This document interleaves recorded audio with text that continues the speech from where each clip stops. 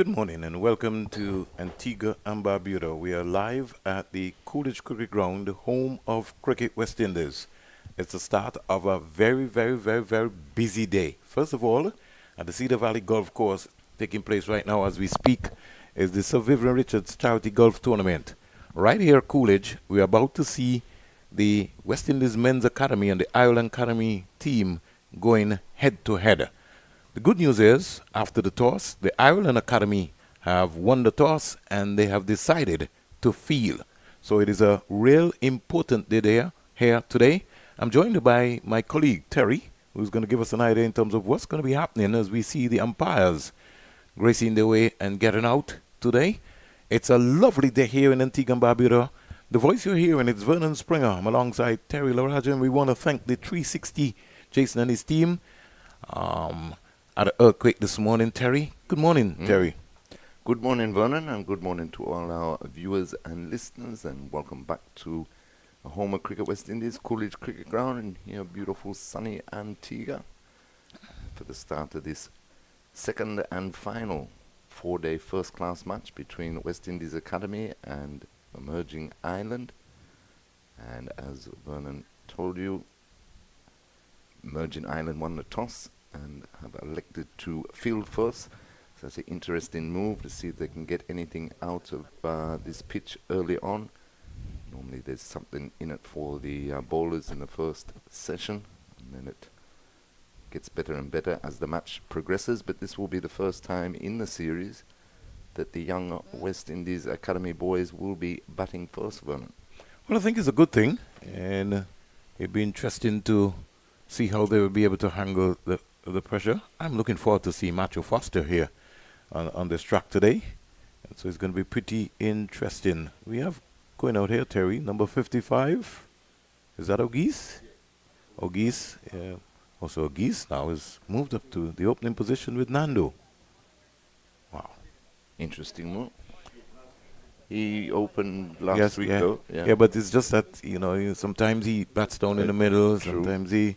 So they've gone back for Geese at the top of the order. Wonderful player. And the approach should be West Indies A-team getting a thrashing from South Africa. So that series is leveled up at 1-all. We didn't bat good at all. No. In that encounter. Yes, especially that first innings being rolled over for 154 in reply to 298 by the South African A-team. That's the thing about... when you're playing in South Africa and the team gets a upper hand on you.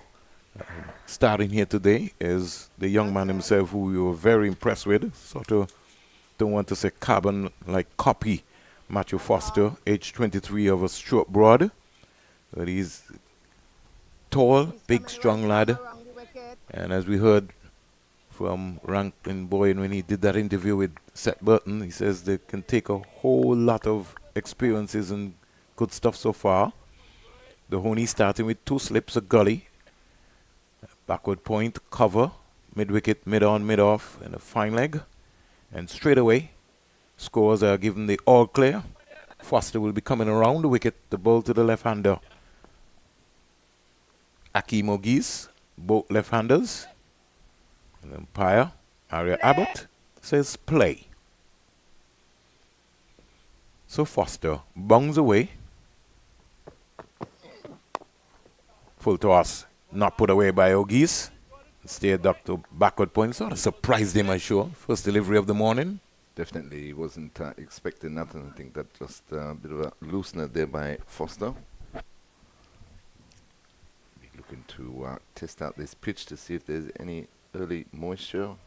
Gets the ball to move appreciably. Tomorrow at Sir Vivian Richards Stadium is the first ODI, West Indies versus England. 9:30 start. It's a beautiful outswinger. Foster on the money very early. And later this evening, Terry, right in the back of us here, the courtyard, will be the Leeward Islands Cricket Board in collaboration with the Antigua and Barbuda Cricket Association Gold Jacket Awards ceremony. A night to celebrate. It was touching last night, Terry, to be at the Sandals to see the unveiling of the new EC $2 note with with Sir Vivian Richards stamped all over it. What a moment. Here is O'Geese. He's in this true cover. Didn't try to overhit it. New ball. Good position. Got a good stride out and stayed low to the ball. He's off the mark with 2. Yeah, played that lovely there through the covers, did August. Yes, fantastic Sir Viv on the new $2 note. Which comes into being in all of the banks on the 6th of December. It was a special moment last night for the great man.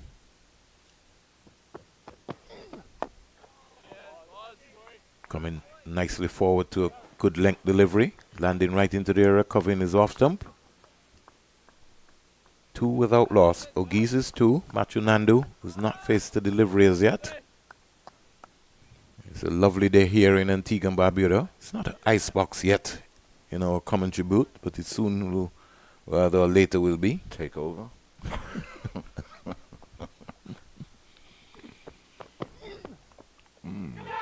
Out. Got him.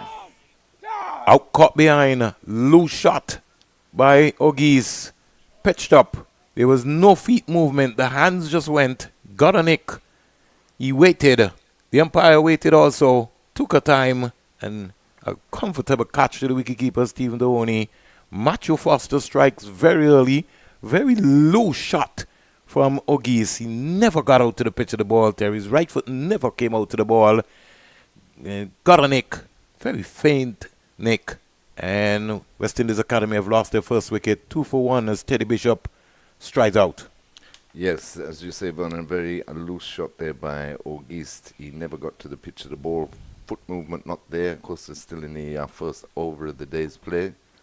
Exactly what Ireland would have been looking for, having won the toss and inserted West Indies Academy. Bit of movement away also, and a full delivery from Foster. Eyes opened up. And, just had to, just play it from the crease. And really the right thing really would have been to get as close as possible to the ball. He's a tall guy.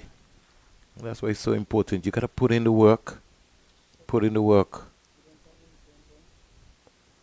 This has been a real fruitful tour for Ireland.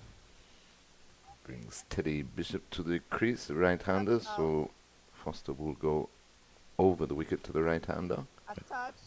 And Dohoney now strengthening.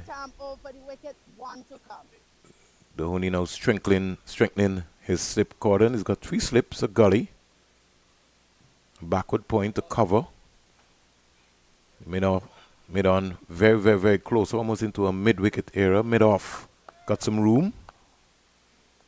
Teddy Bishop scored 90 in the previous game. Be looking to get a good start today. Another full delivery there by Foster to finish the over, but Bishop lets it go harmlessly outside the off stump.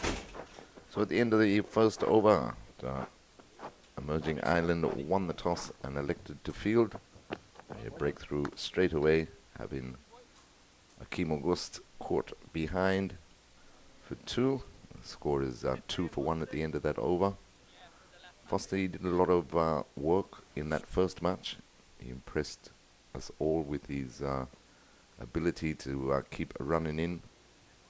Good line and length bowler who gets a bit of movement.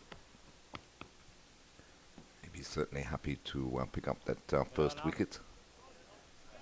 You see it'll be more seam from the northern end as Liam McCarthy will take up the attack. He'll be bowling to Matthew Nandu, who's yet to face the delivery. 3 slips, a gully, backward point, cover, mid-off, mid-wicket and fine leg.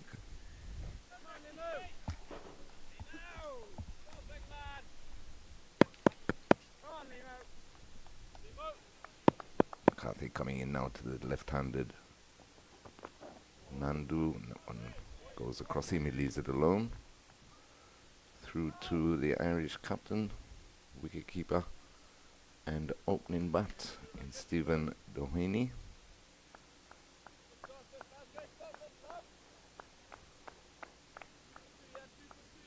Important partnership this for the West Indies Academy, get themselves into the match.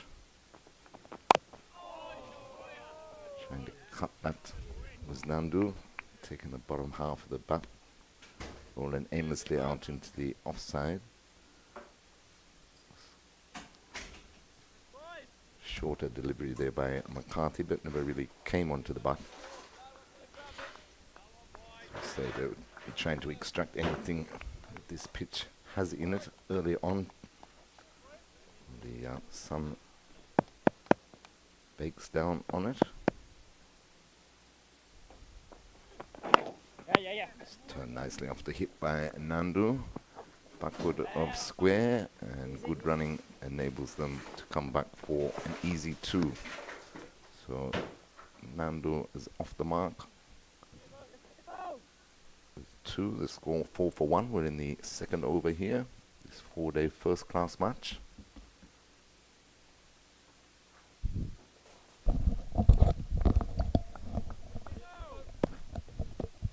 Very interesting field placing, Terry, for Nandu. Beaten that time. Delivery that by McCarthy, just taking it away from the left-hander. But does it say something to you, Terry? Now here was McCarthy coming over the wicket on the blind side of Matthew Nandu. That was a full pitch delivery, and it sort of made Nandu go off balance. Worrying signs, but he's got good technique. No ball. First of the day. First of the day, but that was well played by Nandu. He got right behind that delivery as he looks to pick up the line of McCarthy. But good to see, though, that McCarthy persistent with the over-the-wicket approach to the left-handers. And you know, this discussion will continue for a very long time. 5 for 1. Here is Nandu just working this. Ball pitch around the leg stump area. Kept his balance and just rolled the wrist over. Kept it nicely along the ground. Got an easy single. Nandu goes to 3. It now brings the right-hander, Teddy Bishop, into strike. Remember, it's 90 overs. It's going to be a very long day. Long morning. Had a long night last night, Terry. Didn't even feel the earthquake. You didn't feel it? It shook, that's for sure. Yeah.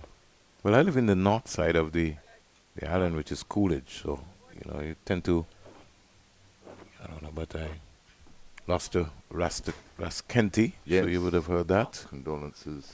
Yeah, to his family. Family. One of our colleagues in the media.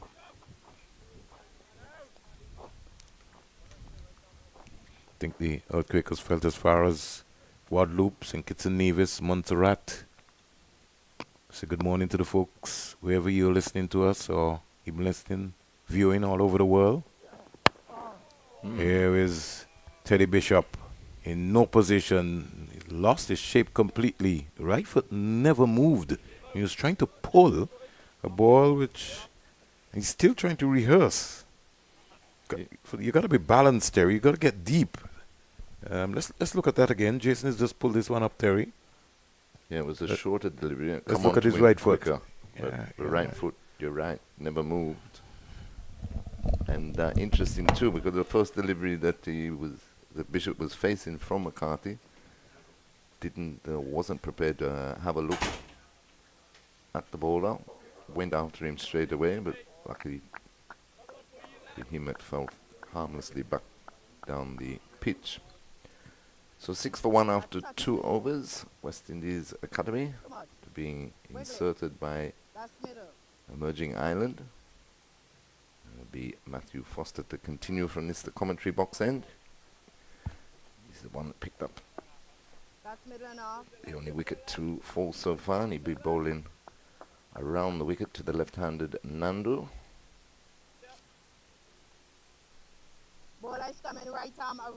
Two slips, a gully, backward point, cover, mid off, mid on, mid wicket and fine leg.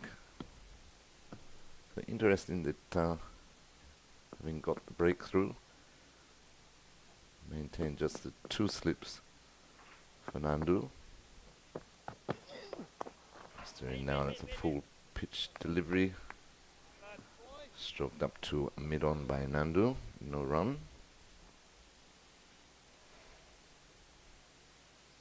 The experience of playing here last week at Coolidge, the Irish boys, as they get used to the foreign conditions for them, they would realize that you pick up early wickets.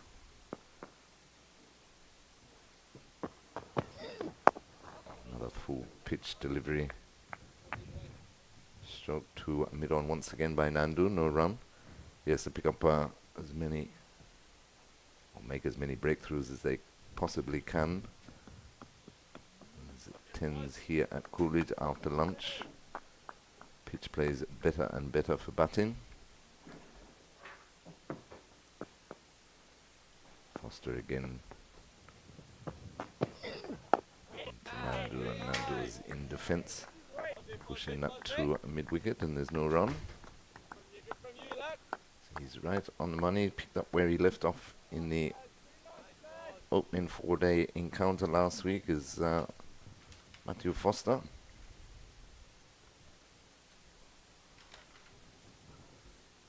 Impressed all last week. His ability to swing the ball, even in these conditions. Picked up 3 for 81 in the West Indies Academy only innings. Of course, they won the match by an innings and 134 runs. That devastating, match-changing century by Joshua Bishop. And then some fantastic pace bowling by Isaiah Thorne. That one well bowled by Foster. Nandu played it well, just drew the bat inside the line of the ball. Let it go through to the keeper. Very watchful at the moment, as you would expect, the West Indies Academy after losing Hakeem August in the first over. Again, that's firmly struck, but straight to a mid-off to complete the over. So at the end of 3 overs, West Indies Academy, after being put in, are 6 for 1, with Nandu on 3, and Teddy Bishop yet to score. So as I say, so watchful start as they look to form some sort of partnership here to the West Indies Academy.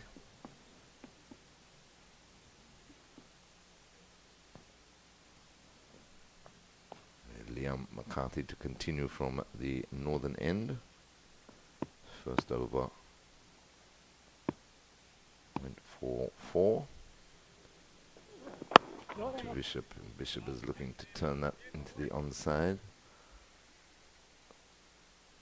No run, picked up by the square leg fielder, who's just forward of square.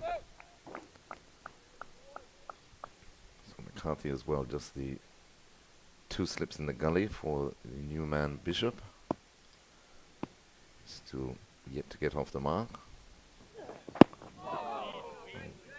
Came Jag back in, rushed him a bit.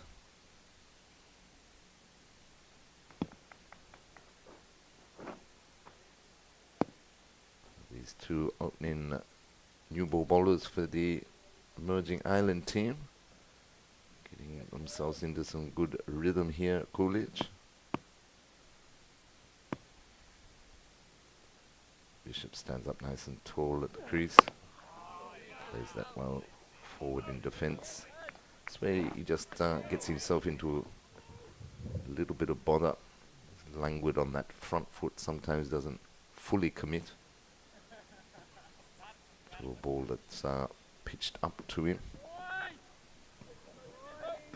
A lot of class, a lot of talent though. He made a very stylish 90. As Vernon was referring to in the first 4-day match last week. And that one, he chases that wide delivery, full delivery. Outside off stump, flies through to Donny, the keeper. Bit of noise there, but it hit the ground. Thankfully for Bishop, not the outside edge of his bat. McCarthy turns again into Bishop. And again chases a wide delivery. Outside off stump. He's troubling Bishop a bit, just hanging it out there outside off stump. The first couple of deliveries jag back into Bishop. Bishop just needs to settle down. He still hasn't got off the mark. Faced the 7 deliveries. 6 for 1.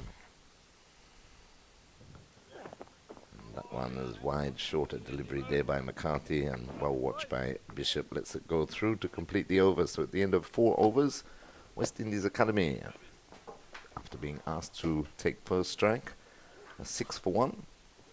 There's Matthew Nandu on 3 and Teddy Bishop yet to score. So a good start here by the young Irish boys through Matthew Foster and Liam McCarthy. That was a maiden over by McCarthy, so he's bowled 2 overs, no wicket for 4. Matthew Foster, one that's picked up the wicket. That was a chemo gust in the first over of the day. Drive into a full-length delivery. He's taken 1 for 2 off 2 overs. He starts his 3rd over now to Matthew Nandu. Still maintaining line coming around the wicket to the left-hander who rode that bounce well, played it out into the offside, no run. Still operating with the 2 slips in the gully. Backward point, cover, mid-off, mid-on, mid-wicket and fine leg. It was rather wide down there at fine leg. Spot on the money again by Foster, but all played by Nandu, coming forward in defence.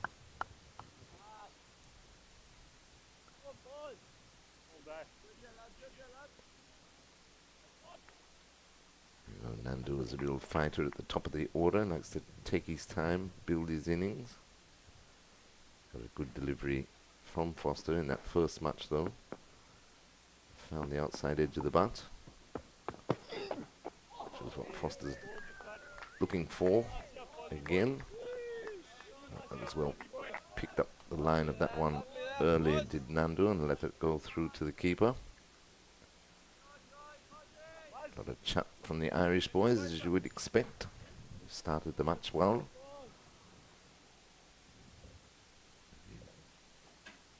Looking to perform a lot better than what they did in the first match to try and level this 2-match series. That's well worked off his hip by Nandu, forward for square leg for a comfortable 2. He moves on to 5. The score moves up to 8 for 1.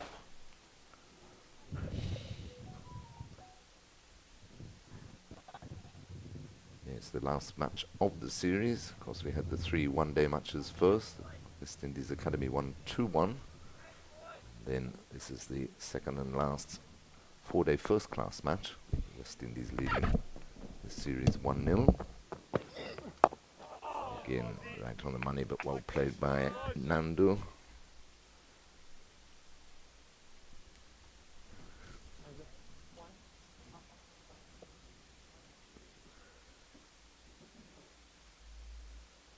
As though that with the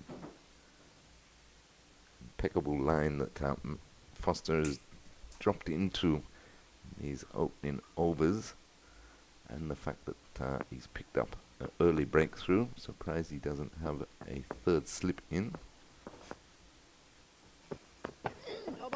And that one is no ball and dropped at second slip. It was a full delivery, called no ball. I'm not sure whether that changed Nandu's mind if he picked it up or not, but he certainly went after it, got the edge, flew to second slip, who tumbled away, dropped it. Of course, it wouldn't have counted anyway. But that is the area that Foster is looking at with Nandu. Honour about that off stump going away from the left-hander. When he gets into his pads too much, turn nicely again. Forward of square by Nandu. Teddy Bishop drops his bat, but they have no trouble completing another couple of runs to complete the over. So we've had 5 overs here at Coolidge Cricket Ground, home of Cricket West Indies. West Indies Academy being sent in are 11 for 1. Matthew Nandu on 7.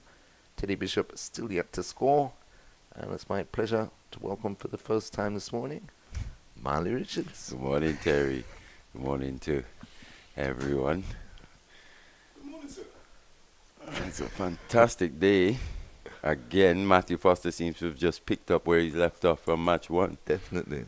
In terms of his metronomics, hitting his areas, and picking up that early wicket once again. This time, Akim Ogist once again. Mm-hmm. And I was just watching him, Marley, when he was warming up. And even that first over he bowled, he looked a bit stiff and so, but it hasn't stopped him from dialing into that good line on or about the off stump. I was having a quick chat with the few lads in the backroom staff of the Ireland Academy, and Foster in particular. He still actually has a job as a banker, so he works 9 to 5. So they were a bit worried in terms of his workload, especially in back-to-back 4-day matches, but he bowled so well.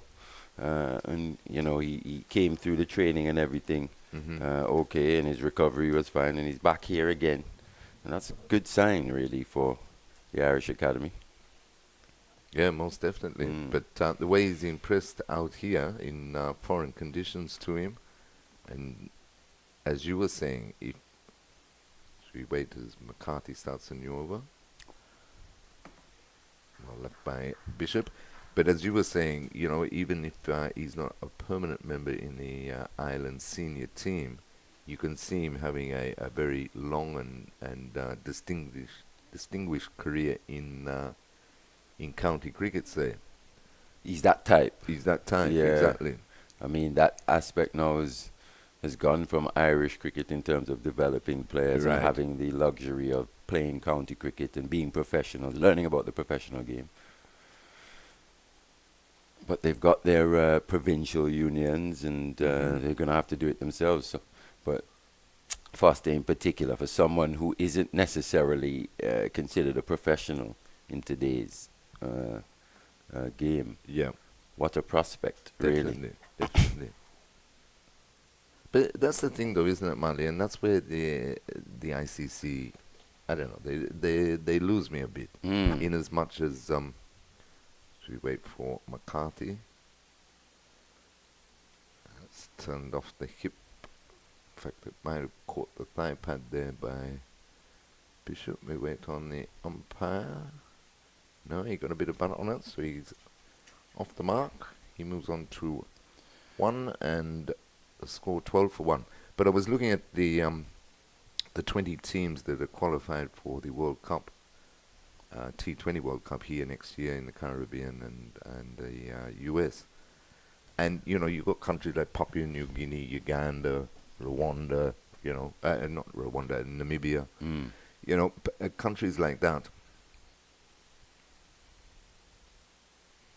That's turned nicely off the hip by Nandu this time, down to a fine leg for a single. Nandu goes on to 8 and the score 13 for 1. And and that's great, you know, you involve in as many countries as possible. But when they get up to test that and they had the time in the game, the funding stops. So you're on your own then. Yeah, And it makes it very difficult. and these nations need their infrastructures built up uh, in quick time in order to compete with established test nations, full member nations. It's good delivery that from McCarthy. Just angled back in slightly, a bit of seam there. We saw the outswinger pose a multitude of problems to Bishop in that first innings, in that first match actually. Got through that tough period, but just here, Liam McCarthy just offering something slightly different. Yeah, and they bought a short leg where he's backward of square. Square, yeah. Catching.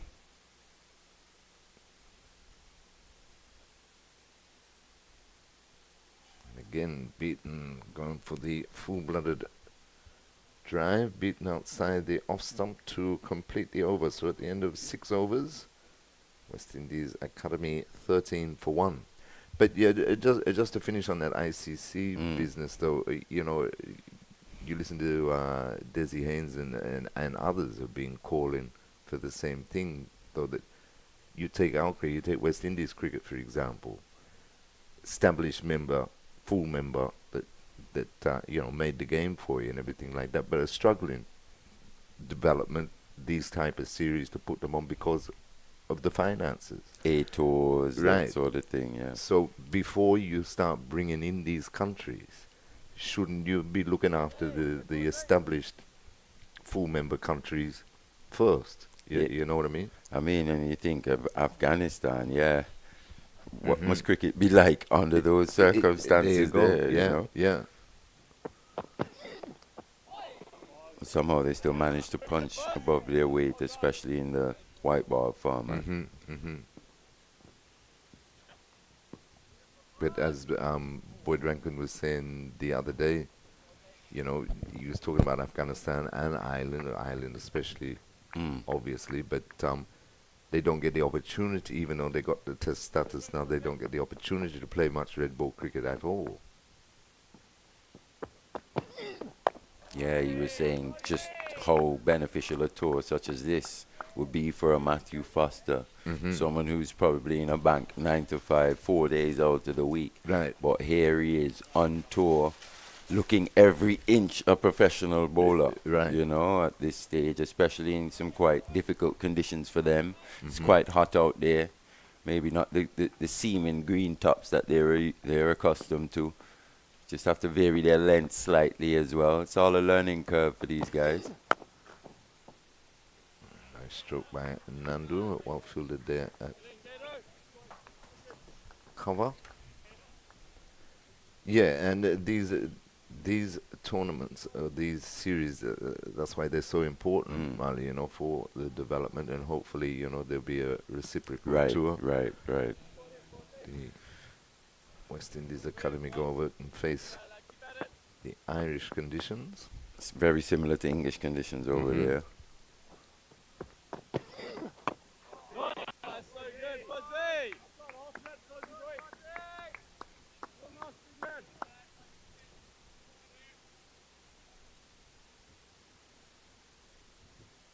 Looks another belter of a pitch, to be honest. It does, yeah. Yeah, I think once we get through this first hour, it starts to quicken up a bit.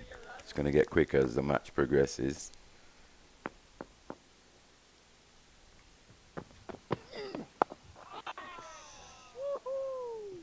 Full delivery, chased by Nandu. Gets it up to mid-off, but there's no run.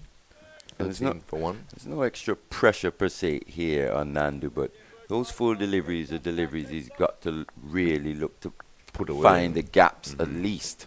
Even if you don't have the perfect timing, you look to pick up two, get that blood rate and heart rate pumping to build a nice innings here in pretty good batting conditions. Over completed by Foster. He's bowled 4 overs now, 1 for 7, and the score, West Indies Academy 13 for 1. Yeah, with Nandu, he to me, he looks to his first approach is defense. Right. And he overplays it too Right. much. So I think, yeah. sometimes it's just a little hard in which to transfer that weight Right. now onto that front foot to get maximum out of those cricket shots. It just doesn't transfer the weight at times. Just yeah. at times. I mean, I'm probably being a little overly critical here, but those are the deliveries. I know in his mind as well, he's thinking, yeah, I've got to put away those 4 balls outside the off stump. That's a good one. Beaten again, Bishop. I think the new ball is actually key here for Liam McCarthy.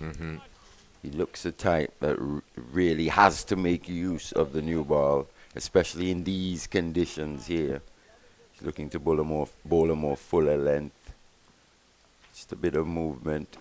Gets it to move both ways, actually. Right, yeah. Not just through the air, but off the pitch. But he's got to make this new ball count, especially against Bishop here.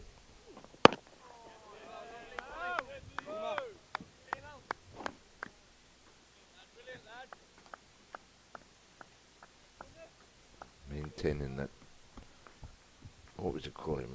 Man, short, backward square. Square with a helmet on. Catching. That one that down Jag's back. Trying to cramp Bishop. Delivery there, again played uppish by Bishop, but forward into the mid-on region. Just as I say that, he just tests out that shorter length. Just keeping Bishop honest there. Maybe caught him a little by surprise, was just looking to lunge onto that front foot again. McCarthy looks quite a cunning type here.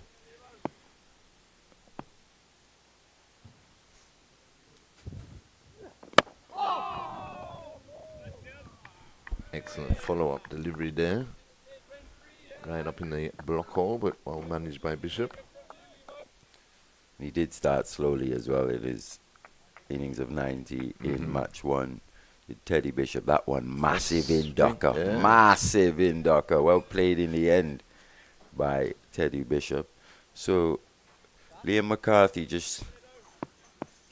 the skills are on show here, Terry. Definitely. Got to look to take a wicket, though. Once again, angling in, honing in on that front pad. Bishop gets bat on that one. Just doing well enough to keep that front foot out the way. But Once again, coming back. coming back sharply and late as well.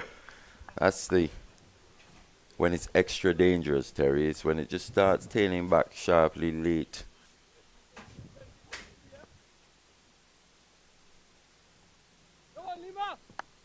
Certainly, and let's see how he finishes off this over. It's been a probing over.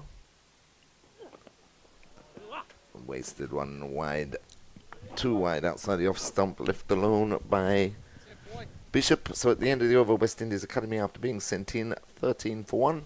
Now you hear the voice after some comments from Marley Richards of Vernon Springer. Yeah, there's a real testing over there from Liam McCarthy. Maybe just lost it towards the end. Went for the magic delivery. Went for that big outswinger to finish after troubling Teddy Bishop mainly with that late in-swinger. Didn't quite find the right area, but all in all, it's been quite a testing and very good spell from both Foster and Liam McCarthy here this morning.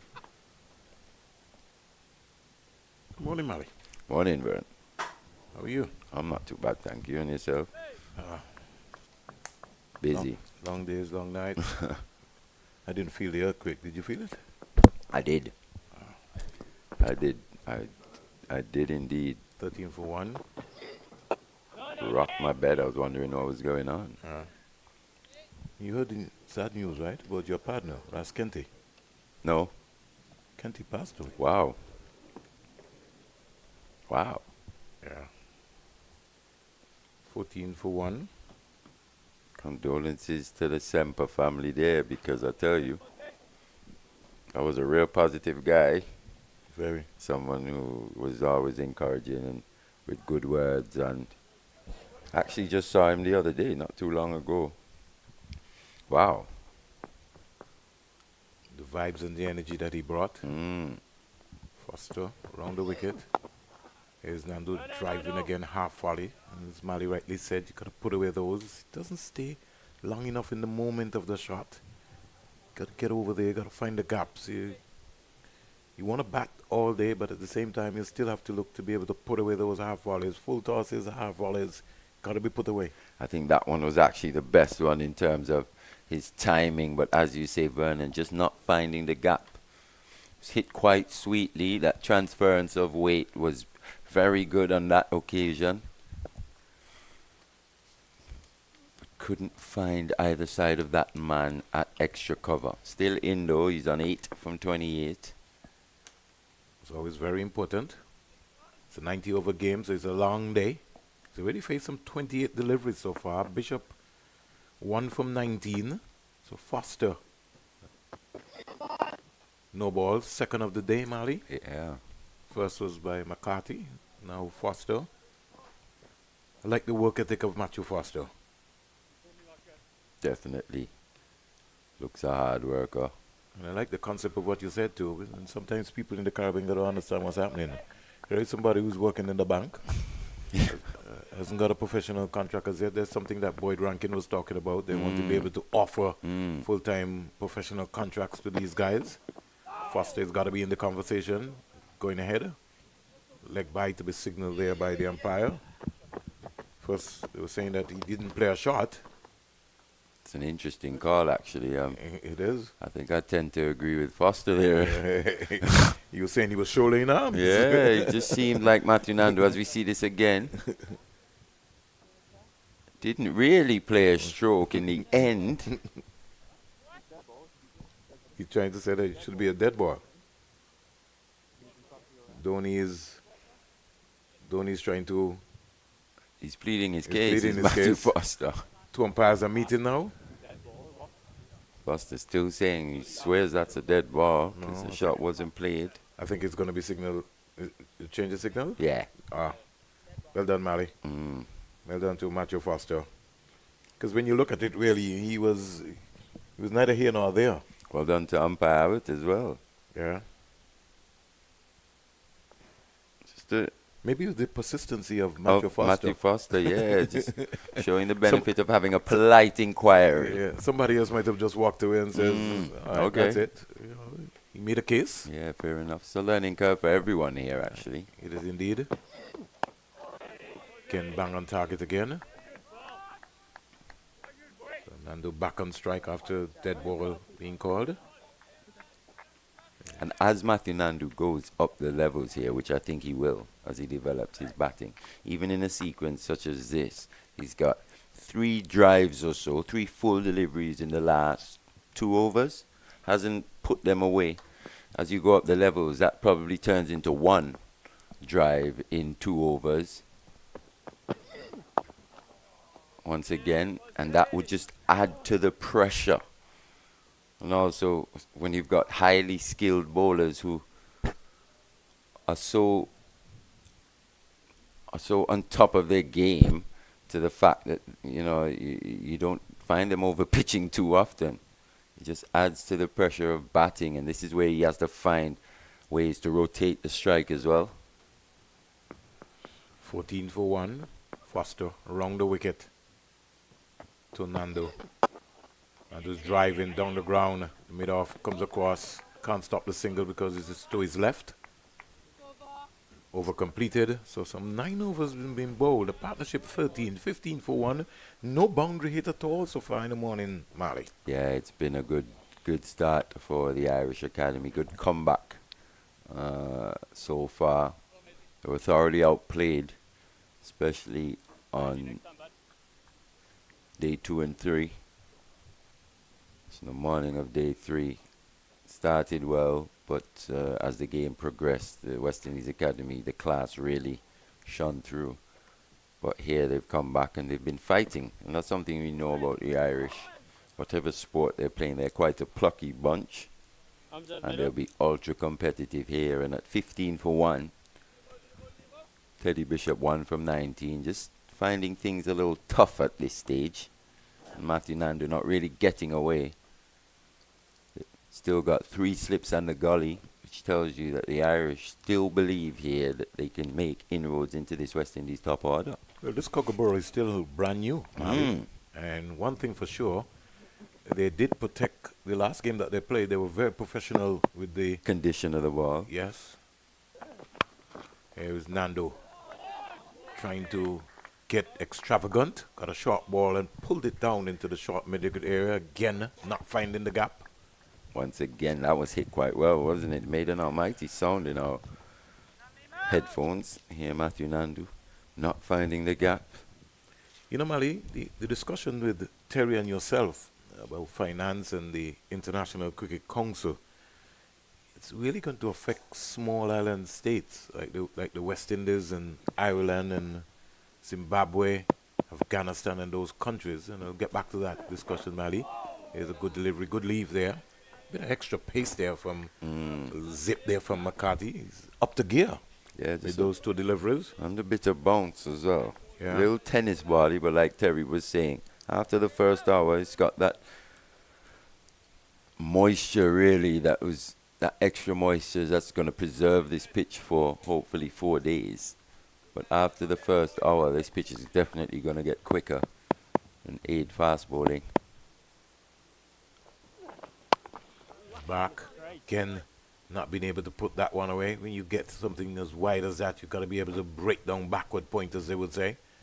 Get a wide delivery. Sort of stopped on him more or less, and he was in 2 minds, looking to defend and still want to score or stare. 15 for 1. Just looking, starting to get a little frustrated now, it seems like. Just threw his head back slightly after that one. It's important he stays concentrating here. All the time. Gets a wide one. Another no ball, the 3rd of the day. Second by McCarthy. Umpire just coming down to indicate to him that you are mashing the return crease. I think that's 4 now, actually. Foster would have bowled one in his previous over as well. I think it's 2 apiece for the Irish bowlers.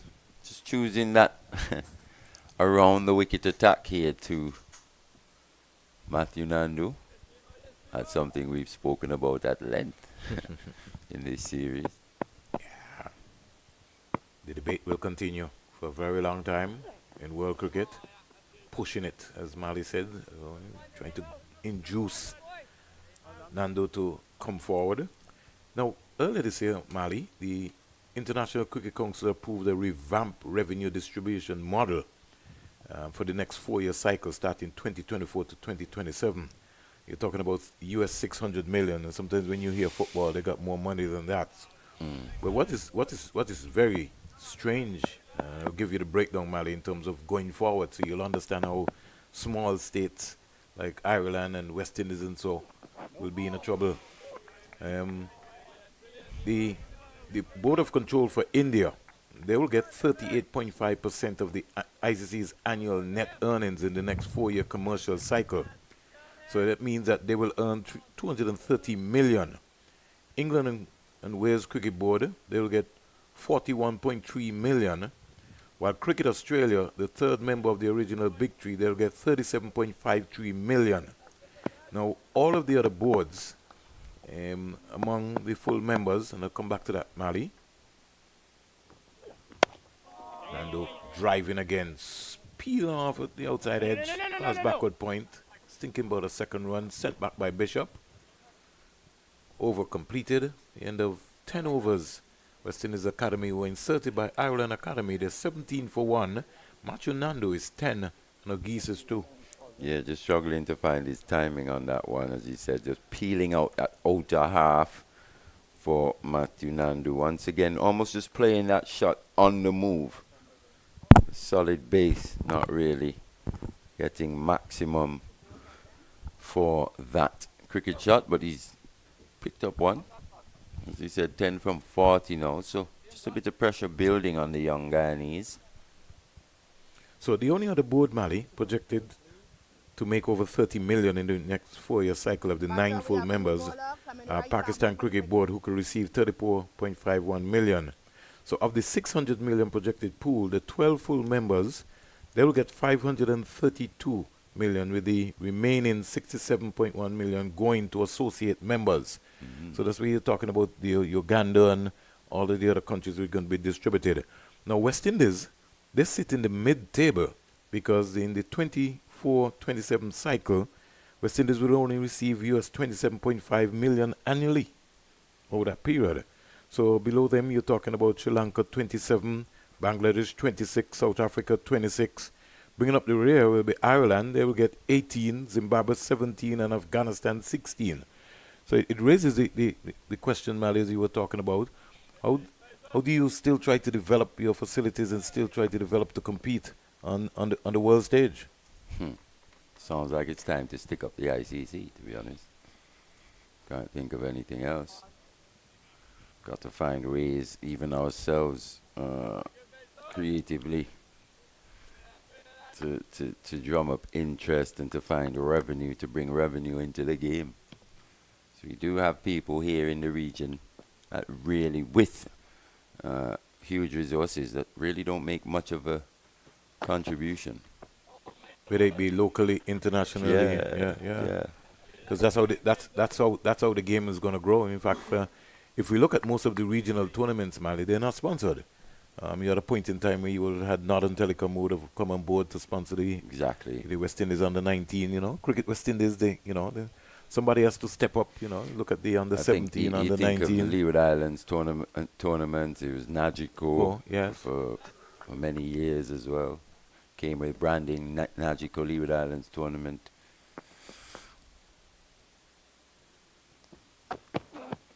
Oh, jeez. Looks like Big Tom Mays Yeah. replacing Matthew Foster here from the media centre end. So to remind you, Mali, every time you see the Irish bowlers, you're starting to look at athletes coming out of Barbuda. Big tall, guys. Strong guys. I mean, big Boydie Rankin, 6'9", 6'8". Matthew Foster as well. He looks to be about 6'7". Tom Mayers looks a good athlete. He's 6'5", at least 6'4", big guy. You probably think he's got a yard or two in the stash there for his size. Got to look to get those fast twitch muscles going. Because it's interesting you say that about athletes and the size, but when we look at some of the guys, especially more modern fast bowlers, the guys are really bowl quick. They're not the biggest guys, are they? They're not. They're not. You think of a Fidel Edwards, even Alzari. He's quite tall, but he's not the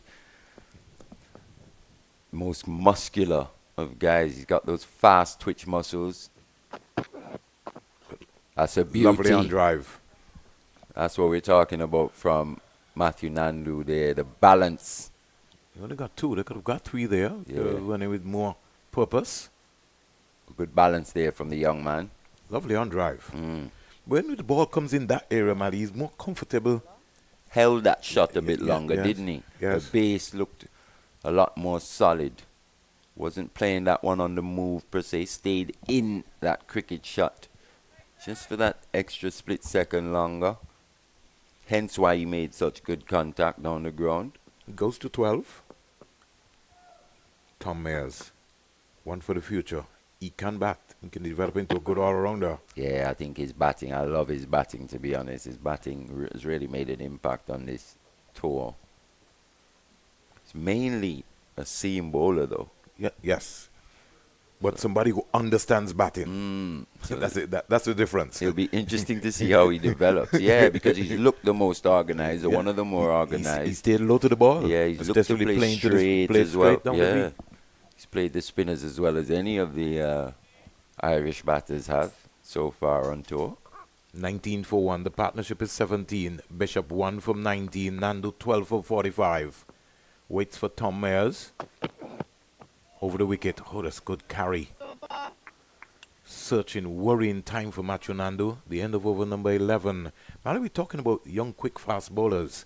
The late Malcolm Marshall, and there's a man from Antigua and Barbuda called Vaughn Hungry Walsh. Small guy, wasn't he? Went to South Africa and really people were in awe. I'll give you a classic, Mali. So, you had the Giddies Grant won the championship in Barbados. Leeward and Barbados got to the final. And Hungry Walsh played in that final, Kensington Oval. I could tell you, Hungry says, Uncle Desi, he's had the open stance come from Australia. He Right. just come back. And all Hungry was saying, I must bowl he down. He can't have that kind of open stance. And I don't bowl him down. Some real rapid pace, man. Trust me. The people at Skiddy. Kensington they were humming. Yeah, skiddy type as well, Hungry Walsh. Just kept coming. That's the uncle of Hayden Walsh, if you don't know, another product of that Liberta cricketing community. Wade Walsh, Odwin Walsh, Mm. and the late Hayden Walsh Sr., who's really one of my mentors. Technical Cricket Academy. Wow. It's just amazing when you look at the vision coming out of that academy. I remember Hayden was just a baby every minute. You just had Hayden. You always had Hayden doing something. Yeah. Foster switched to the CIU road end now, though. Yeah. Bishop. Just more or less leaning into it. He didn't get forward. He was guessing two minds, man. He's still worrying about the inducker, so it's like a mind game. He's now rehearsing and saying, I should have got my foot out further to the line of the ball, but he gets one. And if you remember, in the first 4-day match here between these two teams, Matthew Foster really troubled Teddy Bishop with the outswinger early in that innings. He played and missed on a multitude of occasions. Got through that period, but Foster did come back to pick up that wicket, picked up the wicket with the in-swinging Yorker done through the gap. Done him for pace, though. Yeah, so I like this move here by Captain Doheny to switch Foster round. They're working on a plan, Mali. Definitely, he's going to pose problems. It's a time now in which the West Indies Academy batters just have to be extra tight. Recognize the threat. Still look to be positive, though. And the good mixture about this team, Mali, is that this is going to be a real experience tour for them. Macho Foster is 23 years old. Tom Mayers is 22. So McCarthy is 21. Stands up straight and punches that down to backward point. And it's lovely when you can start your international career in the Caribbean. Yes. You'll go back and you'll be, but they look like seasoned professionals. Both Foster and who you saw before, they were controlled. They're working with the ball, and they kept running in this heat. Yeah, and like we said, not accustomed to these conditions here, especially playing back-to-back 4-day matches as well. Here is Nandu, again getting frustrated with himself. It's that base. There was no balance there. The left foot was off the right foot. He's still looking to defend, still looking to attack. Gotta be positive. Just got to work on that base, really. Just having a more solid foundation in which to launch from. They've done their homework, Mali. It's not a massive adjustment, to be honest. Something That area, yeah, clips it away. They're thinking about two. And just for a moment there, Tom Mayers just misfielded, because I think Macho Nandi was blinded by Macho Foster. So he had to look around. Bishop was calling him. So 2 runs in the end for Macho Nando. He goes to 14 from 50.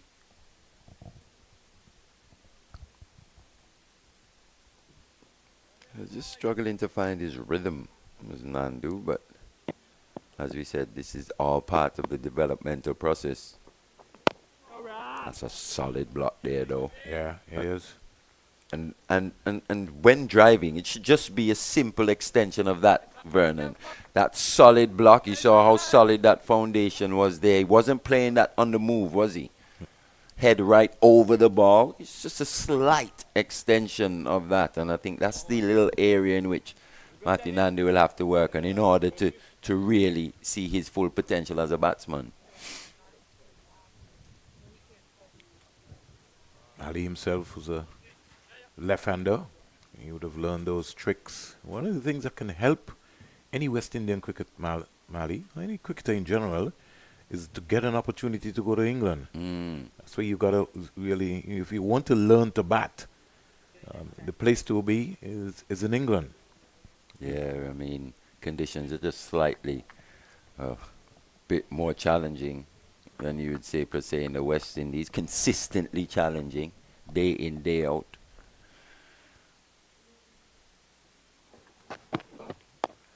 What England does for you is that it makes you watch the ball right onto your bat. Yeah, it does, and Yeah. and a lot of the times as well, where we went wrong, especially early in our careers in England, was at times you look to play the swinging ball a bit too straight, which is actually a thing. So because the ball swings excessively in England, so you've almost got to go with the swing as opposed to how we would normally play down here. Yeah. And a lot of the time, when you look to play a bit too straight to the swinging ball, that's where the edges come in. Gets zipped off. And it's also talking about their line movement. Good delivery again there from Tom Mayers. Their line movement, Mali, of where your head position is in England. Because in the Caribbean, you see a ball coming anywhere down between middle and leg. And you open up and you said, this is runs. And it's one of the reasons actually why Brian Lara was so successful in England. If you think about it, he's the kind of player who loves to find bat on ball, plays extravagantly through the offside. And for some reason, he wasn't particularly strong down the ground, was he? No. But he went with the swing more often than not. Trusted his instincts. Yeah. And cover and extra cover were high traffic areas, regardless of who was bowling and whether the ball was swinging or not. Or not. I think that's what made him such a genius, isn't it? He was. And that's what happens, Mali, because on any given day, Mali, you can come out and somebody be swinging the ball around and you can be able to play some shots, and somebody stands on the non-striker end and one end. How are you playing those deliveries? Yeah, it's important that you're not just look at the guys that really have made impacts in England. Like Kevin Peterson, look at the style. Even of Viv Richards, they say hitting across the line, the ball's swinging, right? They're choosing the right deliveries. But you also got to look at the head position. Still. Because in England, you that's what we're talking about, watching the ball all the way. Brian as well, yep. Watch the ball all the way onto the bat. And at times as well, it's also a fabulous place to bat. When conditions suit batting, you cash in. That's why you got to go there. We got to send these young players to England. And Matthew Nandu gets an opportunity to go to Ireland, and so, he'll work himself out. He might not make a lot of runs. I think what's a shame, there's no longer the MCC Young Cricketers initiative anymore. Darren, Sammy, quite a few of the West Indian cricketers as young guys would have gone and been a part of that. It's amazing that you said that, because Shane Jeffers had an opportunity, had a stint into that role as well too. Yeah, and came back as a different player when he came back to the player, Caribbean. more compact, tighter player. I remember Darren, Sammy, quite a few of the Irish guys as well, like Kevin O'Brien, Gary Wilson, these guys. They've all been a part of that MCC Young Cricketers initiative. And you know the thing about that, Mali? You know what that also did? It taught you about how to prepare the wicket. Right, exactly. You got to know. Because you're part of the ground staff ground as well. staff, Right, yes. right. So you were learning your craft. Outside of that, you had to umpire, you had to coach. It's more, because it's not everybody It's a who's going to holistic, play yeah. Test cricket. Yep. But they're preparing you for the big times. 23 for 1. Nandu in strike. Another delivery searching down that fourth thumb. So at the end of the first hour, the West Indies been inserted here by the Ireland Academy. They are 23 for 1. Nandu, 14 from 52. Teddy Bishop, 3 from 25. Mali, it's been really a tough going. We're going to take a Parodies of Water break. And when we come back, we'll be calling it as we see it.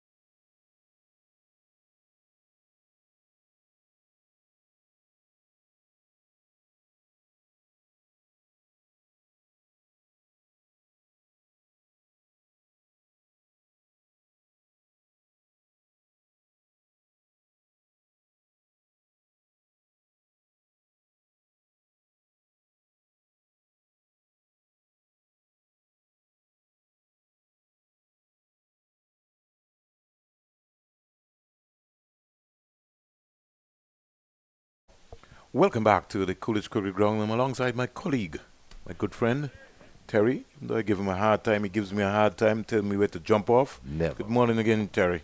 Morning, Vernon. Foster. In fact, it's not Foster, it's now Tom. Yeah, it's Foster. Foster. Yeah. Change of ends for him. Yeah. But Teddy Bishop is having a torrid time, Torrid, Mally. yes. And Terry, but you know why, right? He's got to get his balance right because he's not comfortable with the in swinger and the out swinger. He's got to get those long levers out. He's got to be confident to come forward. That's something that he seriously has to work on. He's got to get a bigger stride out. Yeah, And that's why it's important for someone like a Teddy Bishop to get an opportunity to go to England and understand the craft. He's got to graft this one out. Yeah, really commit to that front foot. He's got to keep talking to himself. The thing about batting, Terry, is that there comes a day when you got all the shots in the world. And then there come another day when, you know, sometimes I think that he wants to hit the ball a lot squarer. In this era, in this period right now, after the first hours of play, he's got to look to play the ball up the V for longer periods. And I feel that's something that he has to concentrate on for more period. The bat face needs to be straight. Every now and again, you know, he tends to look to want to play the ball square, want to cover drive. You don't want to be cover driving today. You want to look to hit the ball up the V for longer periods. Yeah, true. And he always, or often gives me the impression that he feels that he can put the ball anywhere type thing. And therefore he gets caught in a couple of minds maybe. He's a good player when he gets going, especially when he's hitting the ball straight. Bishop. Making a concerted effort. One thing I like about him is he's trying to adapt. Is that the stride is now getting more confident. You can see him He's getting fighting that. it out, Yeah, but he has to. Yeah, definitely. If he wants, you know, this is what Mali was talking about. You know, the art of batting. At the same time, you have to find gaps. When you get half volleys, you got to put them away because the higher you go, you're not gonna get many half volleys. Exactly. So the pressure will be building on you.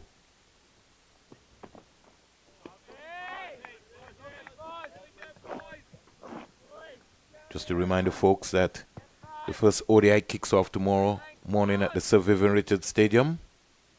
West Indies versus England, everybody on 0. And so it's important that the West Indies come out triumphant in that ODI series. Got to be able to send a message, get that winning culture going.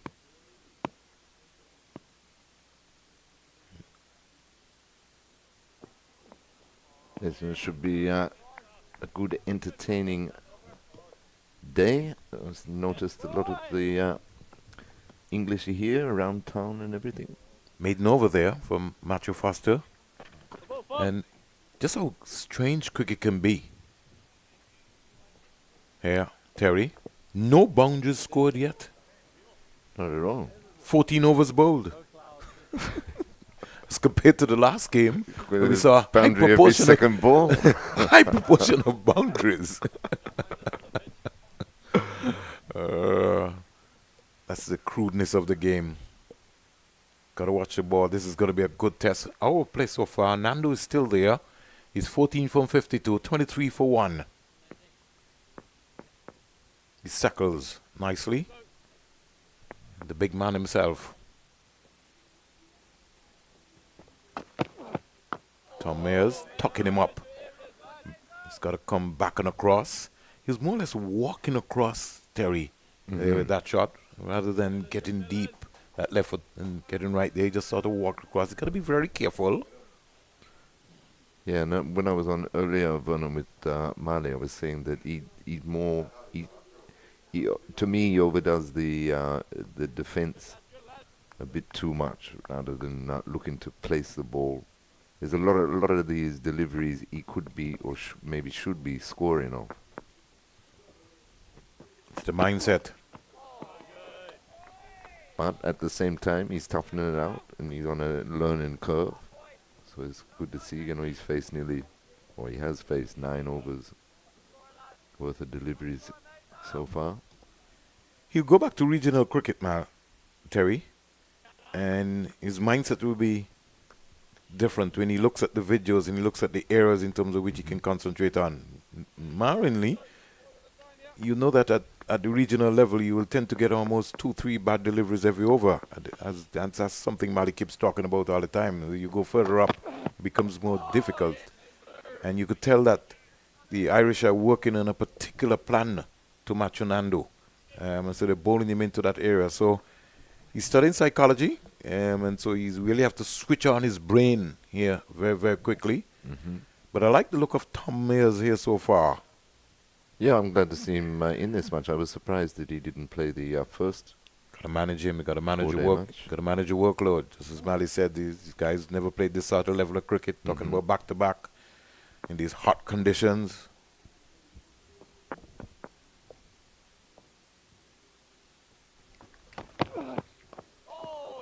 Again, caught in two minds there, Machu Nandu, whether to defend or steer. Yes, maintaining a good line is Mez. I mean, over the wicket to the left-hander.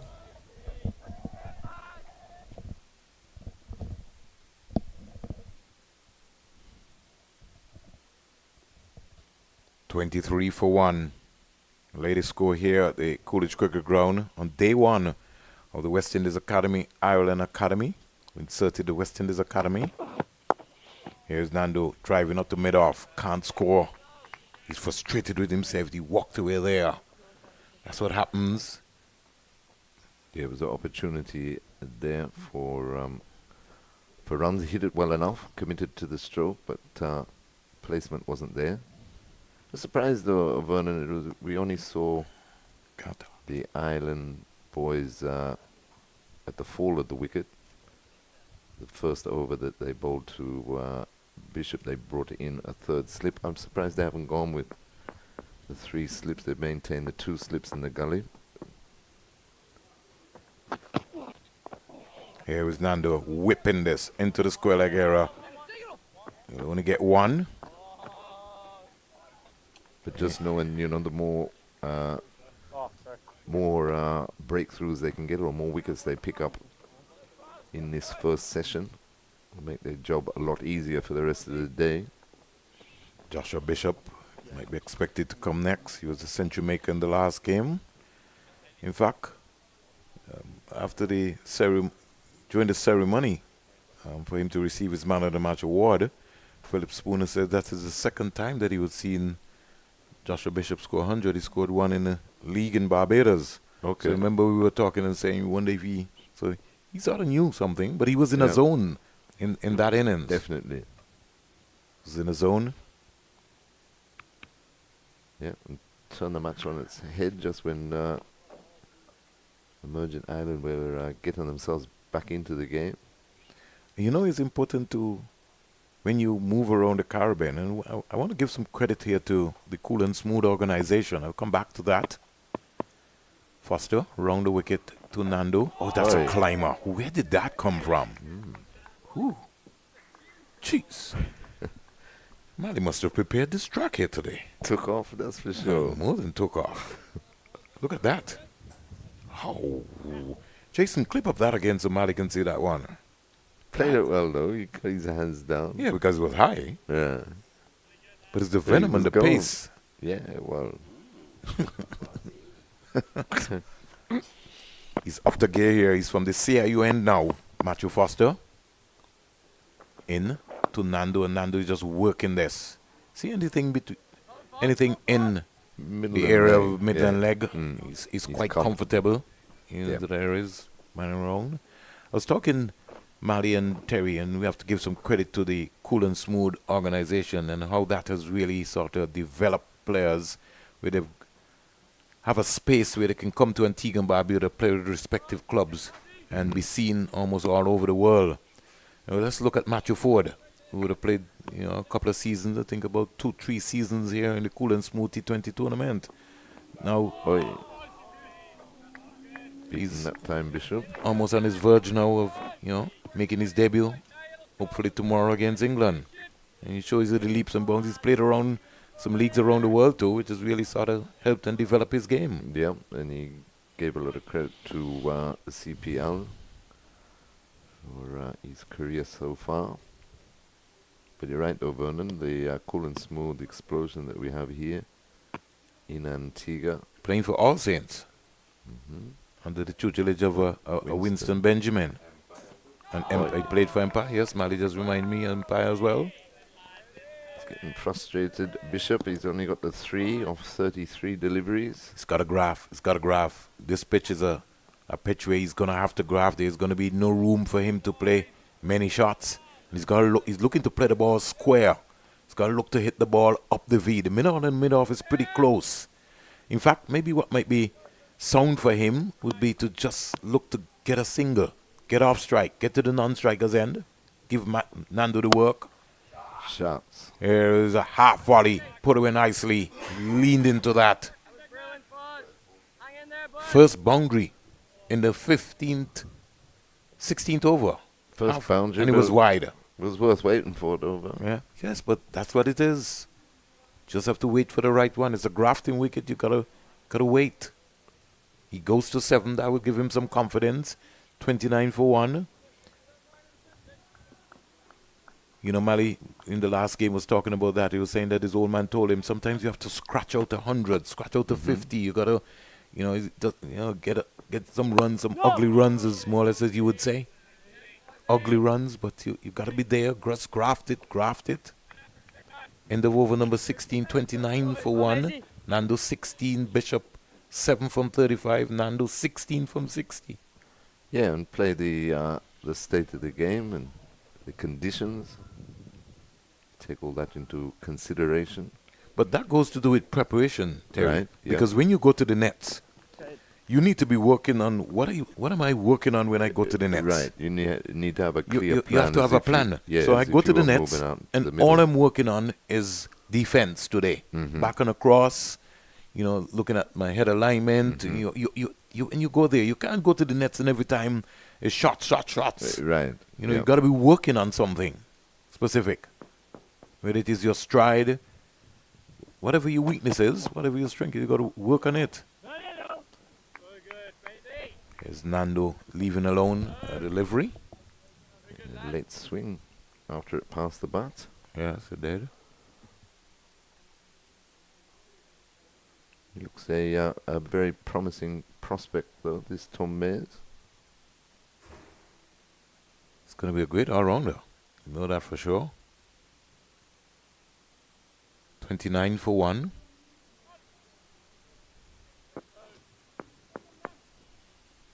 Nandu 16. Tom Mayers wearing the number 18 on his back.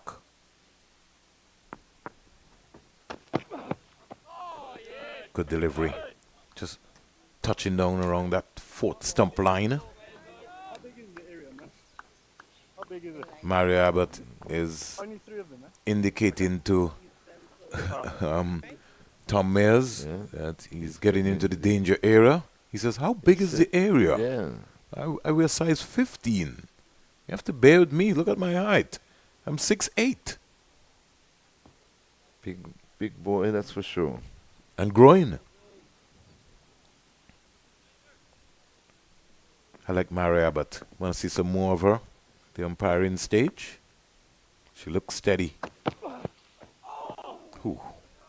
Yeah, hard game to get into, the umpiring. I know I was talking to Clancy Muck and Van Roy Bones about their match refereeing retreat that they had for a couple of days up at the Sir Vivian Richards Stadium this week. So they only got 1 or 2 people interested, or at least it's something, but they're struggling in the region, in the sub-region here in the Leewoods. We can't advance the game if we don't develop our officials, if we don't develop our curators. We have to begin to start to treat our, grown officials, guys who are groundsmen. We have to train, we have to make them feel that they're part of the system, Right. and that they're professionals. We've got to make them feel like professionals. 29 for 1. When you go to a ground or setup, they must have their own locker, must have their own space. Right, yeah. They're the engine of the game. We have to begin to represent them. We got to make everybody has to feel part of the action.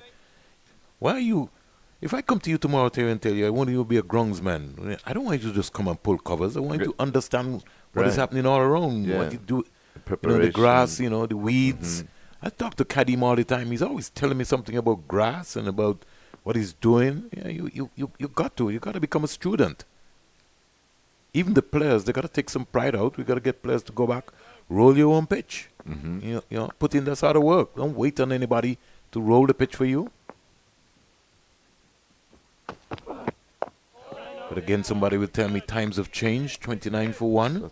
That's what they like to sing. Yeah. It's amazing right now, Terry. If the guys turn up at Rising Sun or Pigots or Empire, and rain came and nobody prepared the pitch, everybody go back home. Everybody goes home. Yeah, that's it.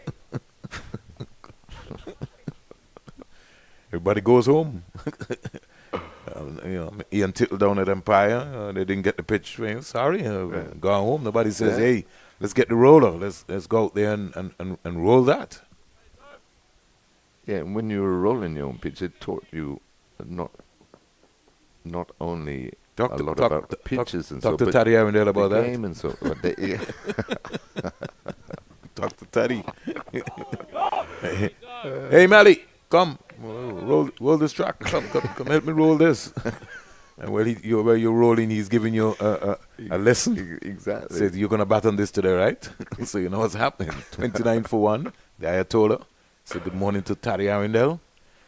When you look at the history books of factory, just amazing. You had the likes of Stuart Williams, Keith Atherton, all those guys, came to Antigua and Barbuda in preparation before first class tournament, got their act going, get themselves ready. Had a battery of fast bowlers lined up for you with new balls all the time, coming at you. On the pole. The Ferris, the Merrick, the Cleve Joseph, the Benjamins, Whitmore Quinns, the Hayden, Hungry Walsh, Or the shade. Hamish Anthony. Yeah. It was just a university. That's what I dubbed factory. Nothing at all, Mally. True. And the history is there. The success is there. We don't have to reinvent the wheel. No. All we have to do is just get no? 6 nice nets up at factory, get some change rooms.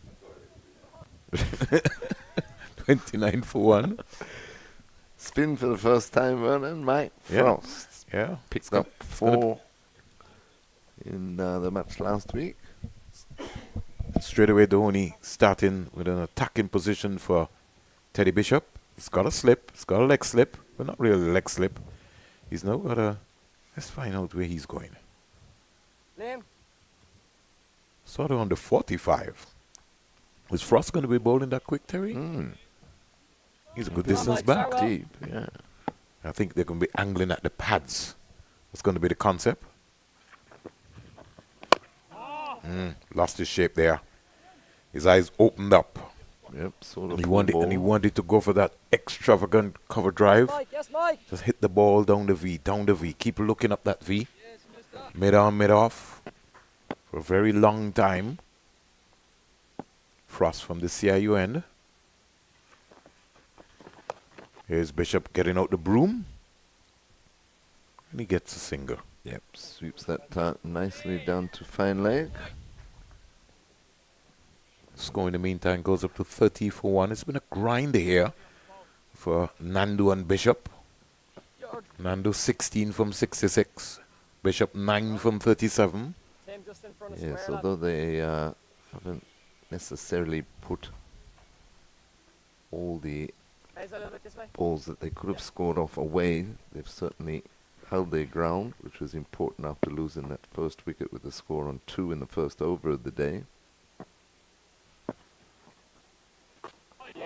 Here is Nandu getting a nice flighted delivery. Lovely, Mike. Lovely, Mike. Just close the face just too early. But no real danger. He's still there.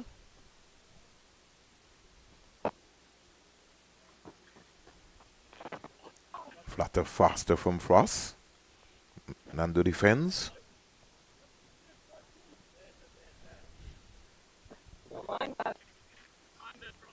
Yes, Mike.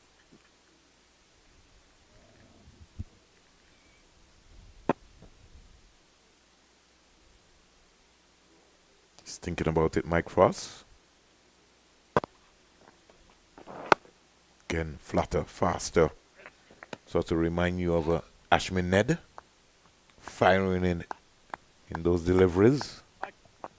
Mixing his pace well too. Boy. Yes, and the Irish will be looking for him to take wickets, though, not just be economical. Whipped away into the mid-wicket area. Can't score. End of the over. And the ladies score 30 for 1. 30 for 1. 18 overs bowled. And the pressure mounting here. Seems like a long time ago in the loss of Ogis.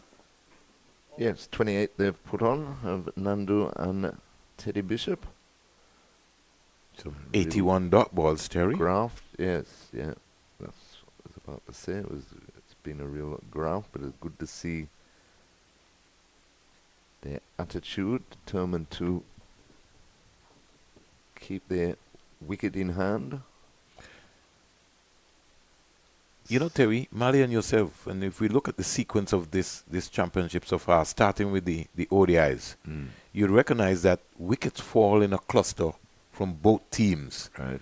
And so that is why it is so very important that, you know, you build on all of the hard work. Mm-hmm.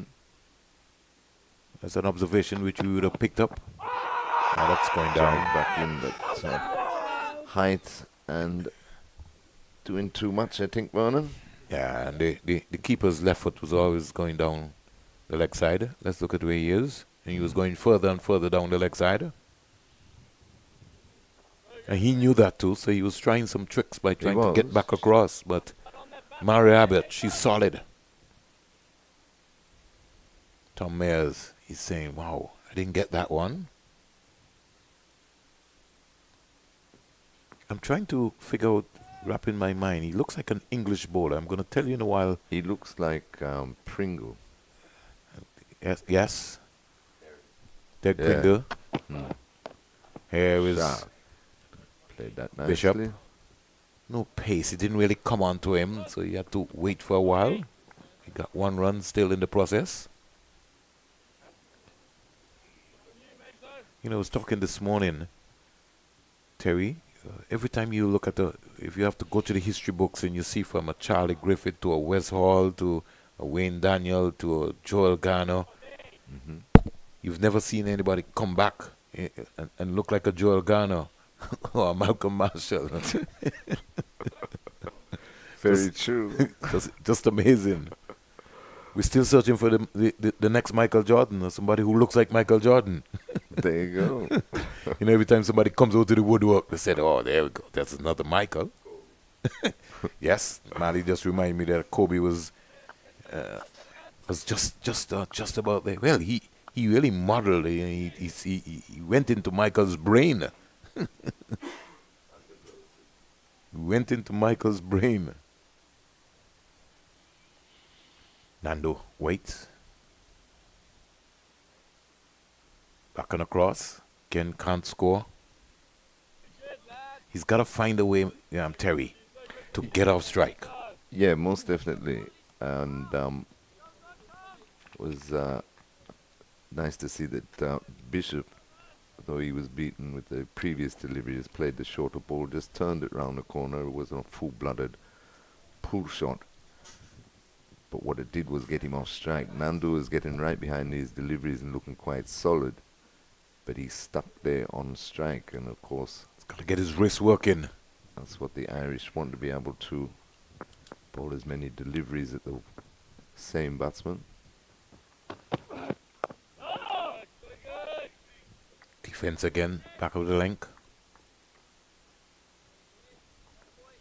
Is it the name of the game is that you have to put the bowler off course? You got to think about it. Yeah, and You especially got to find scoring areas where you right, know you know, make them think. and especially with the left and right combination. So the bowler then has to change his line if he's bowling to the right-hander as opposed to the left-hander. Not for 5 so far from Tom Mayers. There's Nandu driving inside out over cover. Lean back and really go forward into it. Ken lost his shape, but he got 2 runs in the process. Yeah, it was deliberate fuller ball there by Mez. End of Hit- the over. Hit in the air for quite a while, but this time found the gap, luckily for him. Oh, we still got one delivery. One delivery, yeah. 33 for 1. The partnership is 31. It's a day when everybody has to put in the grind. It's maybe not a shots day, as they would say. Mm-hmm. You got to keep working. You got to keep working at it. Keep looking up the V, as the old Jackson would say. Shot. Boy, Played that well. That was they a did jaffa. very well. That shot off Oh my. straight at him. Jeez. Looking for the badge. But again, right in behind it though. Yeah, but squared up. Yeah, for sure. Yeah, he's got to be careful. Rushed him. Want to stay side on to those deliveries. That turned him right around. 19 overs bowled. Again, they've used the shorter delivery though with good effect. The Irish this morning. When you're coming up, Short Terry, deliveries. what were you, a fast bowler or a batsman? Batsman. Okay. Batsman. You know the effort it is to bowl a short delivery? Yeah, well, I Okay. can imagine. That's All why I right. was a batsman.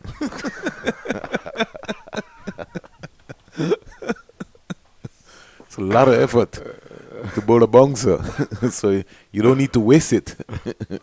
Yeah, if you're going to bowl a bouncer, Andy Roberts always used to say that. You know, make sure that it's an effort ball and it's going to count. He certainly made his count. You know, and they were so deadly that he would be ambling coming up and you would get the fastest delivery that you've ever seen in your life, and that rocketed and hit you and you didn't even know what happened. Stung you like a bee. Never saw a thing.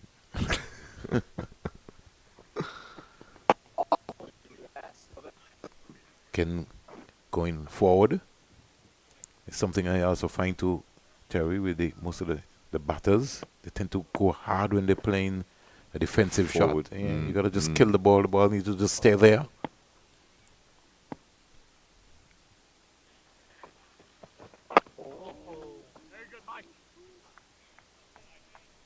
Frost. Firing them in Frost though. He's He's searching for the pads. yeah.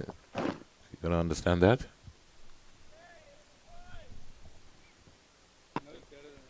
$33 for 1. Short leg is still very deep. Getting close, Frosty. Patience. Frosty. Frosty is mixing up his variations. Yeah, that was just above the eye line there for Bishop, and he sort of kind of got busy. He thought about it. Yeah. The mid on and the mid off, pretty tempting. He's got to keep working. This is a tricky period of play here. 30 minutes before lunch. Love it, Frosty. Love it, wee man. Yeah. Maiden over. Yes, Frosty. Now we got 5 deliveries here so far. One to go. And you know, what I would have liked there is for Nandu to just calm him down, slow the game down. Yeah. Yeah. Come again. Just assure him I'm still here with you. Even that one trying to cut a ball that wasn't quite there to cut. Good probing over there by Frost. But you're right, the tricky period of play. They want to get through this half an hour. And if they can get through this half an hour, the West Indies Academy will be saying to themselves, should get easier and easier as the day progresses. On the other hand, of course, Ireland will be searching for a second breakthrough. They'll be telling themselves they can pick up 1 or 2 more before lunch. Certainly keep the pressure on the West Indies Academy. But they've done well so far. 33 for 1. They've added 31. Really grafting it out. So take your powdies of water break, Terry. Get your coffee. I have to start walking with my cup. Start walking with my cup when I come into this freeze box. 33 for 1. Terry, remind me to walk with my cup tomorrow. Nandu. Again, fishing at a wide delivery. He would say to me, I left that alone. 2 slips waiting, 33 for 1. Tom Mayer's not for 7. He starts his 6th over.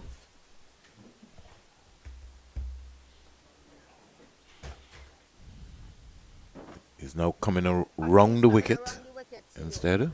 Umpire Myra Abbott.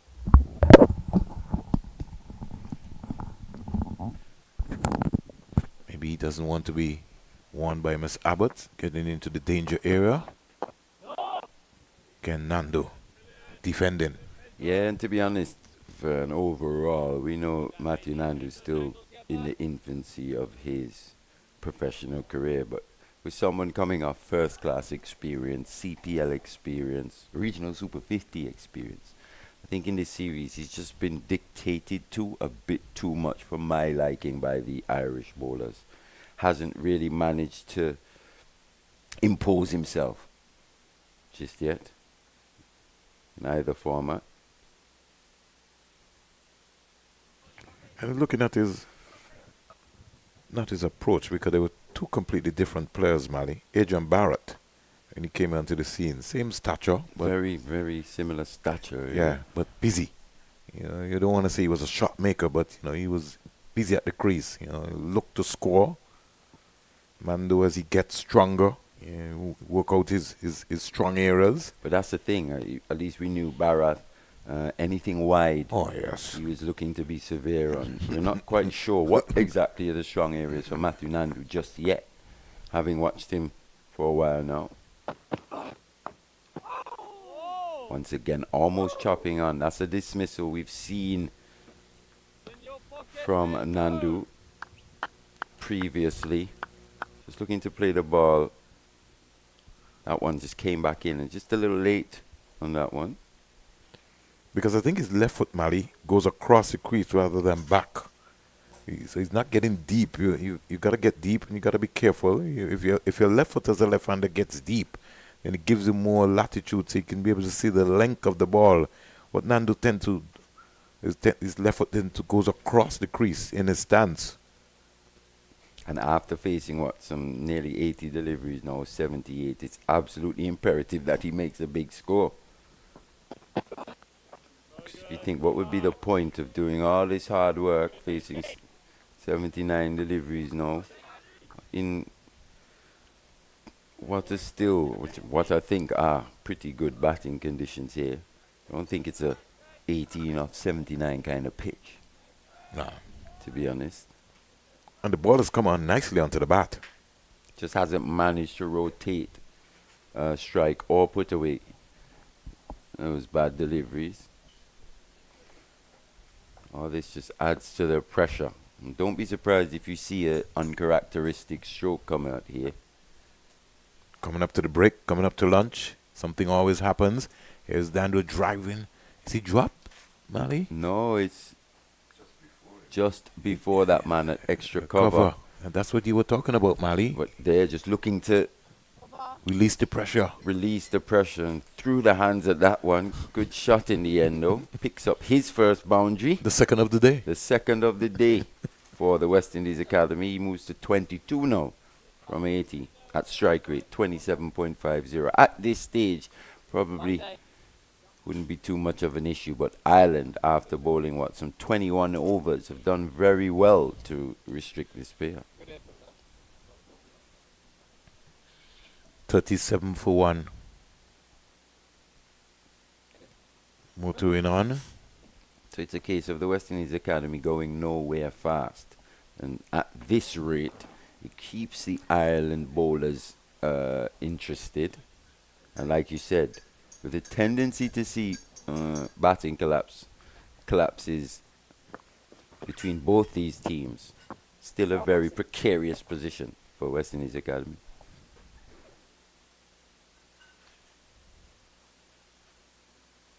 Kenny comes quietly forward. Ireland should be looking, Yes, Mike. pushing yes, as hard as possible to pick up a wicket here. Yes, Frosty boy. If they could remove a bishop in this circumstance, I think the pressure even increases on a Matthew Nandu. Here is Bishop on driving. So I thought that he could have done a lot better with that, Mali. Got there. Got to put that one away. Maybe just to the right. And that would race downhill for a boundary. Still a slip in. Ireland attacking the field there on top. As Mali said, they can just pick up one or two. And when batters find themselves stuck in this position of almost defense over attack, it's very hard to then just flip the switch So good. and apply Up pressure next, back mate. on. What happens? The bowlers get comfortable. It's run rate below 2. Frosty. Go, big boy. Eases the pressures on bowlers and nice, it just lads. makes it easier for So them nice, in which to boys. go about their work. So far, no real pressure being applied to Frost here in his third over. Just the 1 run conceded.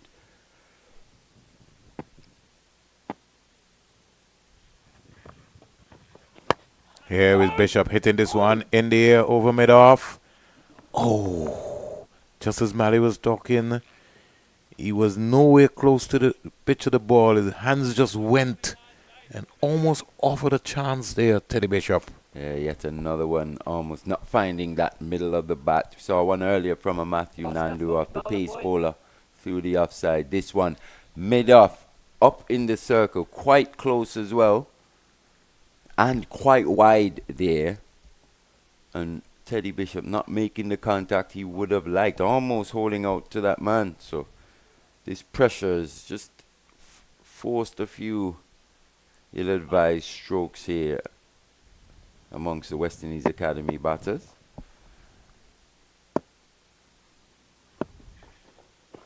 Oh, Frosty. Bang on target.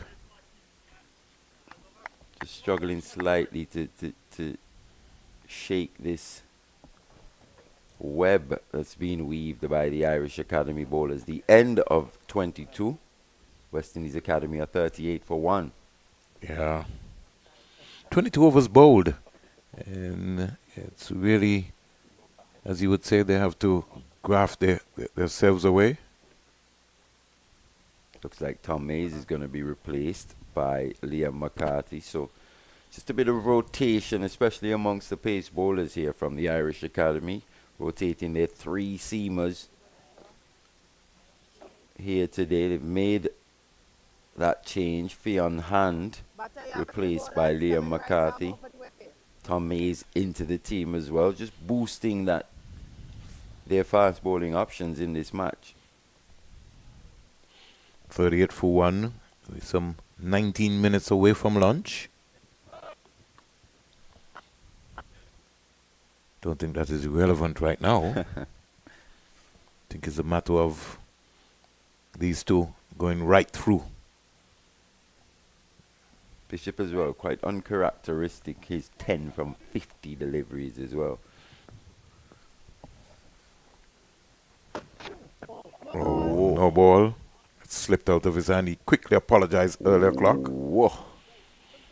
He's going to have to re-bowl that one, Liam McCarthy. Yeah.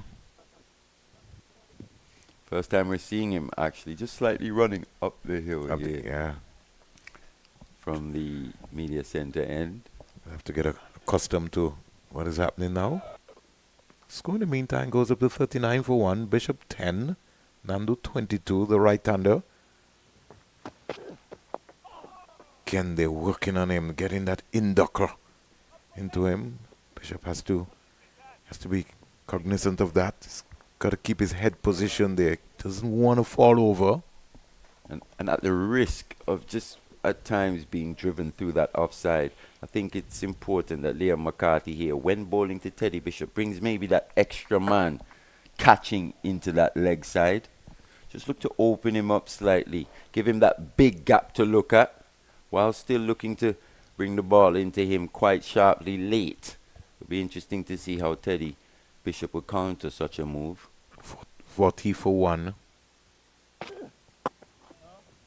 Bit of movement again on show. Nandu, that ball taking the toe of the bat. So just really struggling for timing out here. Both batters so far. It's a whole different ball game. It's a different day, Mali. When we looked at the first game, there were an array of boundaries. Today, only 2 so far.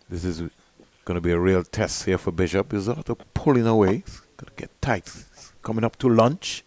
Got to keep concentrating and believe in himself. Now he's coming out with a switch hit. So nice, Steve. No need for that. No need for that. He doesn't need. Just got to keep looking up the V. Keep looking up the V. That's what pressure does, Vern. Especially when you've allowed Love it, Frosty. this left-arm spinner to bowl. He was absolutely superb in that first match, picking up 4 for 89 in his 17. Pushing for a 5-fer as well. And it was especially towards the end. His figures could have been so much better, but Joshua Bishop strode to the crease and Damage him. yeah, really damaged those figures in the end. Here is Bishop driving past the offside. That's a lovely shot for 4. Yeah, just orthodox batting there from the young man. Just, as he said, just transferring that weight onto that front foot, finding the gap, timed quite sweetly. What, the fourth boundary of the innings so far, 24 gone, 48 for 1. And both batsmen have hit 2 boundaries apiece. So that's good. Fair to say that Teddy Bishop's boundaries have been the far more convincing Certainly. of those boundaries, those 2 drives. That first one in particular was hit sweetly, made a good sound. You're talking about the half volley The that he half received. volley that Yeah. he cracked through extra cover. Yeah, it was got that out. 48 for 1. Nandu has faced some 86 deliveries. This is where I think McCarthy is just going to miss a trick once again. What we've seen from him, that late movement into the right-handed Bishop. He's gone around the wicket to Matthew Nandu here.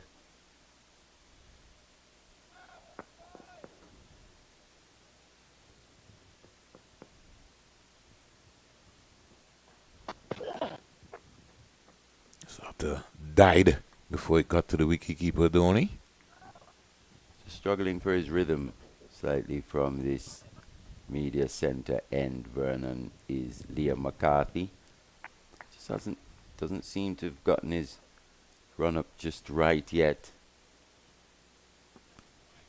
And there may be a ploy, because if we look from the CIU end, Mali, a lot of the wickets during the series so far, in terms of the spinners or the left-arm spinners, has come from that end. And I think that's why they're trying to make sure that they get Frost on pretty early. Yeah, and it was Foster from this media centre end as well that made inroads with that new ball. And old ball. And old ball as well. He predominantly bowled from the media centre end. But we see deep square leg on the boundary here. Interesting. Fine leg as well. Is that a bluff? He's bowling some leg cutters here, Mali. That one really squared Matthew Nandu up. Hit him high inside the groin area. It turned him around completely there. As umpire Abbott asked Matthew Nandu just how the ghoulies are doing there, young man. He said yes. He says he's fine. Sometimes you don't want to show the opponent that you're bruised. In this case, he survives. This is what Mali was talking about. He's getting these leg cutters to swing and swing deep. Let's see how Bishop will handle him. It seems the more he just struggles to time the ball, the more he taps that bat in anger, doesn't he? You saw that there, that he's tapping his bat to face that delivery from Liam McCarthy, almost How saying he to doing? himself, yeah, get it together here, Matthew. Just relax. Just Yeah, relax. he's just got to relax slightly. Just relax. Seems to be gripping that bat a bit too tight as well at this stage.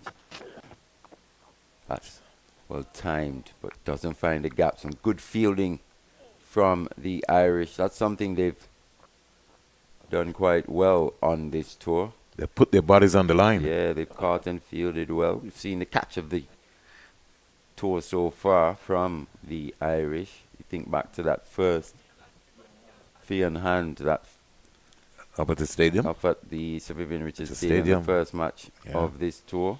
Yeah, that was that was a game changer. Yeah, it was superb. Not in the 11 today though, fee on hand.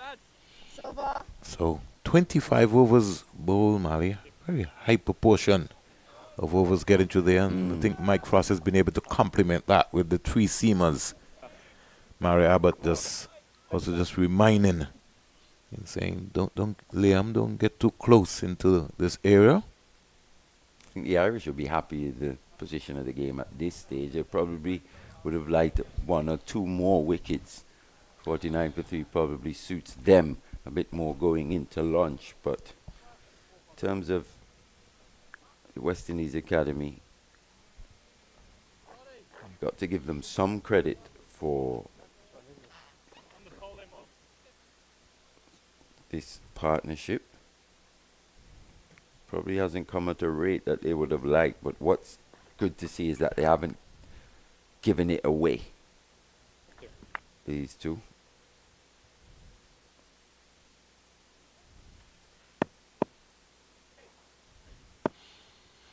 So let's see what's going to be happening as Frosty continues. It's been nicknamed. Spacken just working this one into the area. Yeah, that's good batting there from Matthew Nandu. That's what you want to see. Just using the depth of the crease and just manipulating that one into the onside for an easy single, low risk scoring from the young man. Needs just a bit more of that as he continues in his innings. And then alongside, when he gets those bad deliveries, if he can put those away.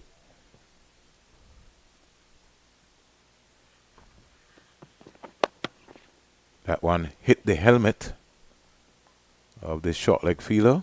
They'll have to be. Did it? I think Yes, it did. I did. Took I know I some did. part of him, yeah. I know I did hear that, Mali. Concussion test will have to be done.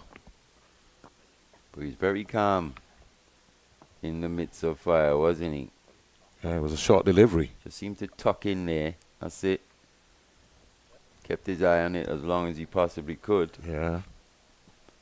That's what you want to see from a short leg. Someone who stays in for as long as possible. Doesn't shy away. When you're in those positions, Mali, you're in the wall. Yeah, is it Cade Carmichael? It looks like Carmichael. Number 10. Think he's okay. Ask him a couple of questions. If he just said that his name was Mally Richards, you'd be off. Yeah. Yeah, he's fine. Young man.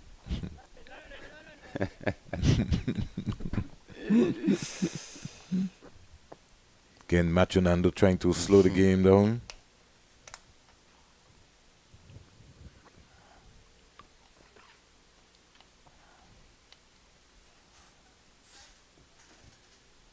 By just sending off the emergency fielder.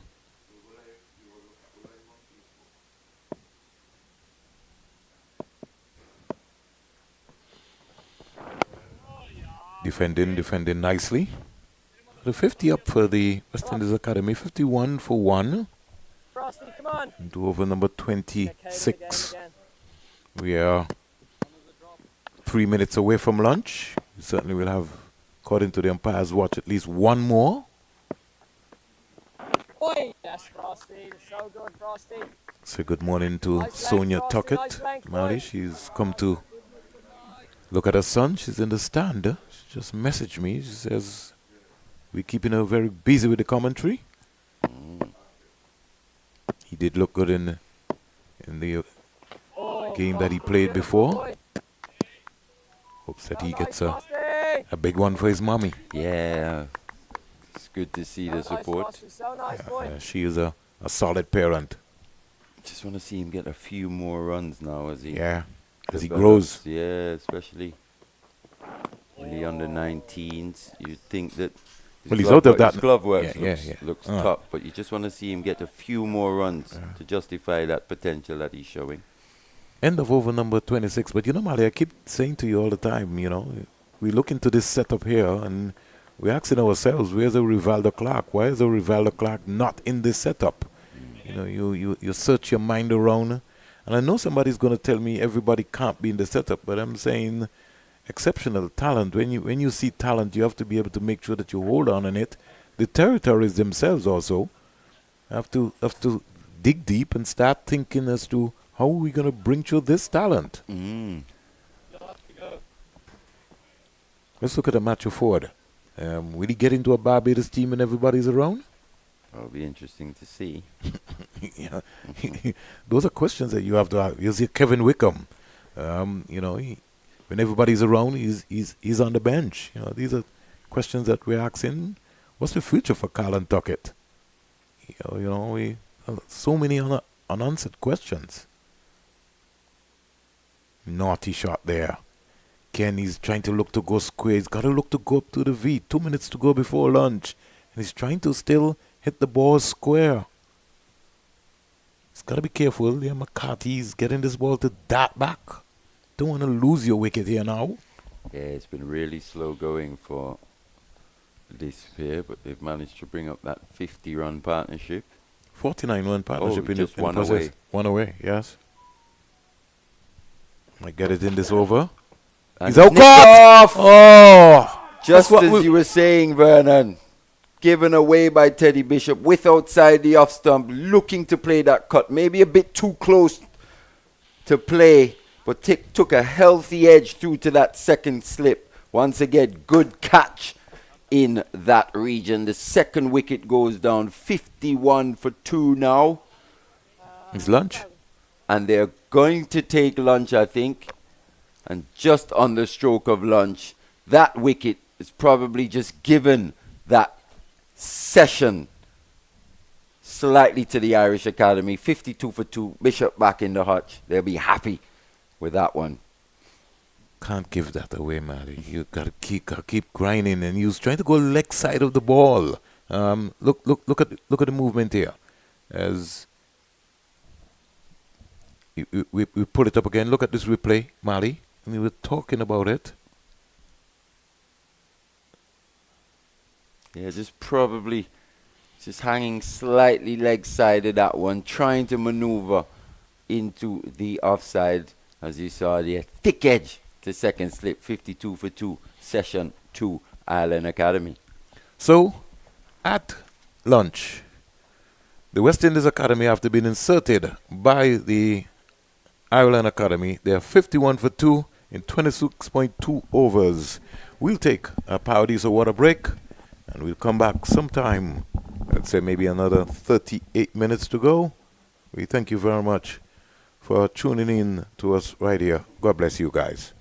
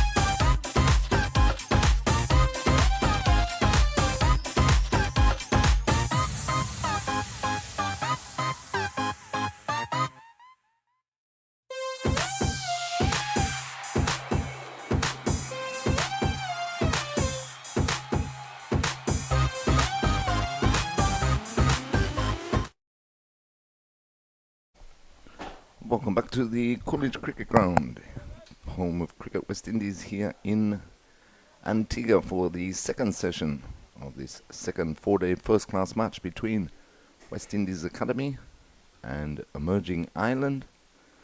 Play just about to resume. Start of the second session, as I say, after the luncheon interval.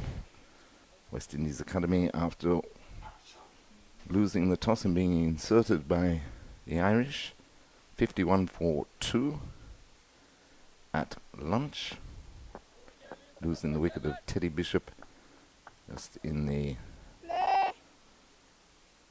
last over before the luncheon interval.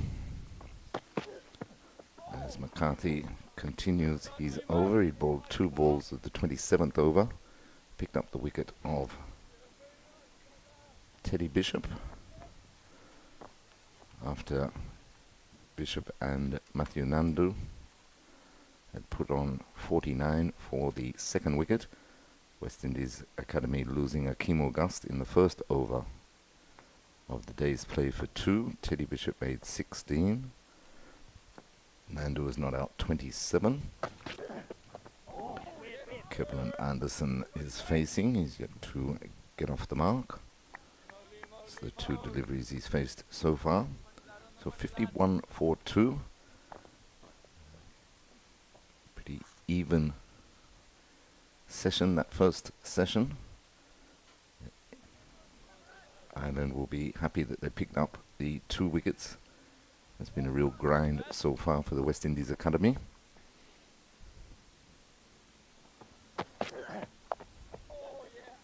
It's nicely played by Anderson to get off the mark. Steered it backward of point for an easy 2. He's off the mark with that 2. Score moves up to 53 for 2. As I'm used to seeing here at the Coolidge Cricket Ground, it is normally the pitch gets better and better as the day progresses for batting. Stands up nice and tall there, Anderson, in defence of that delivery. But Ireland is looking to exploit any early moisture that the pitch had to offer. As I say, they picked up those 2 wickets in the first session. It was a real grind for the West Indies Academy. They went to lunch at 51 for 2. And that over now had 4 deliveries left in the over to complete from Liam McCarthy. He's completed that over, which is over number 27. Our scores progressed on to 53 for 2 with Matthew Nandu on 27. It's off 95 deliveries. Kevin Anderson was facing the 4 deliveries. And he's on 2. And it will be Matthew Foster to continue the attack from the northern end, as I welcome back and say a very good afternoon to Vernon Springer. Good afternoon to you, Terry. Look at the big Matthew Foster around the wicket. Misfield by Jaden Carmichael. Or Carmichael, not Jaden. And they get an easy single. Yes. Bit of a sloppy bit of fielding there by Carmichael, just getting back into the groove of things after the luncheon interval. Foster bowling to a new man, Kevin Anderson. 2 slips, gully, backward point, cover, mid-off, mid-on, mid-wicket and fine leg. You know, once Anderson gets in that, he's going to score. Yes, very good organised batsman, Kevin Anderson, was drafted into this series. Has a sort of temperament, like a young Dr. Sir Richie Richardson in his early days. Has the same mannerism, but batting, like the look of him. Got some exciting talent around. How do we harness it? Terry? Yes, that's the big question, Vernon. What happens after they stint with the academy team and they go back to their franchises? So that's why it's a good investment to have the academy team around in the setup. You would recognize in the Headley Weeks Championship, they were among the best, and the academy team won out that series simply because a lot of people still don't try to underestimate the talent of these young guys, but they're a talented bunch of group, and they work hard under the leadership of Nyeem Young. Most definitely, and you can see the experience that they've gained over the last couple of years that they've been together. They're a real strong unit. Everybody, even when they get into trouble, there's always somebody or a couple putting up their hands, stepping in place. And that's been the difference, really, this series thus far. Just want to see an investment in a left arm seamer or two and a wrist spinner.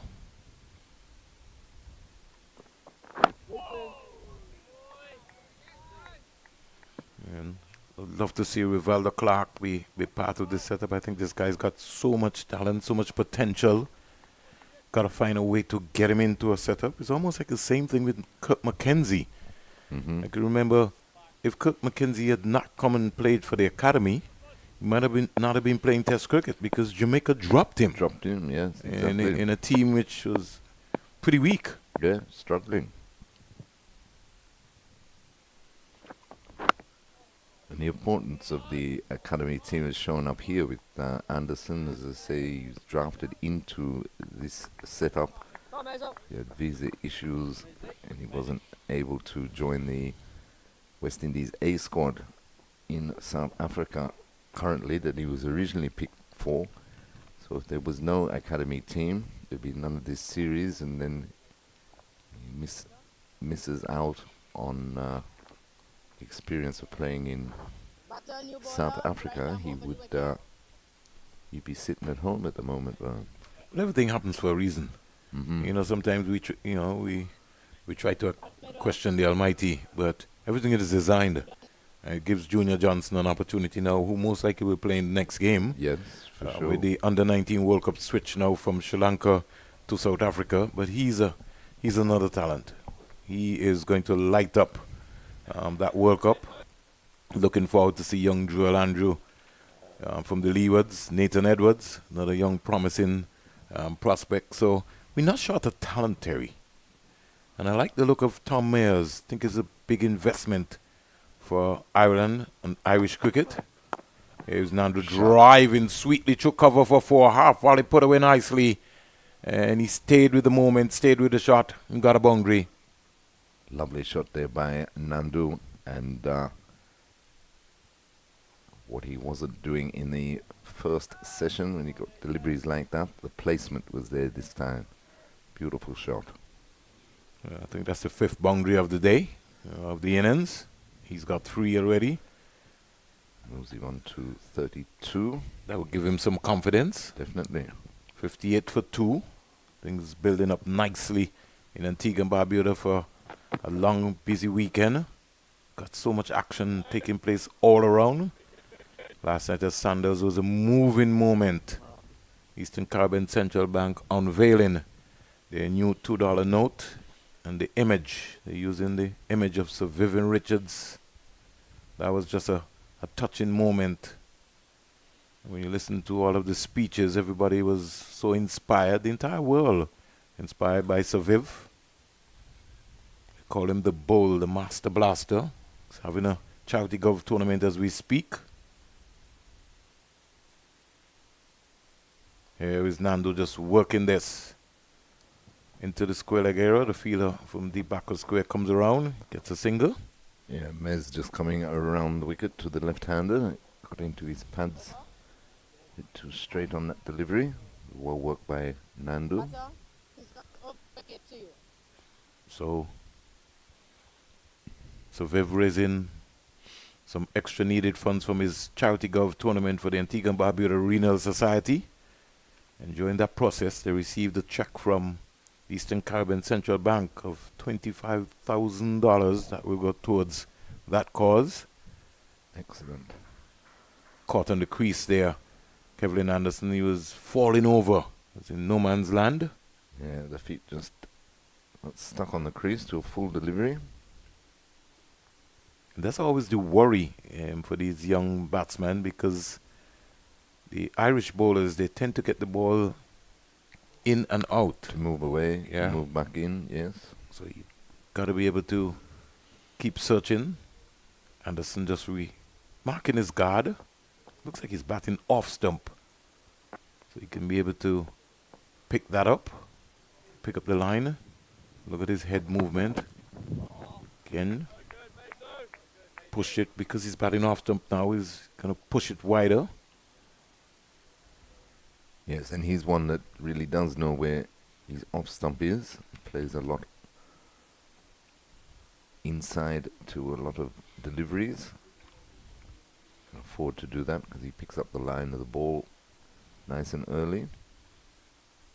59 for 2 over number 29.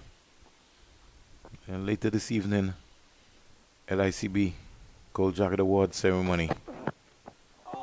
Streaky shot there from Ooh, and Anderson. again. And got a single misfield again. And just for a moment, just some lapses come into play. Carmichael again. Yeah, the same. The ball is just field following him. End of the over. 29 overs bowled, 60 for 2. Nandu 33. And Kevlin Anderson getting a streaky single. But he's still there. He goes up to 3. I want to salute those ladies on the manual scoreboard. Terry. Definitely, Yeah, definitely. Toughest so- job. The sun is taking a beating there in that area. But they're standing firm, resolute, as we would say. And they're always up to date. They do Always. a brilliant job. Somebody has to redesign that scoreboard for sure. Yes. I think when they put it together, they never thought about the folks who would be operating it. No, they never thought about the sun. I think they thought they were going to play all matches at night. Foster bongs away from the CIU end to Anderson. He just leaves alone. Just keeps rolling in, does Foster. The more work you give him, the better he looks. Well, he's built for stamina. Yeah. And he's really conditioned himself. I'm very much impressed with his work ethic. I saw him in the first game after the end of the day's play, going through his paces still. And when you have somebody like a Boyd Rankin around you, who can be able to teach you the ropes and tell you all of the things that are expected as a professional cricketer, it's a good mentor to have around you. Definitely. Boyd over the years would have demonstrated, both represented Ireland and England. Very phenomenal feat for many. Yeah. Been a 6'9". couple of Irish boys. He's a big guy. Size 16? At least. Almost sounds like a Joel Garner type. Here is Anderson. Different day, different track. He's looking to punch that, but had to relax on that movement. Yes, trying to force it. Excuse me, he's trying to force it through the cover region. 79 he got in the first match. Extra pace there for Matthew Foster. He Mm. sort of hard link Skipped on a delivery. bit. Yeah. Yeah. And because of that, Anderson was almost like beaten for pace. Not the normal medium pacer that you would face. Oh, that's a beauty. Oh. Wow.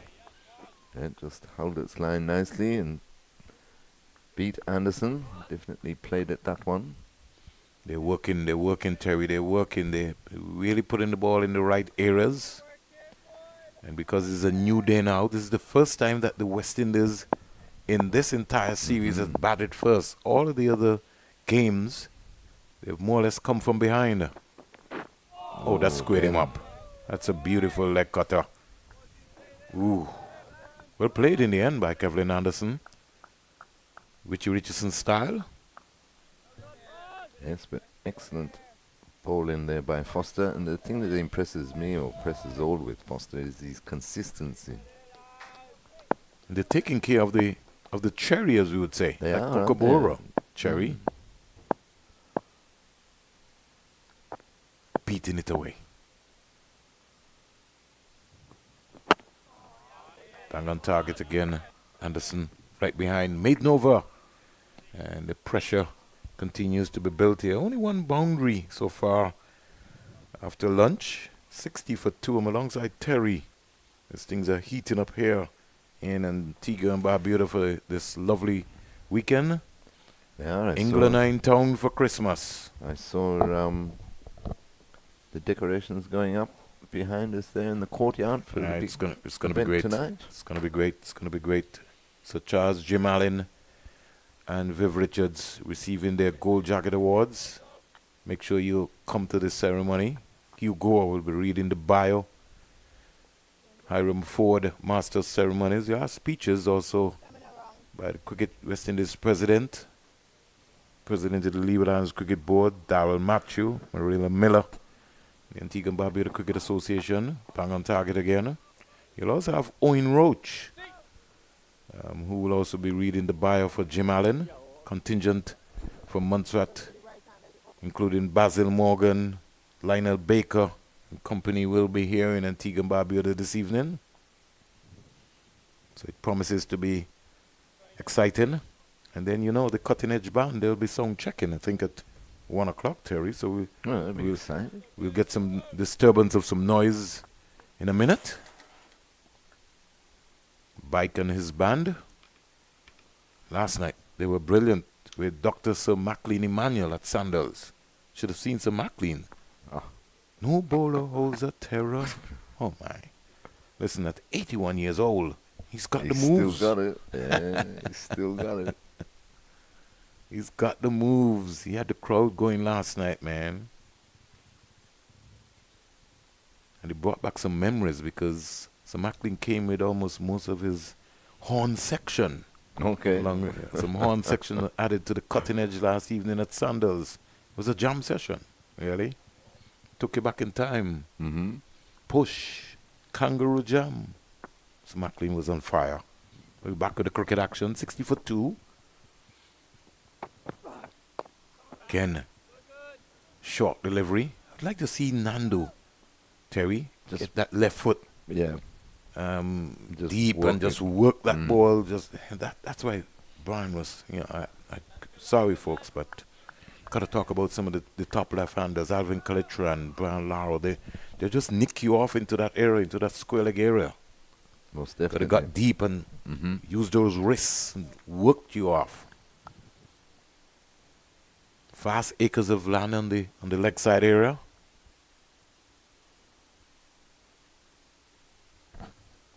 Another dot delivery. He's faced a few. 33 off 103 is Nandu.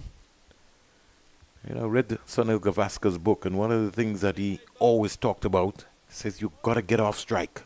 Got to get to the non-strikers, and you got to find a way to get a single. Something I feel that Nandu has to work on. Come drop and run. Give them something to think about. Mid-on and the mid-off pretty close to as well. But he's deep in concentration is Nandu. Back and that got away, Terry. Yeah, see, with a shot like that, he's too close. He lets the ball come to him. And his left foot is pointing straight to cover. Right. Right into Carmichael. Just got to get that left foot deep. Just get deep into that crease and you'll be breaking down backward point with that shot. Exactly. Trigger movement is so important. They got nobody down in the third man region.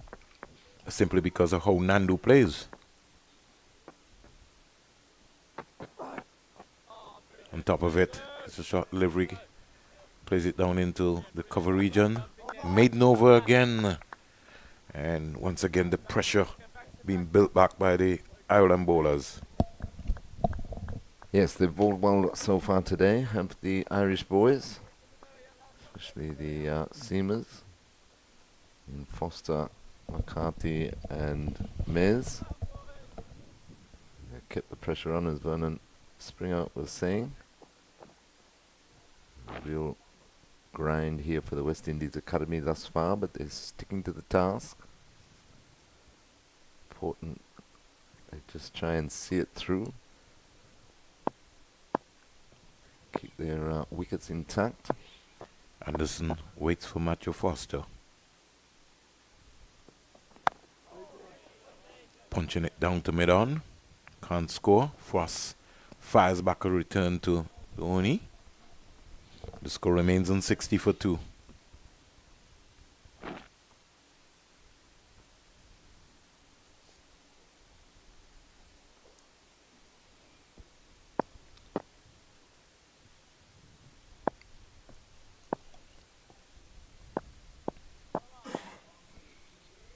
Very lovely day here in Antigua and Barbuda after we had an earthquake earlier this morning.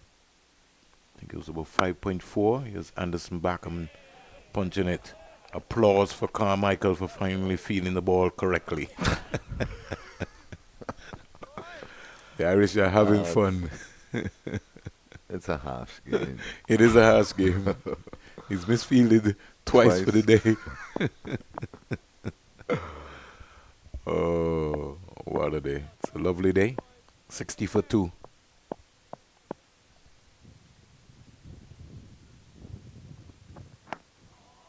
Solid in defense is Anderson as he comes back and across. Yeah, right behind those deliveries. Always looks like he means business, does Anderson. Lovely day here in Antigua and Barbuda. Sun belting down here. And give God thanks. Living in paradise. Antigua and Barbuda, 365 beaches. In a leap year, you can find one to make it 366. That kept low. And good thing that Anderson was back and across with a nice straight bat. First delivery that has kept low so far. Yeah. Well, that's expected.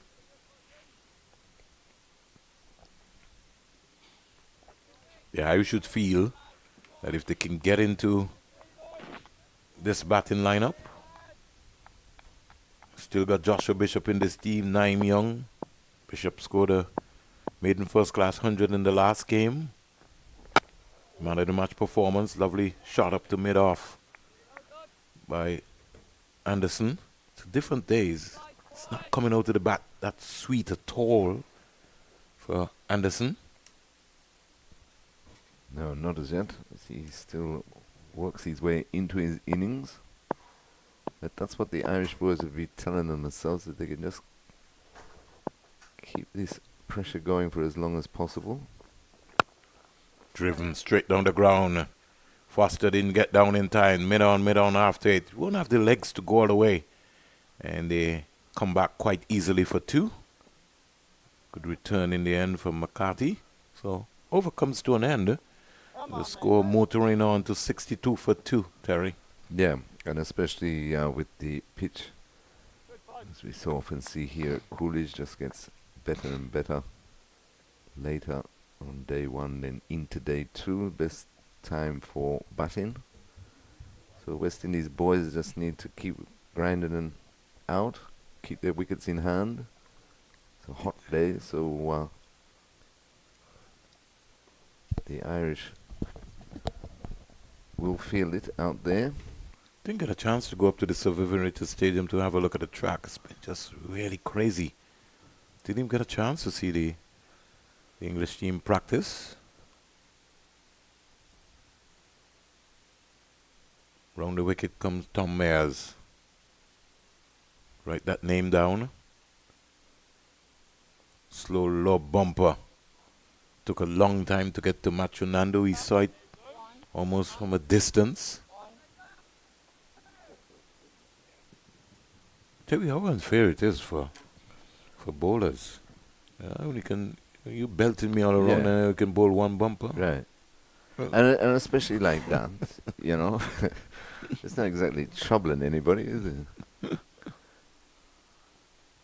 Imagine a man can just come down the wicket and just lick you all over the place, and I can't come back and respond. Taking away a little bit from the game. Most definitely. Taking a lot from the game. But you never know. Life is a cycle. Things can come back around.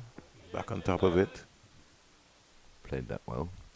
But it was interesting to hear you and Mali speaking about the umpires waving them off for looking Time wasting. for a drink and so right. So Yeah. that is what you want to see. Look at this thing that they bring in, the clock or something that they're going to use in the 1 day Yeah. thing. You know, you're only allowed 2 minutes between overs or whatever. They're still trying to turn it into Yeah. something like that. Monitor the players. But the cricketers are, people have to understand, they're not machines, they're not robots, they're athletes. Right, Driven, through right. cover, won't get a boundary. Misfield Boy. there. On, lad. And, Allows for 3. yeah, Tom Mayer saying, come on, lads. Bit of, guys getting a little bit, that's been about, 3-4 misfields so far. Yeah, a bit jaded early in this second session, but that's what we were saying, isn't it, Vernon, though? With the sun beaten down, you put in a lot of effort, worked hard this morning, these Irish boys, in conditions that are unfamiliar to them.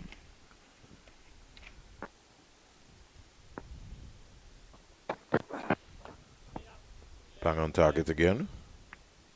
But yeah, I agree with all that, Vernon, but just monitoring the players would save a lot of time rather than bringing in these laws, and so it's, turns the game into a tennis match.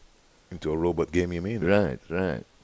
How many times do we see, first over after lunch or something, and the batsman call for drink? They've just come back out, all that business. Statics.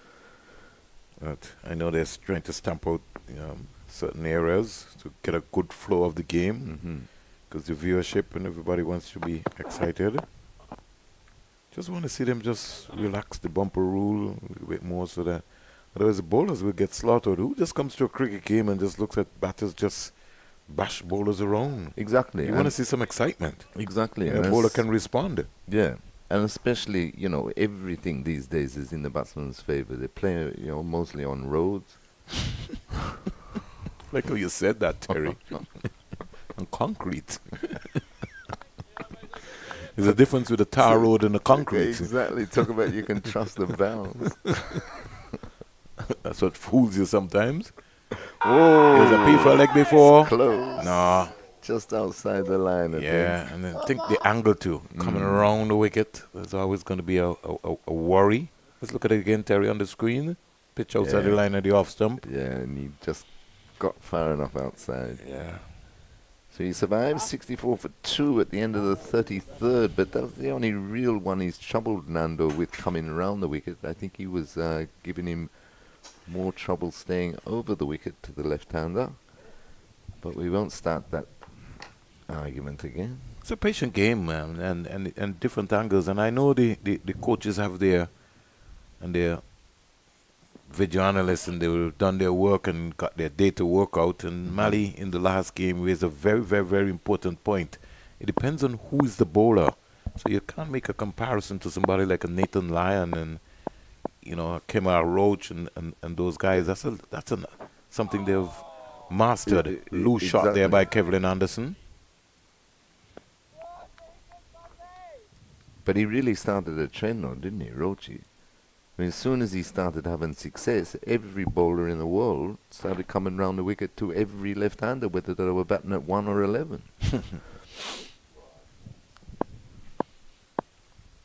You got certain bowlers who would have mastered that art. You go to someone like a Stuart Ward, you go to somebody like a Kemar Roach. They're few and far between Right. who created that or that crawled. The second one now. A lot of things happening here. Yeah. Second one that's just died. Rolling along the ground through to keeper Captain Doheny. Wonder what the correct pronunciation is. Well, Doheny, Doheny. Doheny songs maybe like the correct version, but he's not going to take our head off as Anderson works this Dhoni's the Indian version. in the Indian version.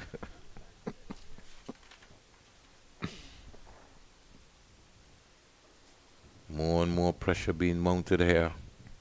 Score goes up to 65 for 2.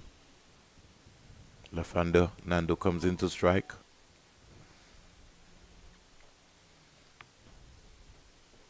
Middle and off. Takes his Shiv Chandapolgar. Middle and off.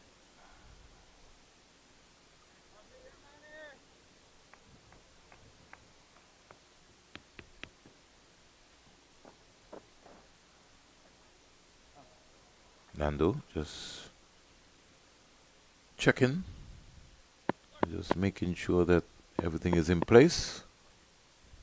As Foster comes around the wicket, goes further away. The need for him to follow that in the process. How life could be so different when you look at the context. Some 5 boundaries hit so far in this game. This game as compared to the game before. There were contrast of boundaries. Different day.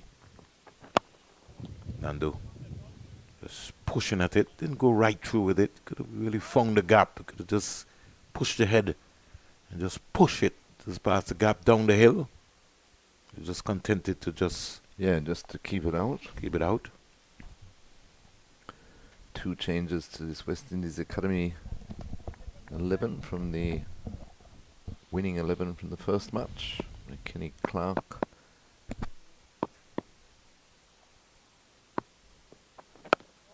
Kenny Clark and began Tegan fast bowler, Calvin Pittman.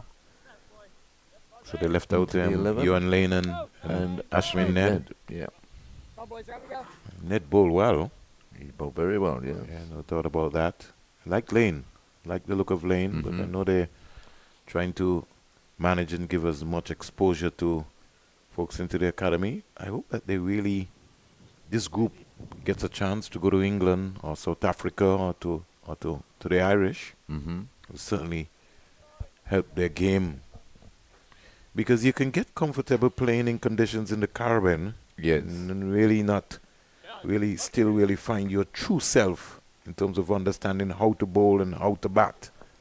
Good point, Vernon, and especially here, at Coolidge, where they spend the majority of their time. It's their home turf. It certainly is. And they've got an excellent record here at the Coolidge Cricket Ground. Barring none. I mean, you see what happened when they had the Headley Week series. And, you know, when we look back at that Headley Week series, you would first a moment, there were a lot of banter going on, but the earlier clock, Nyeem Young and his press top conference, there, he yeah. did say, hey, we've come to win this. We're going to be no pushovers. They certainly. Mackenzie, Anderson, so many young players stepped up during that series. Loose Chase shot that. again. You don't often see this from Anderson. Yeah, but that's simply because it's a different day, and today's a day that you have to graph. Definitely. So Anderson will have to spend some time at the crease, but in grafting, gonna have to get the rotation of strike. I think that's gonna be key. Keep looking up the V, just drop the ball and just ease that pressure off. Yeah, and as we Wake up the momentum. As we were saying earlier, Von, that especially when you got a left and right-handed combination, try and use that as much as you can to your advantage, and it keeps the scoreboard ticking at the same time, so it releases a bit of the pressure that the opposition are trying to build on you. 65 for 2.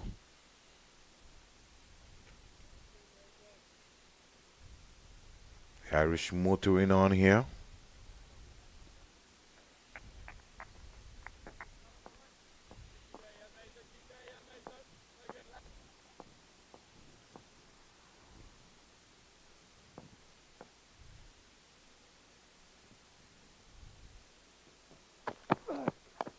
Worked away Nicely played. down to fine leg.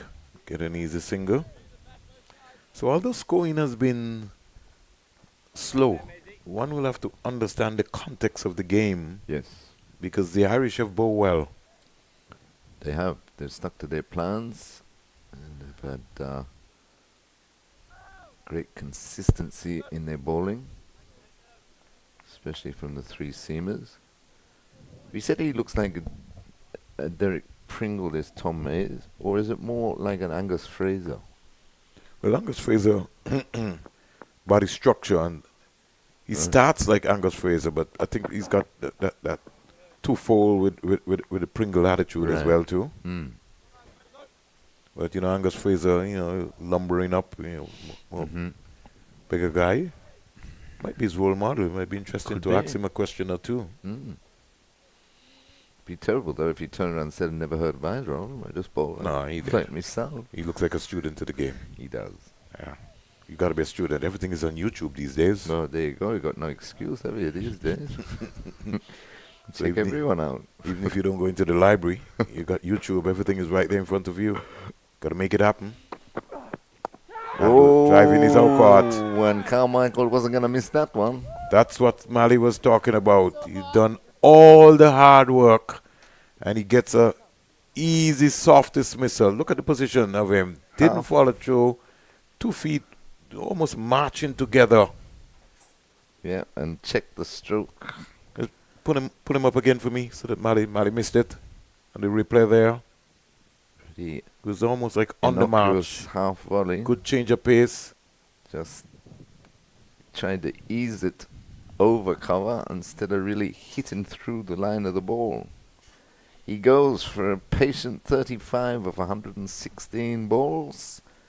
And the score now is 66 for 3. Out comes Kevin Wickham. This is who I want to see. Yeah, but make he's runs. not who you want to see. He needs to start delivering. That's right. Wickham, some 17 matches, high score of 121. He's got to turn up. He's got to turn up. He's got the potential. He's got the class. 150 and 100 so far. He's got so much talent. He's got all the shots in the book. He does everything. Abundance He of wicket talent. keeps. He bowls pace. He's a wrist spinner. He bowls off spin. Chairman of the Banter Club. Yeah. Mali keeps saying all the time, he wants him to concentrate on one thing because maybe when you get at that level, because you've got so much talent, you feel that, you can. What's your main purpose? Exactly. You want to be a batsman? Okay. So you got to make runs. If you want to be an all-rounder, then you have to double work on your game. Ask Jack Callis about that. And being an all-rounder, batting all-rounder at that, it puts more added pressure on you.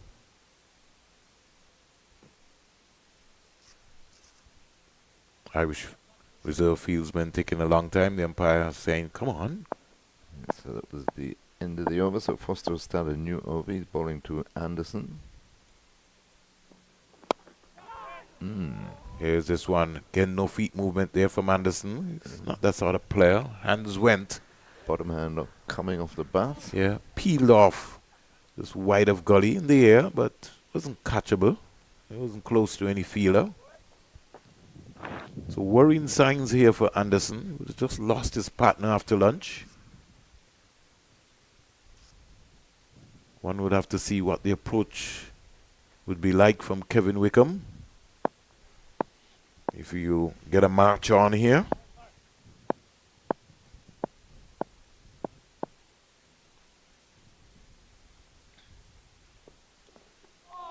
Beaten again. Wow. I think what is automatically catching Anderson is that he's coming on his toe rather than coming on his heel. And so he's really not getting the elevation there. I think if he just needs to just refocus, get himself going. He's just bending over. We're not quite there yet. Getting that momentum going. It's 1:18 in the afternoon here. Yeah. It's coming up to 40 minutes since lunch. We've lost a wicket. Nandu putting in all the work. And then getting outfoxed by Tom Mayers. Yeah, one for 17 since the luncheon interval, so it's been tough going. And Anderson, I think his concentration just needs to switch back on. On drive, 4 shot. runs. Don't bowl him there. He's got a very good balance there. Lovely shot on drive. And he pushed that down the ground. Perfect execution for 4. Yeah, pounced on that fuller delivery. Coming back into him and just played it the angle up through mid-on. 72 for 3, moves on to 13.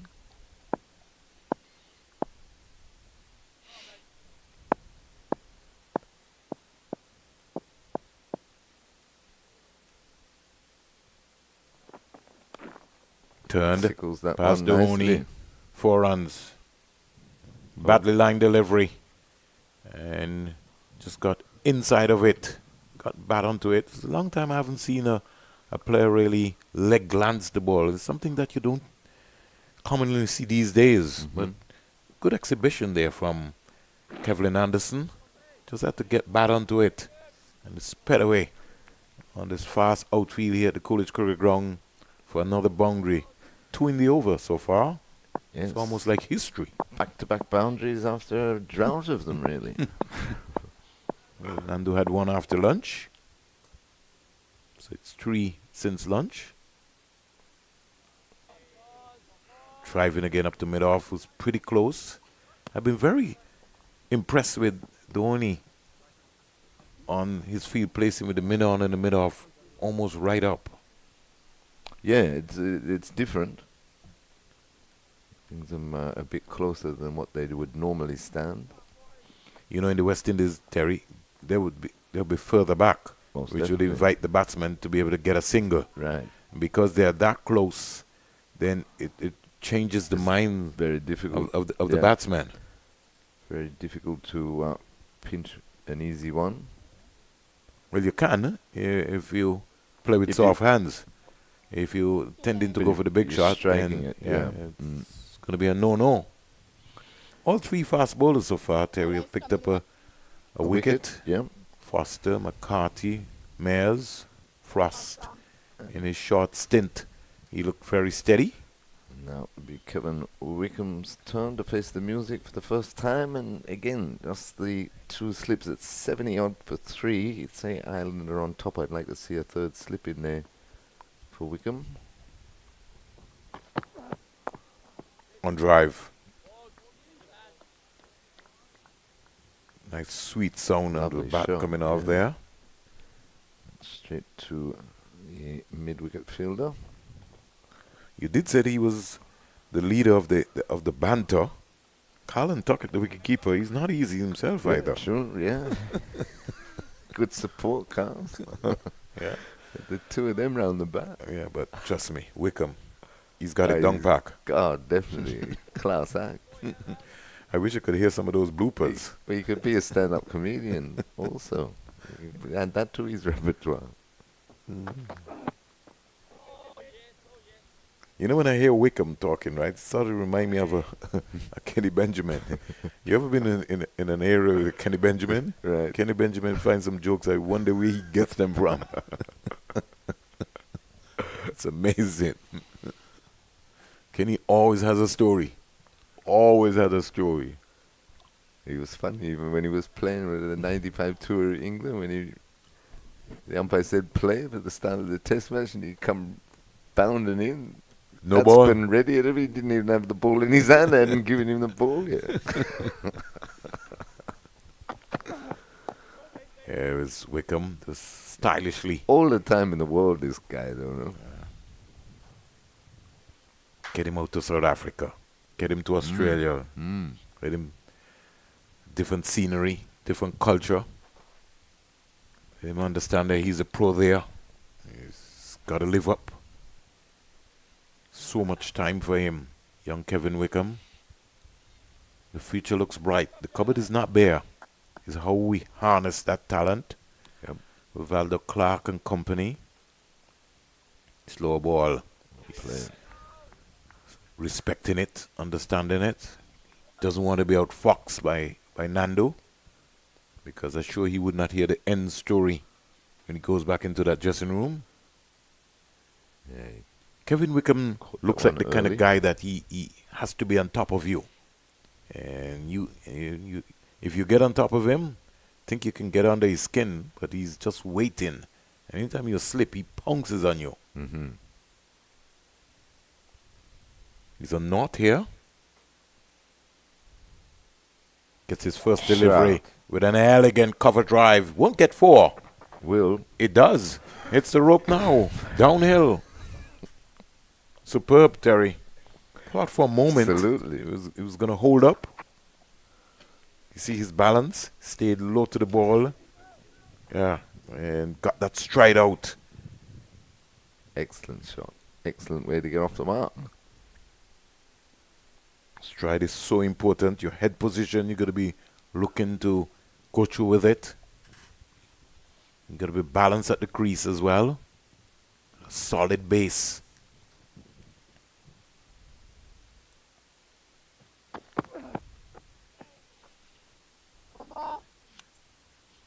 Another over Played. completed. 37 at the end of it. 80 for 3, the West Indies Men's Academy, after being inserted by Ireland Academy. Nandu, 35 from 116.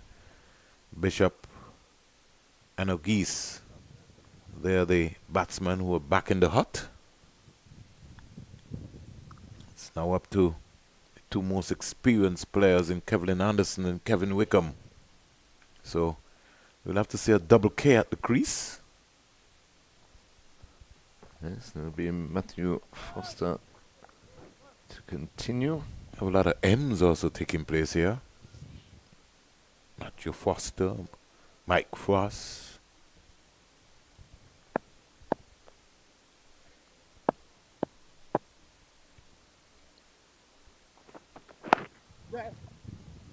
Well worked there by Anderson. Good running by the two. That's what you want to see, Terry. Yes. Rotate that strike. Chop and run. Just eases the pressure off of you. Most definitely. Keeps the scoreboard ticking. Gives the bowler someone else to think about. 81 for 3.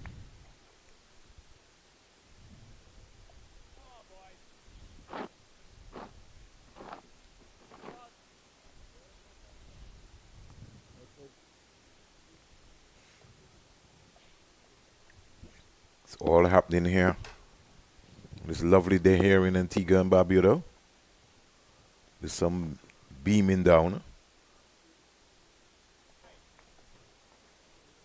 Foster is into his 14th over. 14, yeah.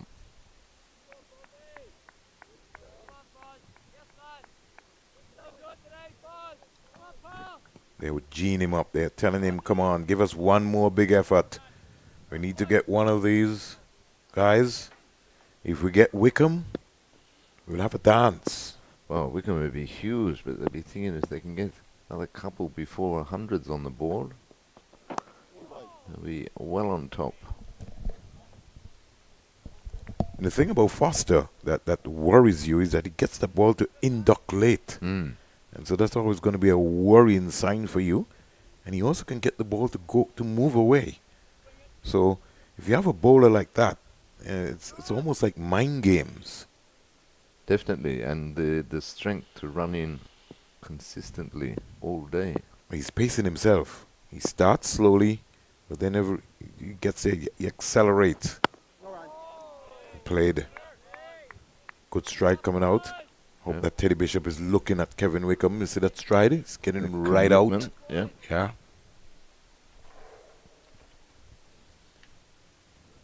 Languish in his approach. 2 slips, a gully, backward point, cover. Mid on, mid off, square leg.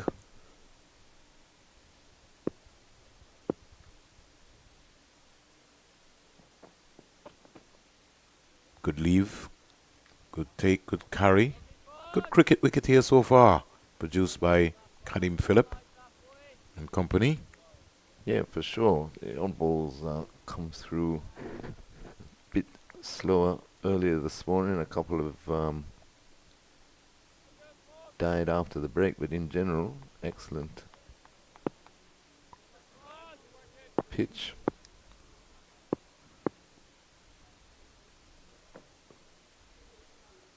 Drive Uh, up to mid-on fielder. Can't score. As was the first game, Vernon. That was a good pitch. That's something for everyone. So the latest score here at the Coolidge Cricket Ground, the home of Cricket West Indies. West Indies Men's Academy, after being inserted by Ireland Academy. Batting first, they're 81 for 3. They've lost O'Geese, Bishop, and Nandu. And some repair work will have to take place very quickly with Wickham and Anderson at the crease. And they're the two that can do it for the West Indies Academy boys, as we see Liam McCarthy being reintroduced into the attack. So sticking with seam from both ends since the luncheon interval. I think this might be Marius Abbott's first-class game, right, Terry? Okay. I think she's on debut. Yeah, I believe so. And that's cut nicely by Anderson, rolling out to the backward point boundary. Crosses the rope now, 4 runs. Yeah. Good. Short and wide by McCarthy. First delivery back. Yeah, wide delivery. Punched away nicely. Didn't try to overhit it. Doesn't look comfortable coming from this end. I was going to say, it's funny how started off at the other end and was getting the ball to really dart back in, But he did get a wicket from this end. well, So true. don't forget that. You always got to remember that. The wicket column. Oh, shot. Anderson back and punching that. Again. Rolled again. Once he hits the greens, he can say goodbye. Definitely back-to-back boundaries again for Anderson. So things beginning to flow here.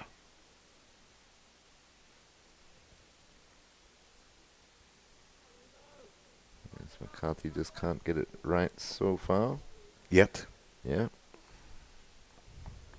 1 for 16. His figures were prior to this of 8 overs.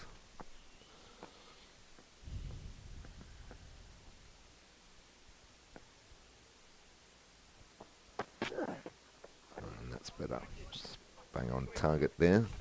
Nicely defended by Anderson. He's moved on to 26. Score 89 for 3.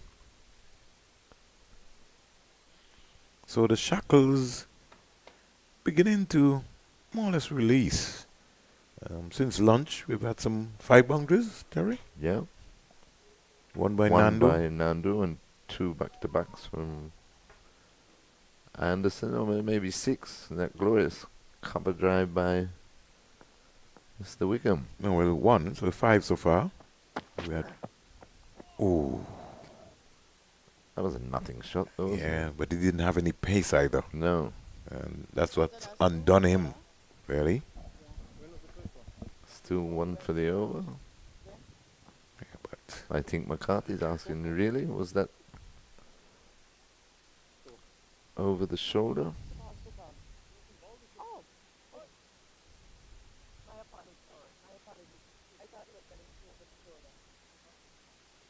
oh, Oh, she's apologizing. yeah, because now. she said she thought he was mentioning that it was 1 for the shoulder. Corrected herself. 89 for 3. Bang on target again. Solid.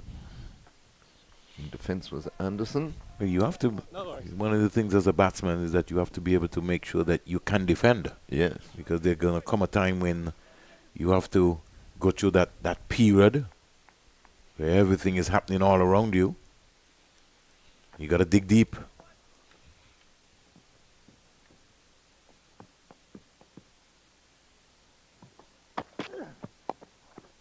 Stands up straight and defends again. Back on the course. To bring the over to an end. So 39 have gone, 89 for 3, Anderson on 26 and Wickham on 4.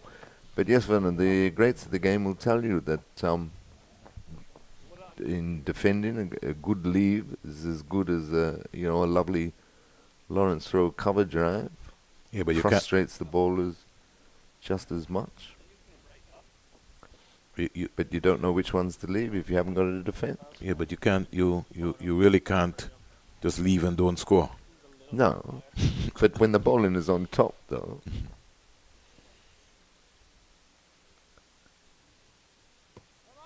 go through that passage of play, frustrate the bowler, and then all of a sudden you get a half volley.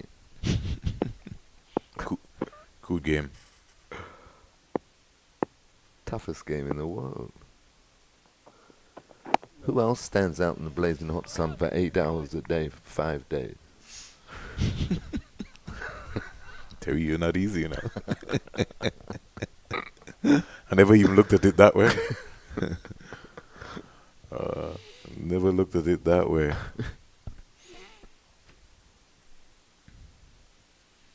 Foster continues from the northern end into his 15th over. 1 for 32 his figure so far. Go, wait. Coming around there was Carmichael, Yes. putting his body on the line. Couple of blemishes, but since taking the catch, And they're back into making his good form. they're making a mockery of him too. They're giving him a hard time. Yeah, they gave him a bit of stick. They're having a good laugh about it. Carmichael is not impressed. He's thinking about the next one.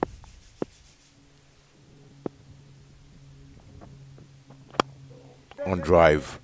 Ken down the ground, up to mid-on, can't score.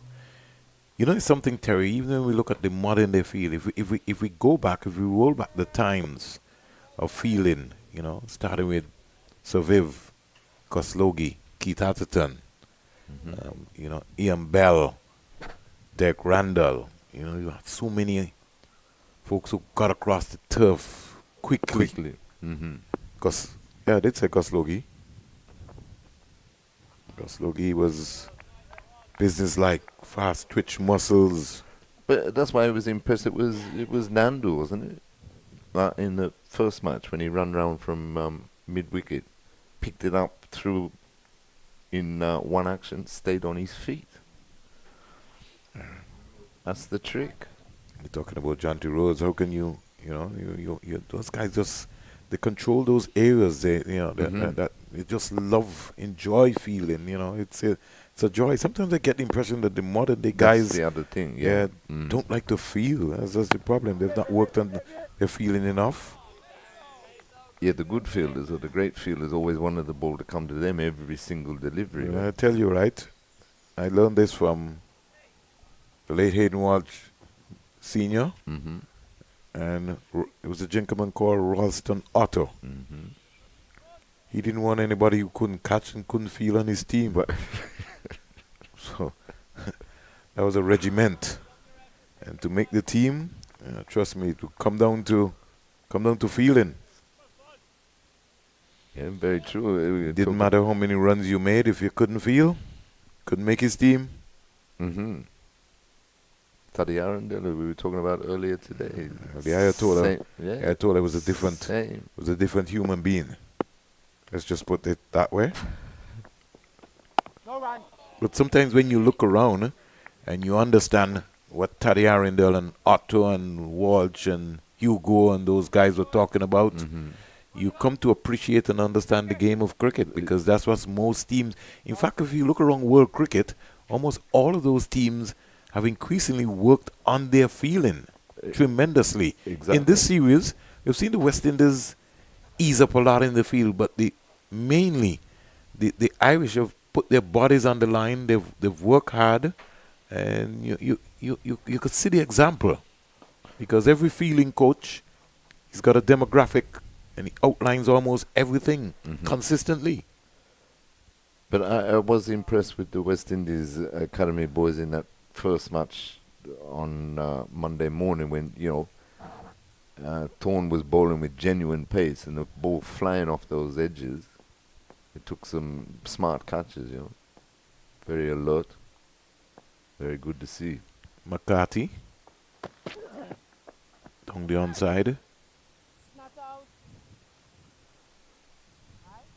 Umpire Mary Abbott. Yeah.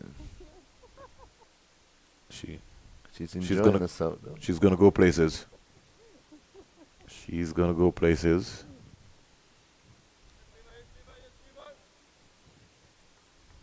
Good to see women. Jacqueline Williams leading the way, and now you have some more women being unrolled out quietly. I think this is good for the sport. Anderson just working this. They're thinking about two. But it's a beautiful piece of work Throw. there from Foster.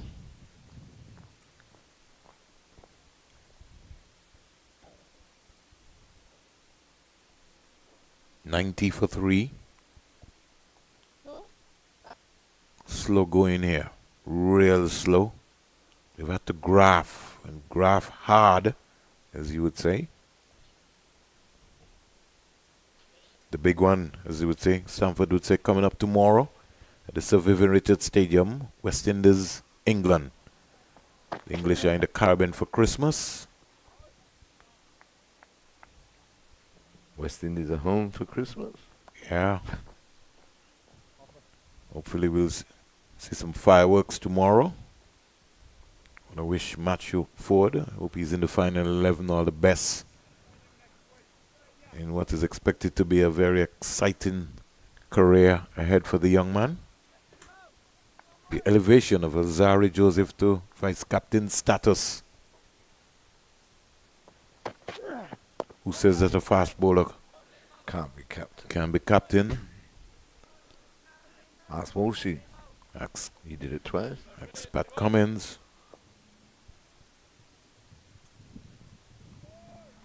You know, when you sit back and you look at the final, Terry, of the 50 over India versus Australia, and you analyze it and you look at the special moments, you heard what Cummins says.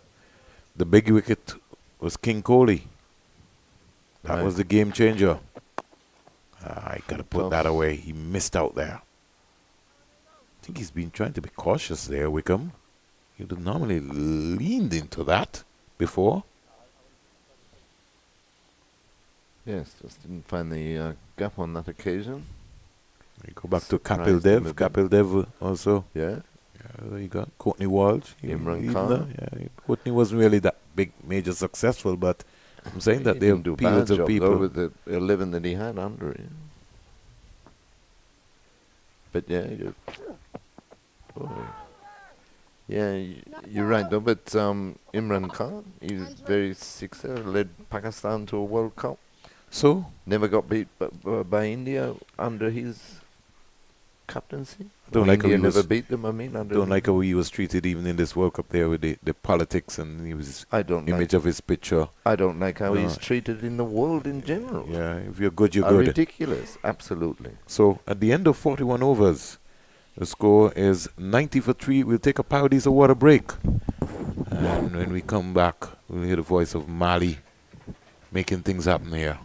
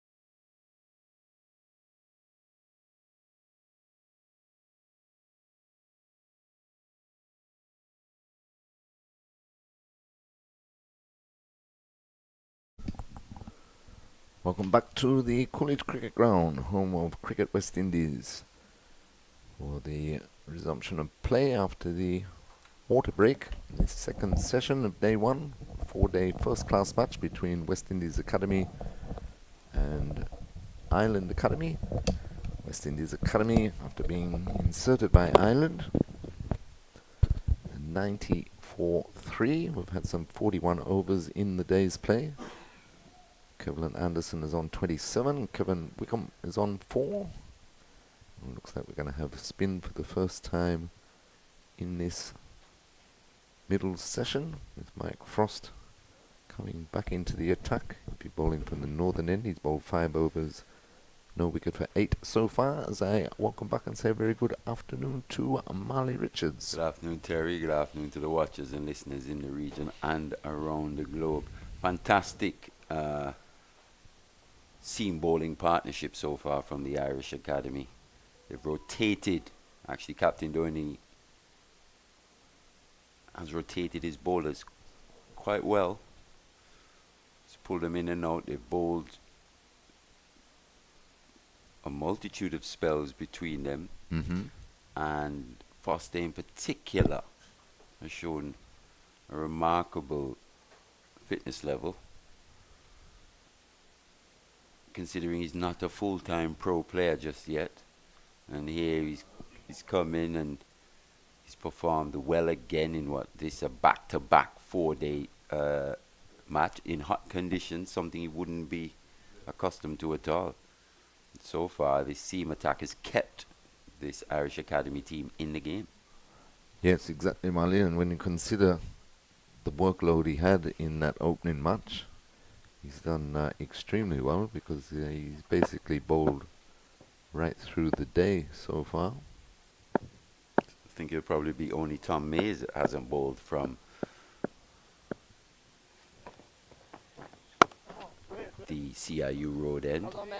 Both McCarthy and Foster Have had spells have from had both. spells Yeah. from both, yeah.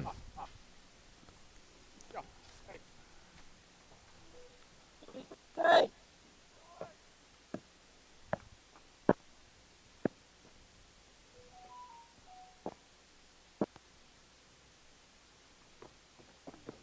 Oh, Frosty, that's beautiful, boy. And as well as the Irish have bowled, I think it's fair to say that the West Indies Academy batters just allowed them to Lovely settle. And since then, it's been a real struggle to break those shackles. But Anderson looks really good, though. He always goes about his business somewhat unflustered. Oh, yes, Frosty. Yes, he always looks very solid. Mm. Very good over there by Frost. A maiden to start with. 90 for 3, the score remains. But yes, you're right, Mali, that a couple of opportunities there, especially in the first session, where West Indies Academy is still in that defending mode. They could have kept the scoreboard ticking along a bit more, so it's enabled Ireland to stick to their plans and stick to their lines and lengths and keep the pressure on them for a bit longer. But having said that, though, they have only lost the 3 wickets, so at least we haven't seen a collapse, which both teams, you'd have to say, are prone to. But our greatest fear in terms of Matthew Nandu's innings did come true. Yes. terms As of soon as he him, got that loose Yep, ball. and yeah. that pressure just building, him not being able to find the gaps earlier in the innings, just adding to that pressure. And then got that full ball outside the off stump. That if he was maybe wasn't in such a defensive mode, Exactly. He would have made up his mind a lot yes, earlier and a lot clearer. and the and eyes really wouldn't have hit it. yet, Yeah. and the eyes wouldn't have lit up the way he did, and felt that pressure to actually find that boundary the way he did. Very true. So it'll be spin from both ends. As for the first time. time. Yeah, Scott Macbeth will be bowling from the media centre end, or the southern end of Coolidge. And we've still got a few spin bowling options in this Irish Academy team. Got Tector making his first class debut as well. Quite an interesting bowler. Tends to just get that bit of wobble, very unorthodox. Similar to, maybe not exactly the same, but he's trying to do some similar things to what we see from Sunil Narayan. Right. Very similar grip. Hiding it behind his back. Hiding it behind and trying to bowl knocker balls and the like. Just a very interesting prospect. Who I think, if he can manage to hit his areas consistently, as he gets better, he could prove to be quite a dangerous little bowler. Okay, yeah.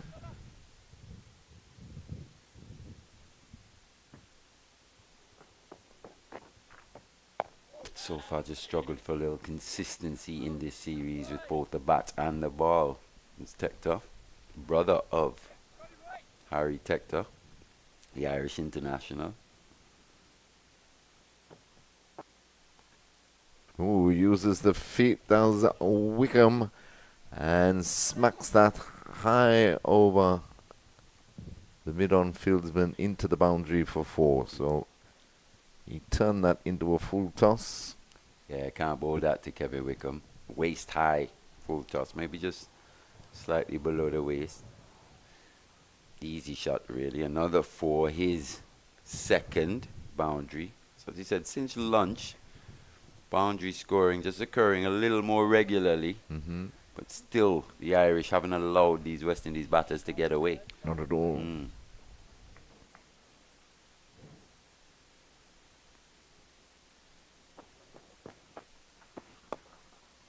Dragged that one down and played beautifully by Wickham again through the mid-wicket area. It's rolling out to the rope and it gets there now. Good shot, that one, Marley. Yeah, very good shot. Just overcompensating there was Macbeth. Dragged down in response to that full toss on the previous delivery. But what a piece of timing from Kevin Wickham. Just on his hips. Just got back and just flicked it. Those wrists, upper wrists coming into play there for the young man. Remarkable bit of timing from him, and just shows you the talent that he possesses. Batters have been struggling to time the ball pretty much on this pitch all day.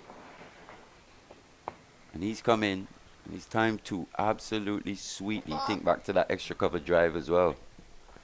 Most definitely. He's pretty to watch, that's for sure. And he into the over there by Macbeth. He's first for the day. The score goes on to 98 for 3. That Macbeth over costing 8 runs. Wickham's on 12 and Anderson is on 27. So as pretty as he is to watch, though, he's under a bit of pressure here. Definitely. He needs a score, that's for sure. In the limited overs series, got starts as well. Didn't go on. Then we think back to the regional Super 50, 430s in his 6 innings. Didn't manage to register a half century or better. And then you think back to the first innings of match 1 in this series, 4-day series.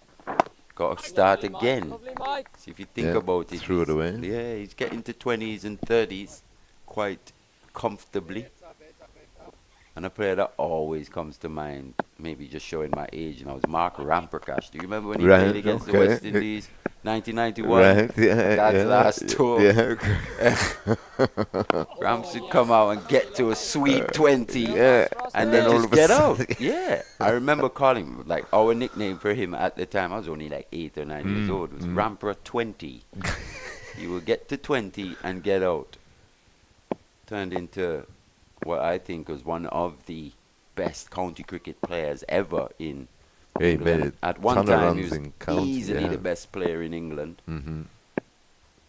That's including all the other test players as well that were playing at the time. Nicely turned there by Anderson. But just never really transferred that to the test game, into the highest level, yes. But you're right, he used to look fantastic for 20-odd. Rampant that was about it. Yeah, man. Sweet cover driver. Those check drives were a joy to watch. had the pleasure of playing against him later on in his career. Learnt quite a lot from just watching a player like that, how he goes about his business.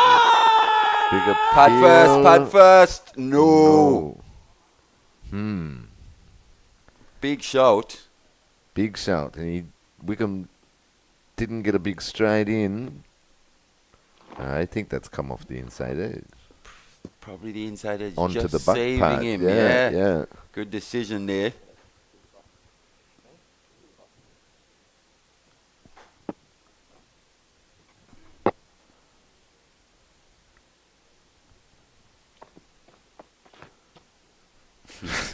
That's a guilty shot, that, boys, eh? Well, the ball before, he didn't really commit to it. Frosty! And the inside edge saved him. The following delivery was just dismissed. Dispatched over that mid-wicket area. And Captain Doheny actually just playing a few mind games now with Kevin Wickham. After that shot just said, Yes, Mike, come on, bit Mike! of a guilty shot that there, lads. In reference to the previous one. LBW shot. 100 comes up. 103.43. Wickham moves on to 16.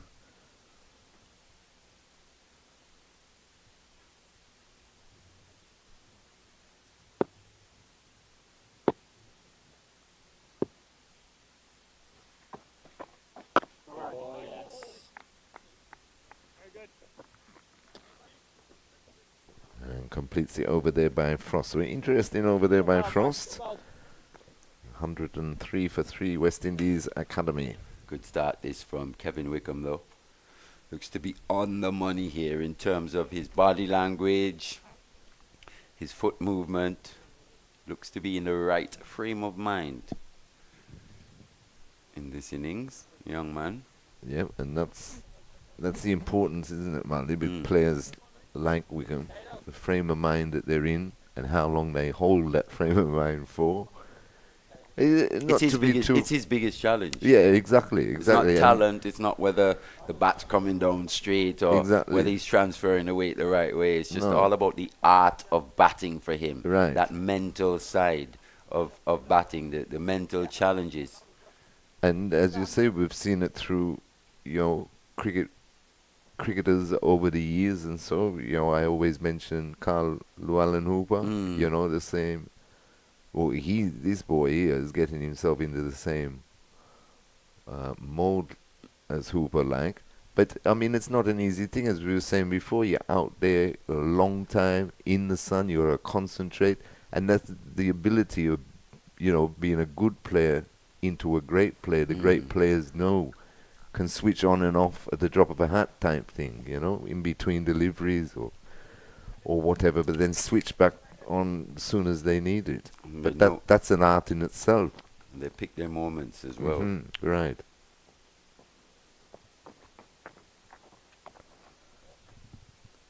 Pulled nicely and square enough to beat fine leg. Another boundary, so the boundaries are happening. This time Anderson, as Macbeth just dropped short. He was all over that one. Yeah, not quite as short as that previous one that was worked away by Wickham, but look at the footwork there from Kevlin Anderson, getting really deep in that crease. Once again, loves to hang back almost to the spinners. Anything slightly short really looks to make them pay either side of the wicket. Loves to play a little run down through that third man area as well. So it's quite the depth at playing on both sides of the wicket is Kevlin Anderson. A very organized player, isn't he? Definitely. No frills. No. Keeps it very simple. Got a push for 2 here, should be a comfortable. Should be comfortable, yep.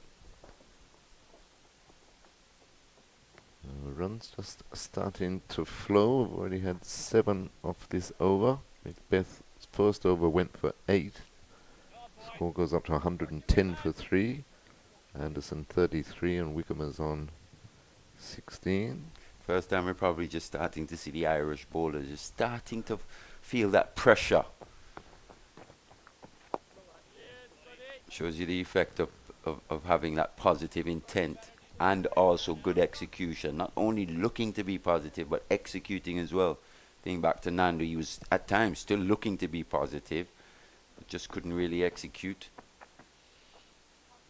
Especially those drives, those full balls outside that off stump. Yes, had quite a few opportunities to make a few more.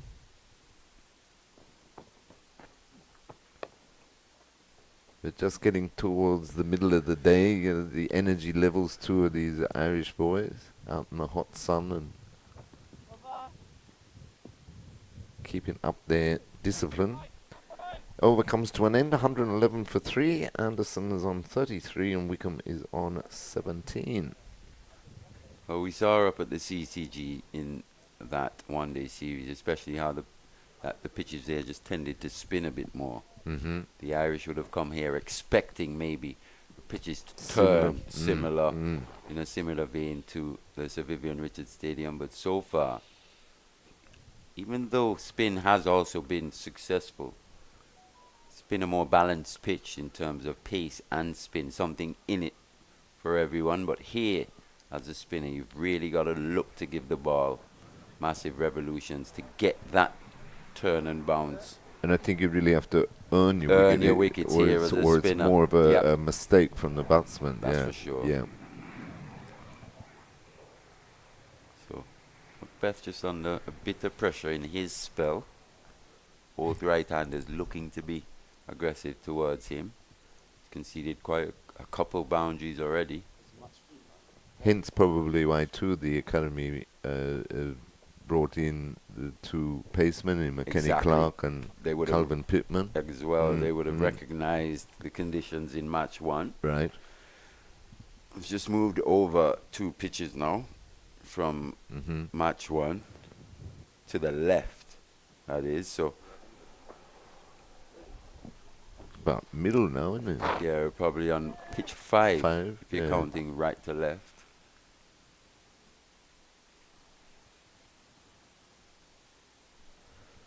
So Mike Frost will continue. He's bowled 7 overs, no wicket for 13. He'll be bowling to Kevin Wickham, who's on 17. He's been good. He's been good. Mm-hmm. Hasn't bowled any bad deliveries, really. And uses his feet and throws it away again.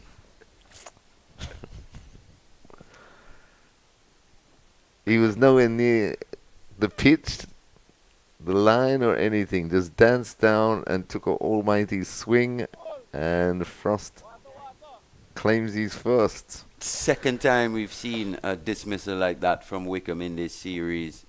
Once again, just throwing it away, just not having the mental capacity at this stage to go as big as we think he can. Definitely. And as we were saying, Mali, it's becoming quite a concern now for him. He seems to be struggling mentally in terms of just how about he goes about building an innings. And just reading the state of play, there's no reason for it. The runs had just started to flow a bit. No demons in the wicket. No demons. He's stroking the ball so nicely, not really having to lift the bat up with any aggression. Yeah. And we were just saying that how hard or harder it is for spinners on this pitch. You more or less have to wait for the batsman to make a mistake, but that was thrown away by Wickham. He's gone for 17. West Indies Academy lose their 4th, 111 for 4. Anderson is on 33. And to the crease now is Captain Nyeem Young. Yeah, another start being thrown away there by Kevin Wickham. Captain Young, though, at the crease at number 6.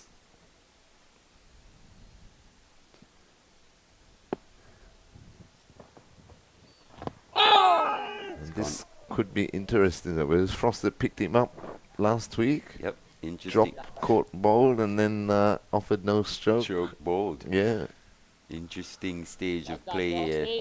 That's why when the West Indies Academy were going a bit slow earlier, kept Ireland in the game. Exactly. Oh, yes, Frosty. As we've seen.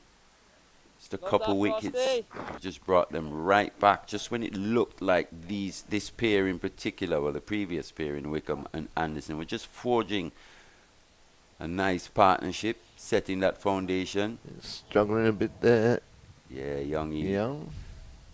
didn't take part on the final day That's right. Yes, yes. Good point.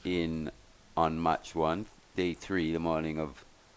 Seems to be struggling slightly with his back, it looks He's like. back, yeah.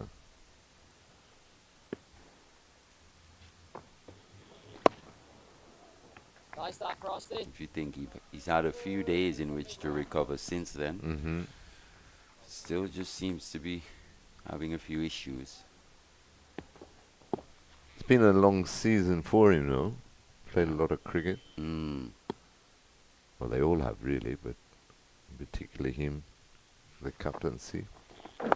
Also would have led the Barbados A team That's as right. well Yeah, on a tour of Mm-hmm. Dominica Off the big. for an A series between those two countries.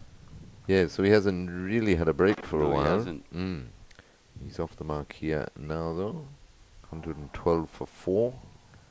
Ireland on top, as Marley Richards was saying.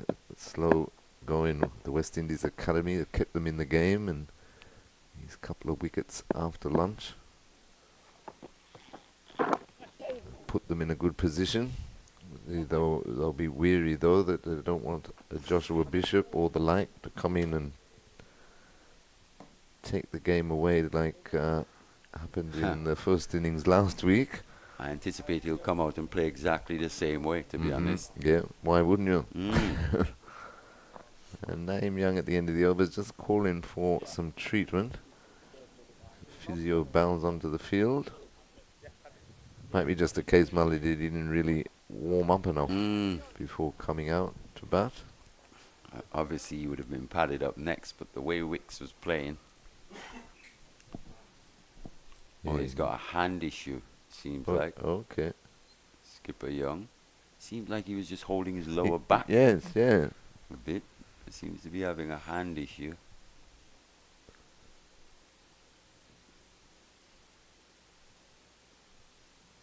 Few painkillers. Yeah, they haven't got the magic spray down there today. Doesn't seem like they've got the water to take those pills down either.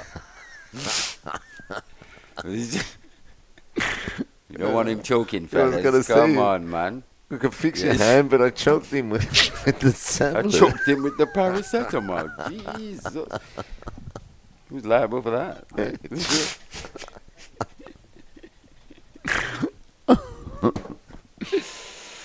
Oh, gosh.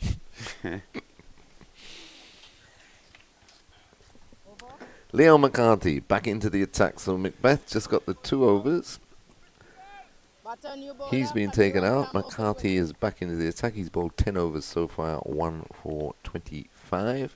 The wicket of Teddy Bishop just That's Vernon's Prior come to- back into the... luncheon break. Yes, Vernon's Yeah. back as well. I wonder what he made of that Wickham dismissal. Very wide. Yes, did you see the Wickham dismissal? He did it again, Vernon. Danced down, threw it away. Probably best you don't see it. to be No, honest. yes. Jason was a gentleman. He didn't pull it up for Yeah, us. yeah, Yes, yeah, yes. You did all the Wickham fans a favour.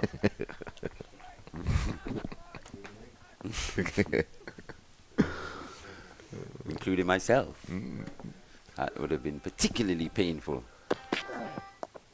It's turned nicely off the hip by Anderson down to fine leg for a comfortable single. And I think it's important that us, even here, we apply the right kind of pressure as well from the commentary booth, if these guys even listen or re-watch. Right, You know what I mean? right. Because that's what they're going to be facing as they go up the levels. That's Dealing right. with that kind of pressure as well. That's right. That Exactly. intense scrutiny of one's game.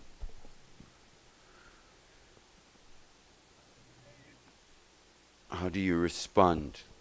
You know? Oh, that's close. Just tailing down a bit too much. But you're right, Domali, and that another important aspect of their growth, you know. They need to learn how to take criticism, positive or negative. Here, you we've know, just got the on their couple game. couple Yeah. camera angles, but as you go up, those angles increase and There more you cameras. go. Yeah. More Everything is people having a say. scrutinized. Yeah. Yeah. You're putting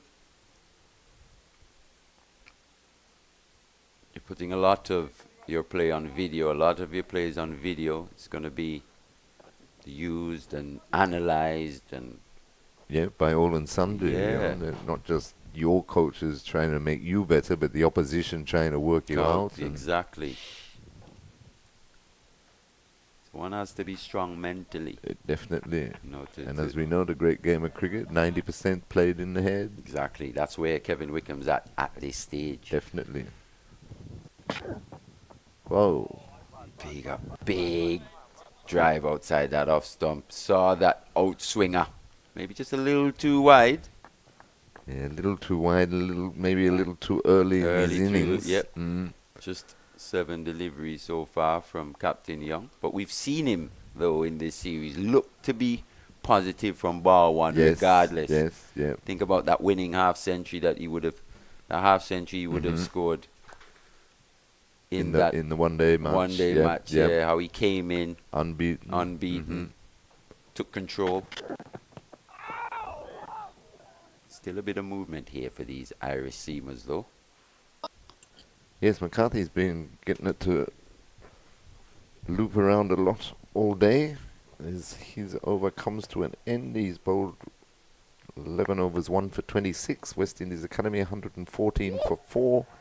Young is on 1 and Anderson is on 35. We're just seeing slightly, even though the West Indies would have lost that Kevin Wickham wicket, I think with Liam McCarthy being reintroduced into the attack in place of Scott Macbeth, we're seeing the effect of that positive intent. Just throwing a spanner in the works here for the Irish bowlers, because they would have wanted McCarthy to probably get a bit more rest. That would have been, what, his third spell so far here. It's not Right. even tea on day one. Yeah, yeah. So it's important from a West Indies academy perspective. They still look to be aggressive when presented with the opportunities.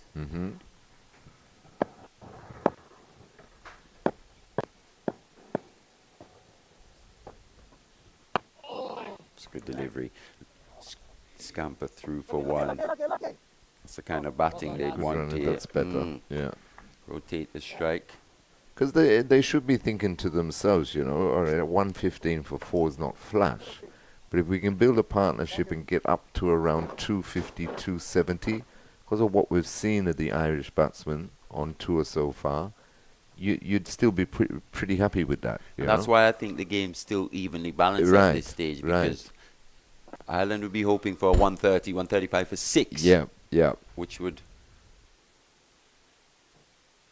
I would say, a score like that would bring them into the ascendancy. So far, it's been the West Indies looking to wrest control away from the Irish, but I still think Ireland just a little bit ahead. Yeah, for in terms sure. of the control in which they have over this game at this stage. Can't bowl that, though. No. That got what it deserved. 1 bounce over the rope. Down at long on, 4 runs to Nyeem Young. And that's the difference between Nyeem Young. When he gets those balls full in his area, he really looks to go down the ground hard. In the V. In the V. Keep it straight. Especially with mid on and mid off up in the circle, as close as they are and as wide as they are. So long on now goes back to the boundary.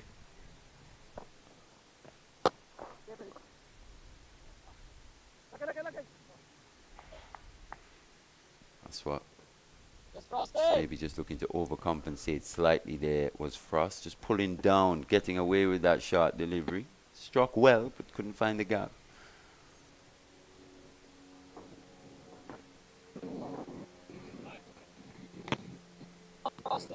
Still important, he doesn't look to play too square here, is Young. Especially when Frost is between wicket and wicket. Yeah, and not too many strokes, not a stroke a ball. Just pick your ball, take your time.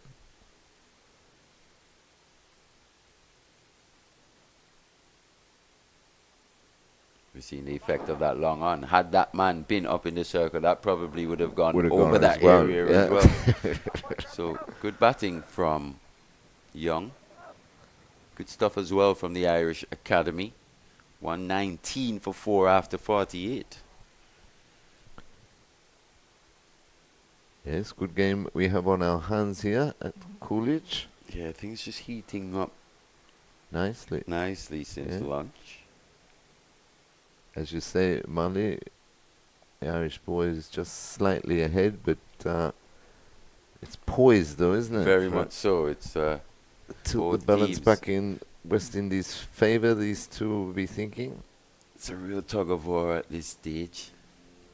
Just give the slight edge to the Irish. Another wicket though would once again being Chase them very forced wide. into drives wide here. It's not only Young but Kevlin Anderson now. And I think that's because they're looking for the ball to come in more often than not from Liam McCarthy.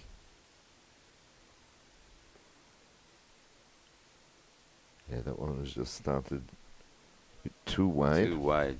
So losing his concentration there. It's not something you see too often from Anderson. Once again, that one just honing in on that front pad. That's what having the ability to move the ball both ways at times can do as well. Just drag batters into strokes they don't necessarily Right. want to play, Yep, especially true. outside that off stump. I'm not quite sure. Not quite sure Leave, exactly. play, yep. Exactly. Just that element of doubt.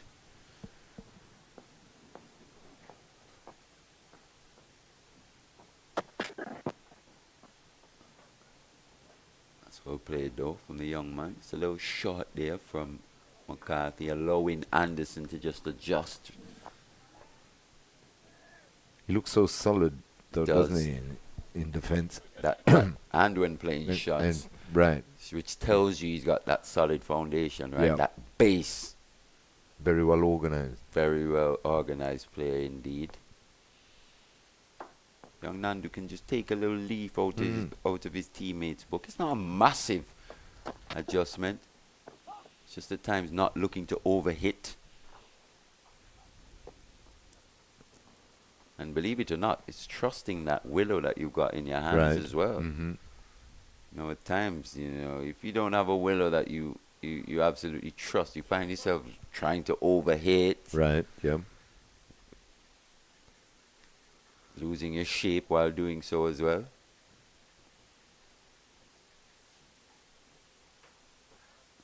But like you say, I think for Nandu it's more of a defense attack later, when really and truly I think if he looks to attack first, he puts himself in the best position to defend. Yeah, exactly. If he just a slightly more positive outlook. It's definitely too difficult to go from defense to attack, Yeah, as opposed to from attack to defense. Right, By the time you realize that it's a ball to attack, it's too late. right. And you could see it when he got that loose shot. He was still in two minds. Oh, I should have hit that. I can hit that, Yep. but it's gone, and you've only hit it half-heartedly. Half-heartedly or taking the toe of the bat or something. There's nothing half-hearted in that. Well fielded there at mid-off. Sweet piece of timing, but Yeah. can't beat the man at mid-off. Save 4 runs for sure. The end of that McCarthy over. 119 for 4. Yeah, not the best looking over, but ended up a maiden. Maiden, eh? Spraying them a bit there was McCarthy. Foster's 15 overs, 1 for 32. McCarthy 12 overs, 1 for 26. And Mayer's 11 overs, 1 for 24. So, as you were saying, Mali, Doheny, captain, has used his bowlers, worked them nicely. Hasn't overworked any one of them in particular. And they've responded well. Yeah, and it's this holding role from Come on, Frosty. Frost as well that's yeah. allowed that to happen. Yeah, he's into his 10th over now. He's bowled 9 overs, 1 for 20. Similar to Ashmead Ned in match 1. Right, yes. Just keep whiling away from one end, allowing the skipper to rotate bowlers from the Well bowled, from Frosty. the other end. Well bowled, Frosty. That's nice, mate. Real nice. And as Captain Doheny says, well bowled, Frosty, you're doing a job here for your teammate. Yes, Frosty. Keep bowling that best ball, Frosty. Yes, come on. Best ball, boy. You can see why he's captain. Or he looks a very organised Come on, Mike. cricketer as well. Especially with bat as well in Yes, hand. yeah. Young man. Obviously, doesn't mind responsibility. Mm. Wicket keeper, opening bat, as well as the captaincy duties. Oh! Just a bit of bounce there. Yeah, it's Maybe popped just take up a bit. taking the Yeah. splice Nice, Mike. of that young bat. Was in the air, but He might want to look at moving the short leg into a traditional short leg. He's more still, in front, yeah, he's still more in the eye line of Nyeem Young. right. He's Oh, nice, still just Frosty. back with a Real nice, square. boy. To be fair, don't see why Yes, Frosty. you wouldn't have another one on the other side as well, really putting pressure on that front foot defense. You probably just catch him on the crease, maybe not wanting to make that bigger stride. Brings the LBW into play. Can't bowl that though. No, That's full again. both sides. Oh, it's gone over your best mid ball, off this Frosty. time and gone all the way Yeah, for the that's- first six of the innings, first six of the match. Yeah, that's an easy hit for Captain Nyeem Young in this frame of mind as well. Anything just slightly over pitch, he's going hard And straight. and straight down the ground. His second boundary in that area, well, down the ground. Hit a 4 earlier, 6 on that occasion, and now just easily worked away to long on for a single. Yes, excellent batting there by Young. He moves on to 12 and the score 126 for 4 at the end of that Mike Frost over. This is the thing about Nyeem Young. He's quite an astute tactician, isn't he? So he's recognized that Frost is playing an absolute key role here for the Irish. So he's just looking to be a bit more positive to him. Definitely, because if they can be, and if it gets him out of the attack, it means one of the seamers have less rest. Yeah, has to come back or Change of plans again, yeah. got to change your bowlers. He's still got Tector who hasn't bowled yet. And Macbeth only bowled the 2. The 2, yeah. No Gavin Howie in this 11. A leg spinner. McCarthy will continue from this the immediate centre end.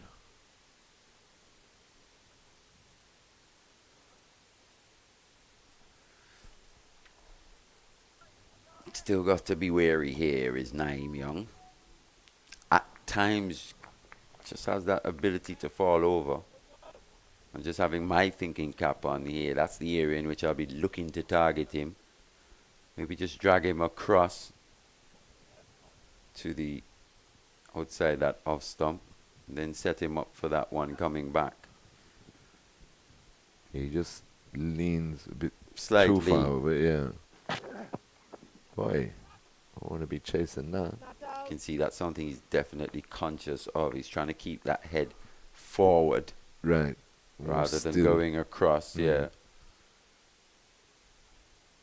Just opening that stance as well slightly in order to keep that head in that position.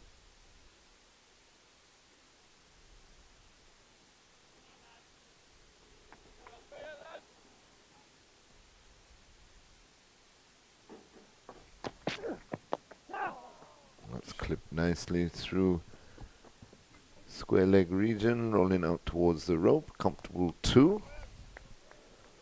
Moves on to 14, the score 128 for 4. Once again, we were saying, we think especially to McCarthy, I think it was earlier in the day, that short catcher, that's either a square leg or mid wicket, such a key position for McCarthy, especially if you can take that man out of that cover region. As we see now, the square leg's coming in. Nope, goes back to regulation.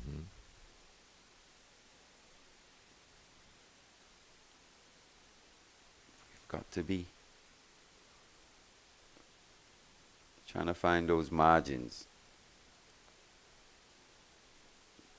Yeah, if you want to be critical about Doheny, adjust the and you could say this about most skippers anyway, but I would have thought that a few times today, especially with the new batsman coming to the crease, he could have 3 slips in instead of maintaining just the 2. Mm. And you were saying, silly mid off with the spinners as Spinner well as as the well. short leg. Yeah. Because, as you say, if all of a sudden it's 130 odd, 140 odd for 6, then they're right on top. You see that fielder at square leg, though. On that occasion, he was in a bit closer forward of square. Now having a word with umpire Blades, as we see the ground staff getting themselves ready to our right.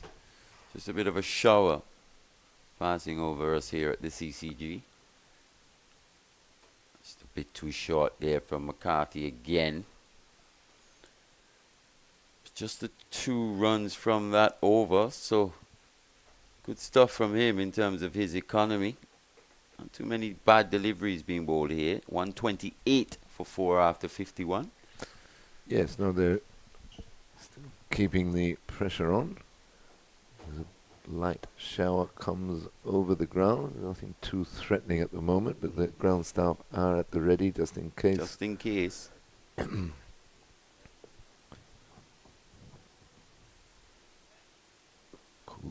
Cool things down a bit for the players out in the middle. Hands up.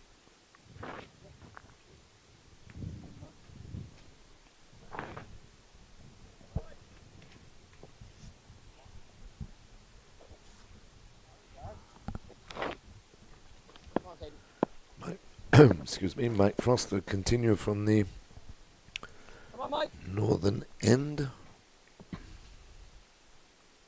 It's probably feeling a bit more settled bowling to Kevlin Anderson in this situation. Doesn't look to go as hard down the ground aerially as Nyeem Young. Just looks to work into the onside for a single. He scampered through, brings Captain Young onto strike. Good batting from Anderson, moving on to 38 now. Yes, that was well played.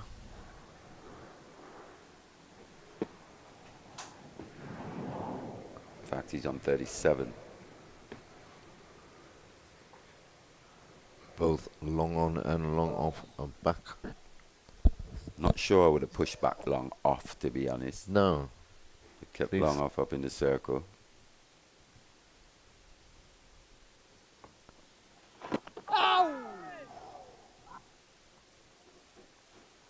Yeah, at least keep one of them up and throw the challenge out to Young. He's got the option now where he doesn't, if he doesn't get to the pitch of it or it's not close enough for him, he can just work it down the ground for his easy single. Sharp first cut. You've had more action in there than any other day. Seems like the ground staff are dispersing. I think the threat of Yes. rain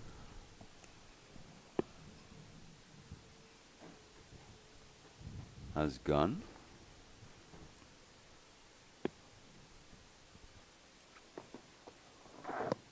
Katie. Not sure he played a shot there. No, I don't think Nyeem so. Young. We saw what happened earlier with that Nandu non-play. Seems like a long time ago now as Go, well. boys. Keep going here, And boys. that Come partnership on. between Nandu and Bishop. No.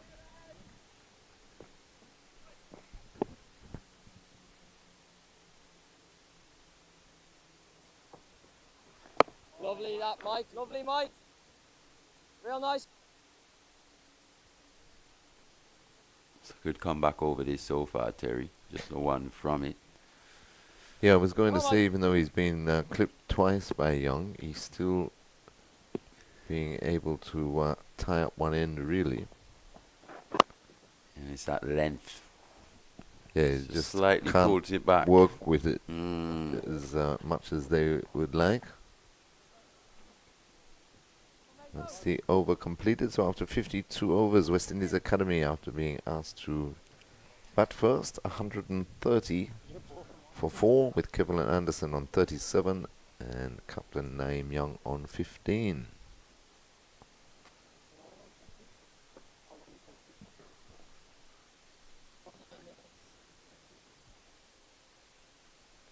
Still very much an intriguing contest. Nobody's really taken the bull by the horn, so to speak, as yet. So we're approaching tea on this first day. Tom Mayers back into the attack, replacing Leon McCarthy. Bowled 11 overs, 1 for 24 so far today, Mayers.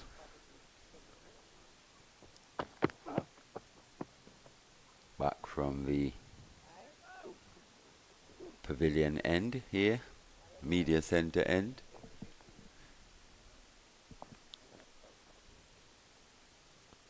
To me, it's not seemed like a stiff start to his over. Seems to. Yeah, he looks stiff, doesn't he? Yeah, just needs to get a bit warmed up here. It's not the easiest of conditions. It's been quite a hot day.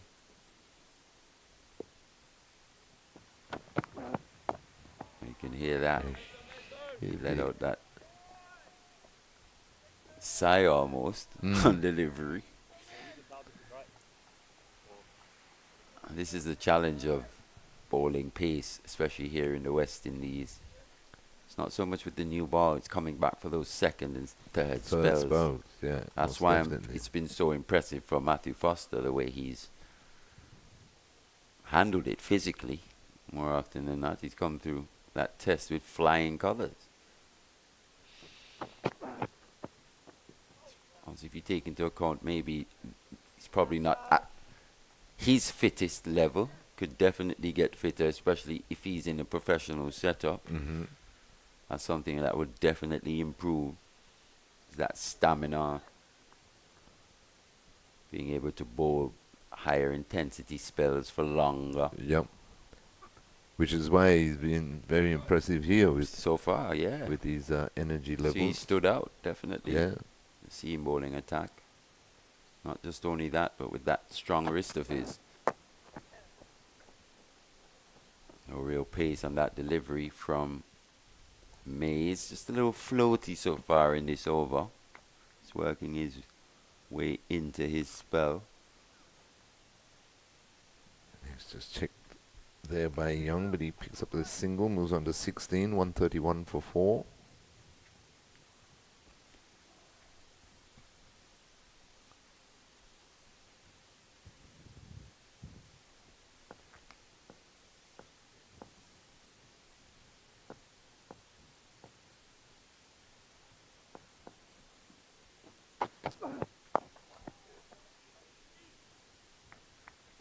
Nice looking shot again by Anderson, but straight to the middle fielder.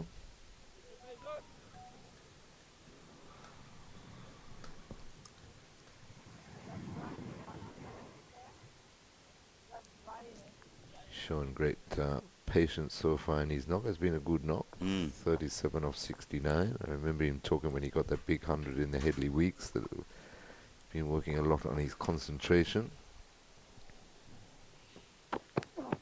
Keeping the levels of concentration up so that when he gets to 30 or 40 he converts into 50, and then 50 he looks to go on. He's got 79 in the first match of this series. Yeah, he looked really good as well doing it. Excellent. He looked, yes. 131 for 4, the completion of that Tom Hayes over. And I think he's a batter that tends to fly under the radar. I don't know why, for whatever reason. Could be just because of his style and the way he goes about things. He's quite a quiet guy, isn't he? Seems to be just all about the game and lets his game speak more often than not. True. Come on, boys. And with what we're seeing, you don't necessarily hear a Kevlin Anderson's name being bandied about as one of the next ones. Right. But I think he's right there, to be honest, considering what we have in the Caribbean in terms of our batting Well, prospects. I agree, man. I think he's more than right there. Yeah, You know, because he's he was right. destined to be on the A tour, The A tour, which yeah, suggests yeah.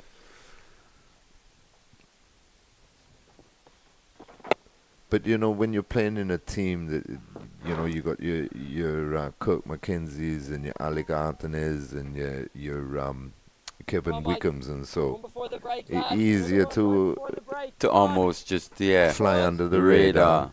But if you look at, But he'd be most solid out of probably a lot of will them, have the you best know. figures out of all of There them. you go. To yeah. be honest, Yeah, yeah. you check out his average, graduated to his franchise and getting a contract with the Guyana franchise. Right. Yeah. So he's one that almost seems like he's graduated from this academy to a higher level almost, if you want to say that. But I don't know. Would he be better off here in the academy as opposed to the Guyana franchise? That's a question worth asking, isn't it? Definitely, excellent question, and I suppose it'd come down to a question of selection. You know, you're just gonna put him in the franchise setup, but continue to hold him back, or you're gonna look to play him Exactly. 99 times out of 100. Especially with facilities and the like available to them here. And what are you looking for in your setup? Is he the type of batsman that you're looking for in the top order? Exactly. It's worth asking the question because it shouldn't really be a question, to be honest. If you graduate from the academy to your franchise, you should almost be going on to better things. Exactly, that's the idea. Isn't Yeah, it? that's the idea. In theory, but is it actually the case here in the West Indies? I'm not so sure. Right. And I think that's why President Dr. Kishore Shella was talking the other day about how the franchise system is going to be revamped, and they've got a It's probably committee looking at it as we speak. Yeah, as he was saying, I think what I took from that is it just needs to serve the purpose of Cricket West Indies a bit more. Exactly, especially when you're talking about $400,000 a month being pumped into the system, and it hasn't really delivered what it was supposed to deliver. And you're talking about 10 years now. Yeah. Yeah.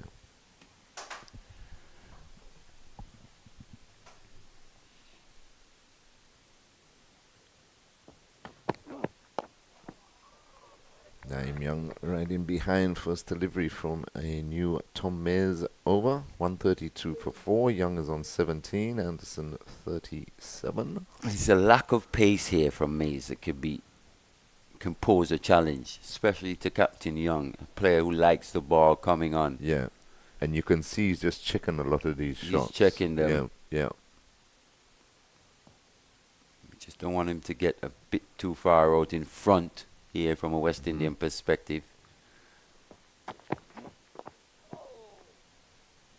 Clips that one down to a fine leg for a comfortable single. 133 for 4. He moves on to 18.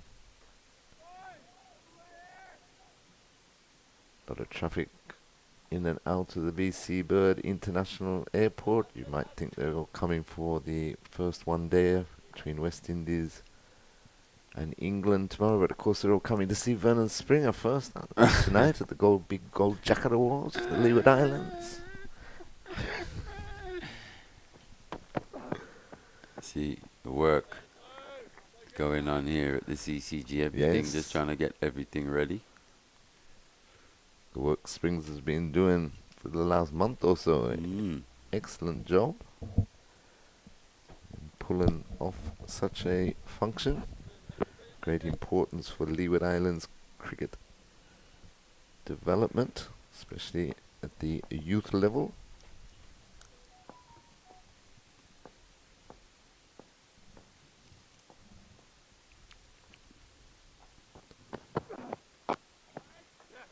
A run. Yes, very well run. Good sharp single there. That's what we want to see. A bit more of. I think if when Nandu was out there, he would had the ability to just do that, drop it and run. Especially with more attacking fields as well. Yep. There weren't as many Irish fielders in the outfield at the time, and it was just an area in which you think would really benefit him. Yeah, just playing with softer hands at times, just at times. Especially to those balls just back of a length, just go back and defend hard, straight back to the bowler. I think he's better than that, to be honest. Definitely. It's good delivery. In the red ball setup for sure. Yeah.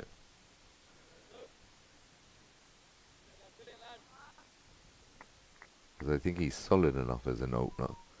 It's just a matter of manoeuvring the ball, rotating the strike.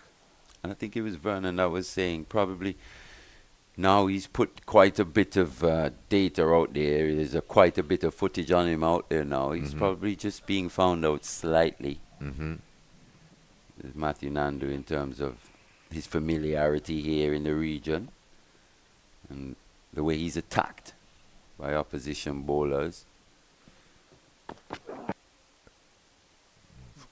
Clipped nicely by Young for another single. Moves on to 19. The score 135 for 4. At the end of another Tom Mayers over. So he's bowled 13 overs now, 1 for 28. Same figures as Leon McCarthy. I think that's going to be T. And that's T. So T here on the first day of the second 4-day first-class match between West Indies Academy and Emerging Ireland. And after being put into bat, West Indies Academy take T at 135 for 4. And we will take a break on 360 and be back with the final session of the first day's play in around 20 minutes.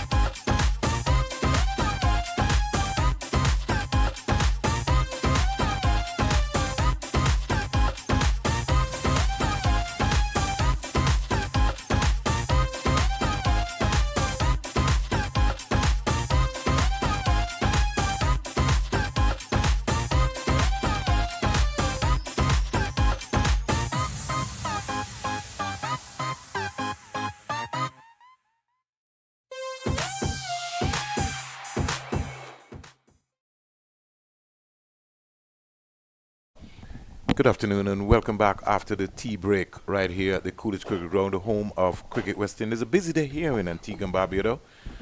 The Visibird International Airport. You know, tomorrow we're getting ready. England are here for the Christmas, and the West Indies are home for Christmas. It's the first ODI, West Indies versus England, being played 9:30 a.m. tomorrow morning. But we will be back here at Coolidge Cricket Ground calling the cricket. Hopefully we'll get a TV so we can see what's happening up at the Sir Vivian Richards Stadium. But in the meantime, at tea, the West Indies Academy 135 for 4. They lost the wickets of Wickham, O'Geese, Bishop and Nandu, and now Kevlin Anderson and Nyeem Young resume. Anderson 38, Nyeem Young 10, and all of the bowlers so far used today by Dhoni has taken a wicket, including Frost and the seamers. I'm joined by my colleague Terry, just to let you know that it's been a little overcast. It's been cat and mouse game, but I think it's more or less just cooling down the entire heat here. Frost starts from the CIU end. Slip in place. Short leg. And here is Nyeem Young just steering this down to backward point. Coming around there, looks like it is. Didn't pick it up very quickly, but they got an easy run. And just right after tea. The singles are so important. They've had to work for their runs here, Terry. As I say, good afternoon to you, Terry, after tea. Good afternoon, Vernon, and good afternoon to all our viewers and listeners. Yes, they have had to work hard, the West Indies Academy boys, but it was good intent there shown by Captain Nyeem Young. He'd be looking for a big session here to finish off the day's play, try and get the ascendancy. Ireland have bowled very well, used the conditions very well, and let's say they're slightly ahead at 136 for 4. But a good, intriguing day's play thus far. He's been given a role, Ashwin Ned role, and he's done it smartly so far. Different styles of bowling. He's not been able to, once he flights the ball, he's been hit away, especially by Nyeem Young. And I was saying, you know, Mali and yourself were on, and I was saying, you know, he had the long on and the long off right back. Kept one in and put one back. Yes, just to try and entice Young. Young played two cracking shots, it must be said, but it keeps a little bit of doubt in the batsman's mind if you keep one of them up inside the circle. They have been competitive, the Irish. Very. They've made the West Indies Academy team work for the runs today, taking away a lot of the boundary balls every now and again. I mean, right after lunch we had some back-to-back boundaries, and then, you know, Nyeem Young come up. Nyeem Young comes in, and his style is that he's going to a counter-attack. You can't take that away from him at all. 137 for 4. Very positive leader in his own right. He's on 20. He's driving up the mid-off. Mid-off and long on and long off right back onto the fence. He gets an easy single. That brought up the long off. Over completed after tea. They've added 2 so far, 138 for 4. Yes, and I think that would be exactly the plans of Nyeem Young. He would have spoken to Anderson, very reliable partner, good batsman in his own right. He's looking to try and keep the emergent island team wicketless here, or maybe just 1 wicket for the rest of the day. They try and build a partnership, put a decent first innings total on the board. Tom Mayers. That's loose there by Young. Yeah, he's got to restart it all over again right after tea. It's always that tricky period that you go through. Yeah, switching off and then switching back on. How quickly you can do that. Get your mind reset and concentration levels back up to where they need to be. Mayers continues with the 2 slips, backward point, cover, mid-off.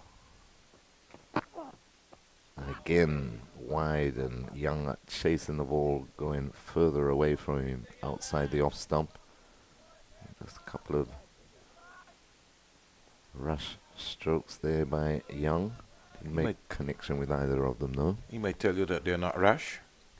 He may very well say, I'm working to a plan. Akeem Ogis caught the only bowl. Matthew Foster for 2. Matthew Nandu caught Carmichael Bowl Mayers for 35. Teddy Bishop caught Cummins. Bowl McCarthy for 16. And Kevin Wickham was bowl Frost for 17. Good leave. Bowling figures so far. Matthew Foster, has been a long day for him. 15 overs, 5 maidens, 32 runs, 1 wicket. And we have Liam McCarthy, 13 overs, 4 maidens, 28 runs, 1 wicket. Tom Mayers is now into his 14th over, 13.2 overs, 2 maidens, 28 runs, 1 wicket. You've got Michael Frost's bowl, 13 overs, 2 maidens, 33 runs, 1 wicket. And Scott Macbeth, 2 overs, no maidens, 14 runs, no wicket. So the views, more or less, them 6 bowlers to the point. Here is Young driving beautifully down the ground. Big on drive, in the air, but away from anyone. And down to the boundary for 4. That's how he's going to play, Nyeem Young. Yep, they can't cut you straight, and that was beautifully executed there by Young. Every time they pitch up full in his half, he's onto it like a flash. It was no different there. He moves on to 25. The score goes up to 142 for 4. Just change of conditions. Still light breeze fluttering across the ground, but overcast now. Ball darting around. Lovely out swinger there. Yes, Matthew Nandu would have batted for some 116 balls, hit some 16 boundaries off his 30. Sorry, hit 3 boundaries. 116 balls, hit 3 boundaries. 116 balls faced, like I said. Batted for a long period of time. Got out softly. Kevin Anderson looked like a man on a mission. 39 not out. His top score so far, 80 with 5 boundaries. The captain, Nyeem Young, is on 25 from 46. One thing for sure is that he's not going to hang around. If he does, he's going to get a big one, as they would say. boy, Driving this one in the air, going, all the way into the stand for 6. straight as a die. That one back over the bowler's head again, pitched right up to him, and he loves them there. Beautiful swing, full flow of the bat. So, just spoiling Tom Mayers' figures. 14 overs, 1 for 38. That's how crude the game can get. Score goes up to 148 for 4. Nyeem Young moves into the 30s. He's now on 31. Partnership also worth 31 so far between himself and Kevlin Anderson. Anderson is on 39. He faced the 80 deliveries. Scored 5 boundaries himself in those 80 deliveries. Come on, Mike. Come on, Mike. And looks like it's going to be left arm spin of Mike Frost to continue from the northern end. He'd be bowling to Kevlin Anderson. Got the short leg again backward of square. On the onside, and a slip. 2 men catching. Short extra cover as well.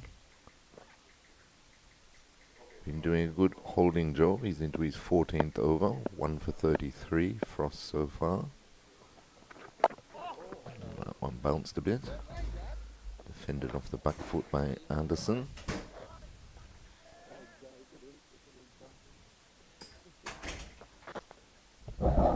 Conditions have cooled down quite considerably for the Irish boys. Oh, yeah. They look to continue probably their best day on tour so Yes, far, Mike, yes, apart from Mike. the win obviously in the first one-day match. But they've stuck to their task very well today and kept the pressure on West Indies Academy. Yes. Been following the football, Terry? No, not really. Arsenal, I think, beat Wolves to move 4 points clear. See, I always notice this, that you never, when Liverpool do well, they held Man City to a draw, wasn't it, last week? You never mention football. So obviously, I'm a Man United Liverpool fan. must have lost. Don't go there. Don't go there. You're a Man United. I know Yes, you're a I- Man United. You yes, had a good so- win against Arsenal, Everton last week. I'm a Man United fan. And they're starting to come back into some form, aren't they? After oh, being ridiculed and whatever. Okay, so I'm just reminding you. I was just only having a general conversation, Terry. I don't know why you feel like I have to come after you. I'm not into the banter, you know. I never know why you feel I'm always after you. Yeah, but you're trying to feel like I'm coming at you. 58 overs bowl, 148 for 4, maiden over there.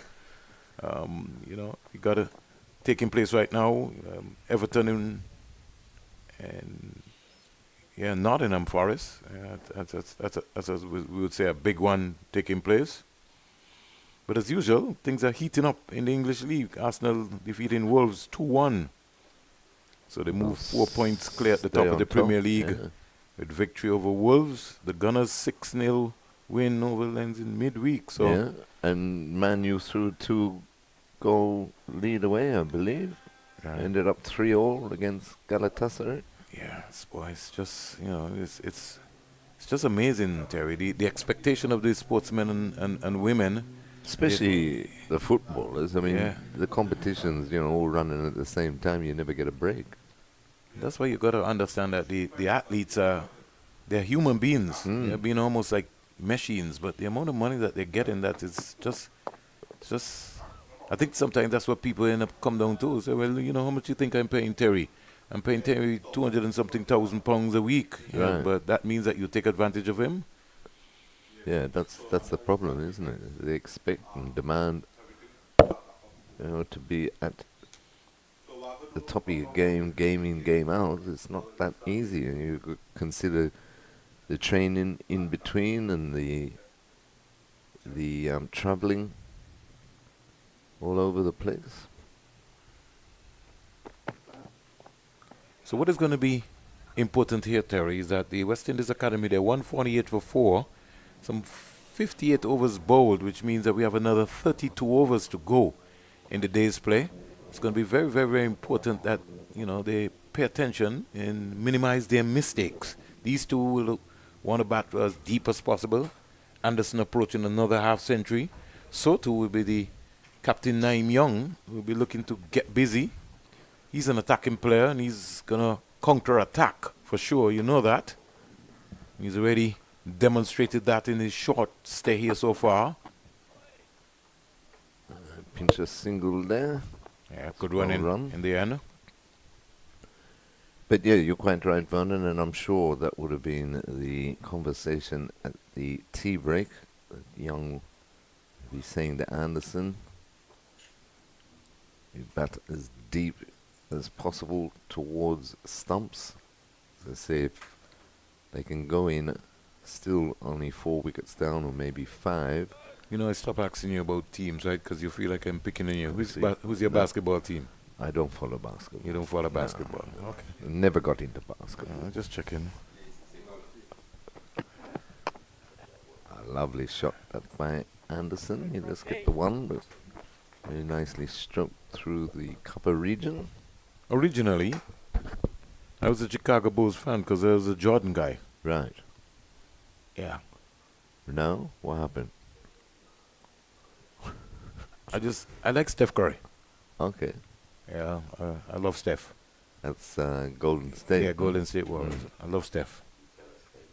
I think he's crazy. Crazy. Trust me. But that helps, doesn't it, in elite sport? You have to be a bit, man. This guy here he's amazing, man. Amazing. It's both hands. He can just come down, shake and bake you, and just shoot the ball Right. Well, apparently he's very good from the 3-point line. isn't from he? anywhere. Right, okay. From anywhere. It doesn't matter who's marking him, you know what I mean? He just comes down, wheels his way around, and he just enjoys it. He's just like he knows. Like he's also a good golfer. Plays good golf as well too. Like most natural sports men, that's their retirement peeve. But he's just amazing. You always got to keep your eyes on him whenever you look around. And what's amazing also, Terry, bang on target. 150 up for the West Indies Academy. 151 for 4 at the end of 59. Because of what happened in the World Championship the other day with the basketball, it's now put some pressure now back on the United States of America. So for the Olympics now, you realize now that all the big guns are coming out. So a lot of folks have put their hand up, including LeBron James, Okay. Kevin Durant, Steph Curry. Some guys saying, "Hey, we can't, that can't be right. We got to take back over this thing." But boy, what's happening in Europe is scary. Mally just remind me, Joel, how you deal with him? And what about this new boy that's about 7 foot tall or something? Oh my. Wembanyama. Yeah, he's gonna be phenomenal. But you gotta talk about the coach, man. How long he's been around, Mally? Well done, mate. 27, about 27 years Good stuff, this. with one Well played. franchise. Okay. That's a rarity. Coach or player. He's gotta got some shares in that, man. Oh, he doesn't own it yet? By now. Single here, spanked down the ground. He's a single. He's needing the mid-off back on the rope again. Yeah. Sort of kind of complex situation now for That's Ireland, because they would have been reminded the last time that they ran into Hurricane Joshua Bishop. Yes. He just took the game completely away from them, including Ewan Lane. There's no Ewan Lane today. But Anderson, who scored 79 in the game, as reminded by Mali, he would be thinking like, hey, I've got to be in this conversation still, and I need a big score. And if I can come out of the series, if Joshua Bishop can get 100, I can get 100 too. And it was a very important point that Mali did make, along with you, Terry. Anderson is just under the radar slightly. And the reason why he's under the radar is that he's got all the shots. But what I think makes him different is his mindset. He's hungry. When he scores big runs. You know, you could see it. He's got the appetite, and he never looks ruffled. No, and he looks like he means business all the time, and he looks like he's very settled at the crease. Here is Nyeem Young trying to beat the extra cover fielder. So he doesn't look at that flair, if you like, that you get from a Kirk McKenzie or a Artenez when he was playing in this setup. He just goes about his business, although, as you say, that's not saying that he doesn't have all the shots. Into the 60th over, 153 for 4, West Indies Academy. This partnership, the Irish don't see the importance of breaking it because, as you say, there's still Joshua Bishop to come. Colombo and Tuckett look good. Love a big score himself. So we've had 9 extras today. I think the Irish should have bowled close to maybe about 5 no balls, Terry, in the I day's think play. so, yeah. Sort of strange, really, but that's sometimes when you're striving for extra. One thing I can say, nobody can't say that they have not worked hard. They've No, most really bent their back. Very much impressed. I like Foster.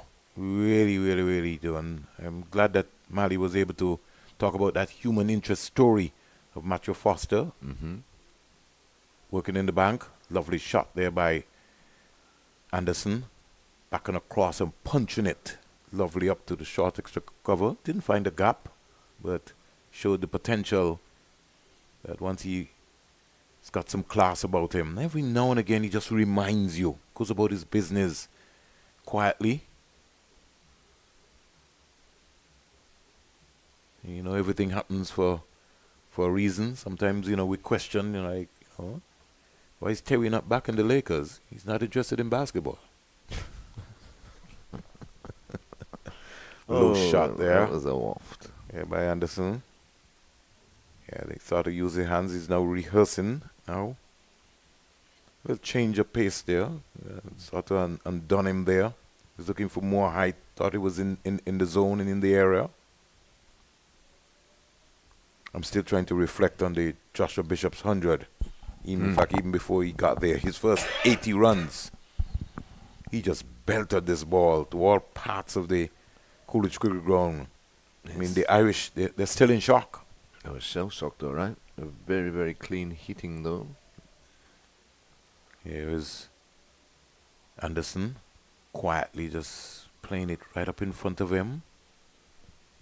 Looks like Foster is warming up down on the fine leg boundary. He's had a good break. Probably hasn't bowled for about a good hour and a half now.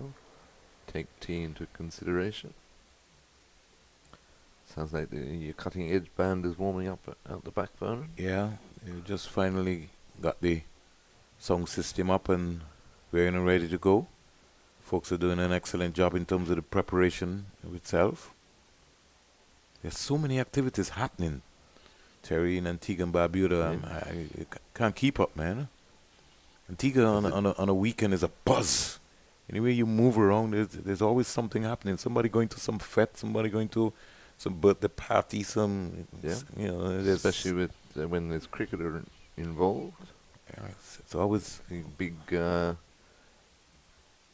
Big dinner at Catherine's Cafe down in English Harbour next week before the second ODI. yeah. That's the one that they're going to be no ball here. Mary Abbott pulling up Tom Mayers. And talking about that's also another area of concern that I feel that we also need to address here in the Leewards. And so while Leeward Islands Cricket Board is awarding the gold jackets, got to be able to also find a way or a fund to set up for players who would have represented the Leeward Islands over the years. Players maybe who might have hit hard times and need that kind of support, because that's always important. I mean, if you look back, Terry, I don't know if you would have known the story. Jim Allen's career, after a ball hit him in his eye, he was 33 years of age. That was the end of that. You know what I mean, that was factually part of life. You know, but those are things that happened. So in your next modern day generation of cricketers coming up, you have to seriously think about those things. Or do you help those guys, or you set up a pension fund? Definitely some kind of fund. Yeah, that can be able to, support those guys. Yeah. Guys like Livingston, Lawrence and company. Ralston Otto for that Ralston matter. Yeah. Have to look after our sportsmen and women. Full toss. Shot. Lovely shot down the ground. That was a gift. And Anderson is not going to miss out on that gift. He just spanked that down the ground. Kept his balance, kept his shape. A nice straight bat. Yes, that was like throwdowns. He's getting warmed up in the morning. And he dispatched that. He goes to 45 and the score at the end of 61, 158 for 4. Yes, and he's looking better and better as his innings progresses. As the sun returns to Coolidge. It's almost kind of strange to Mally. I find that, not Mally, Terry. Weeper has been very, very, very, very quiet for the last couple of years. I would like to see some more bubbling activities happening around, about Weeper, introducing new concepts. I'm talking about even in the Leewards and Windwards, the role, what is the real role of Weeper?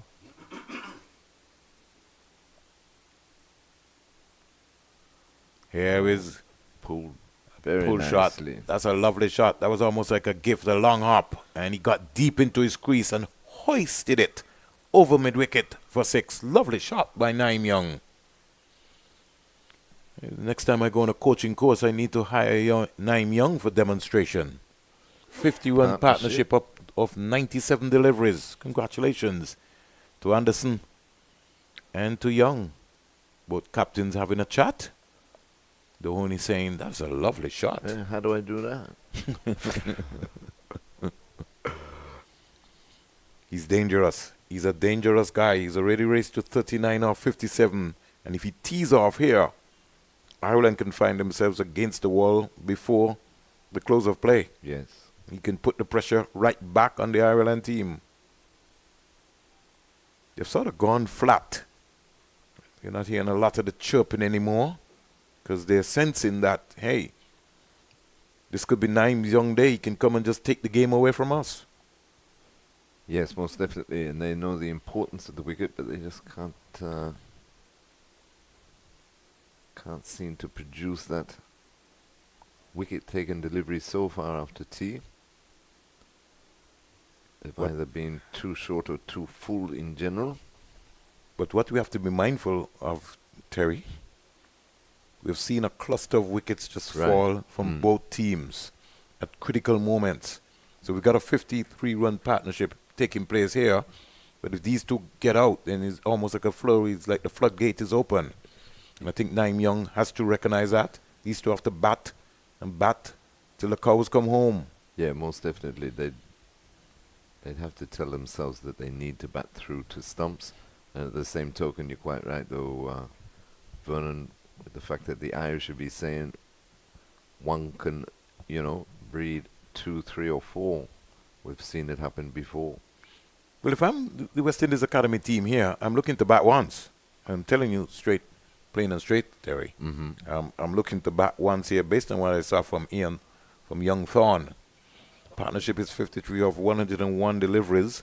So I want to bowl twice here, and I'm making sure that I bat once on this track. Yeah, definitely. And, possibly, they, as Marley and I were saying earlier, they get around 300 plus. It's gonna be a strong challenge for the Irish boys because we've seen it. With they're more prone to a collapse than West Indies, and the batting has not really come off on tour so far. But Isaiah Thorne the other day, he had them in all sorts. I don't think they saw a ball bowled. Brilliant spell of bowling.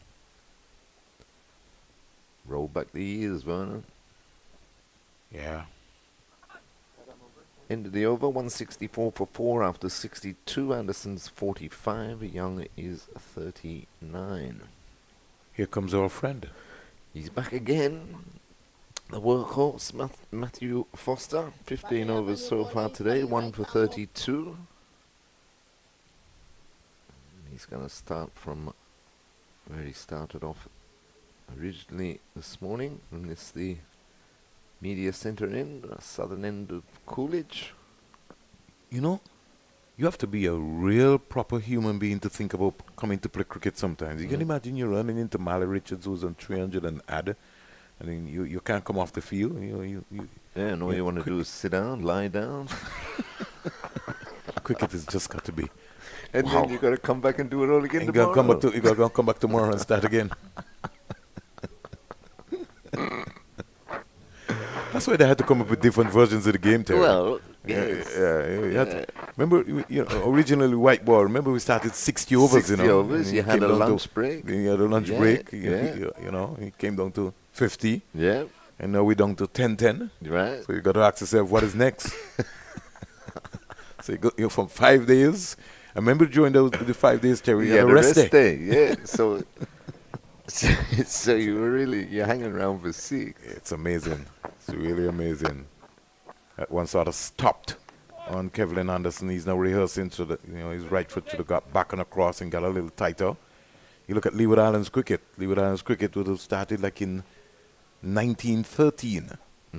You're talking about between two World War I and World War II. Right. You got to understand the oldest institution quite easily.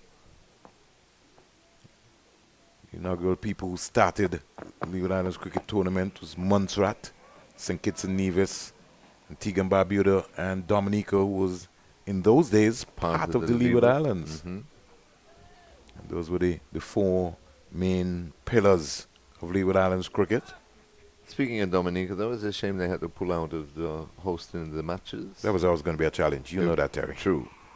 But they did well to put their that was always name up in the first place. That was always going to be a challenge. Yeah, not easy.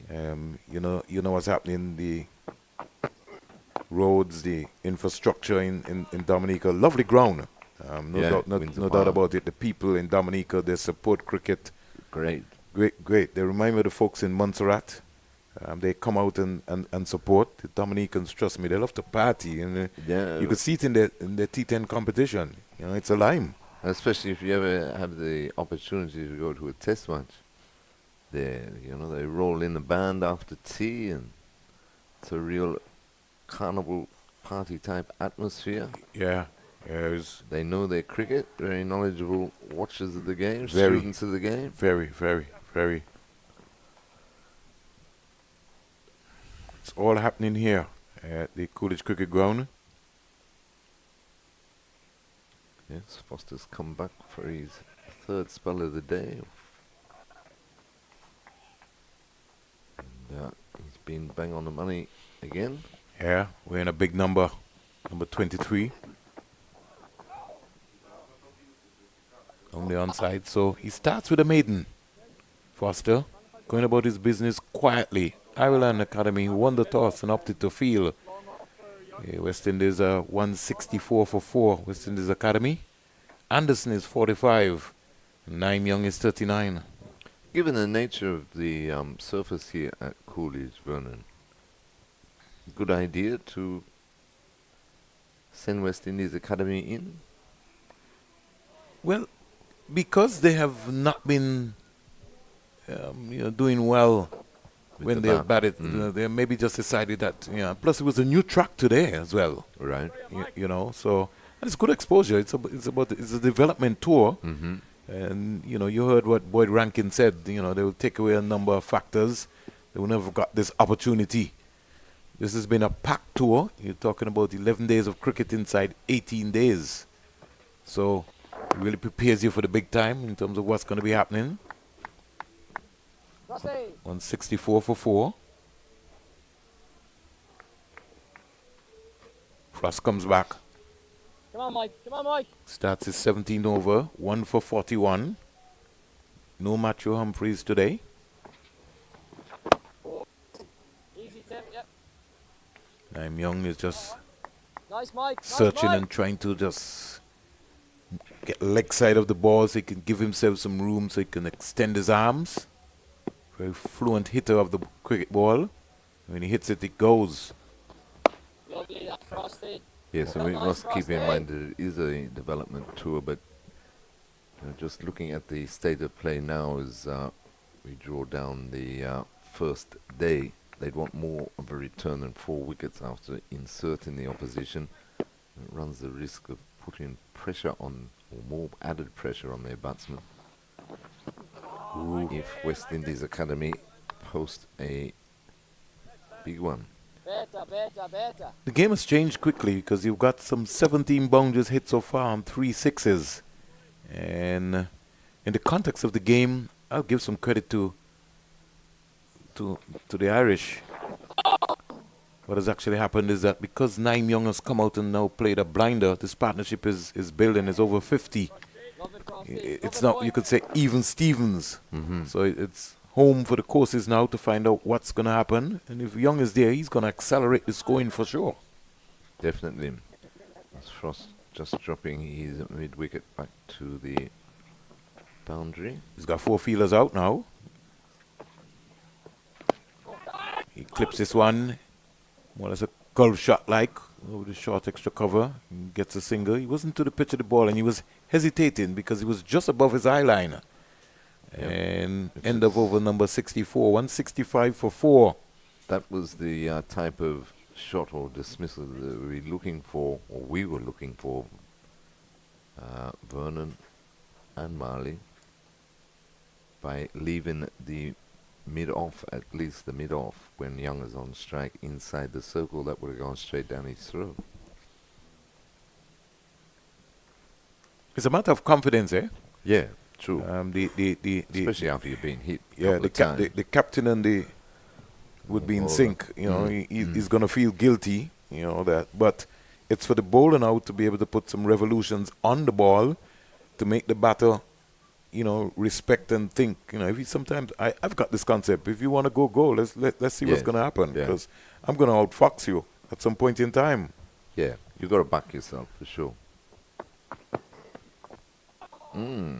finds the edge, drops in front of a diving second slip who kicks the ground in disgust, but he did well. Didn't have any pace on it. No, It was a slow leg cutter. I think he hurt himself though because awkward bounce there, but he did well, put his body on the line. Once again, these Irish boys are not afraid to get behind the line of the ball. We're in the 12th month of the year, Terry, and the ground is hard. Very hard, rock hard. There's no luscious grass No, out, it's not. out there. It's Coolidge. It's not Malahide.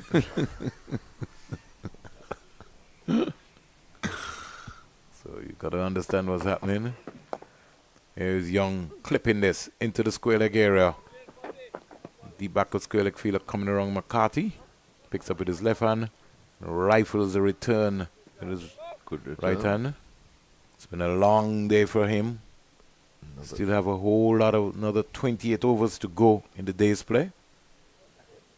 Nyeem Young moving on to 42.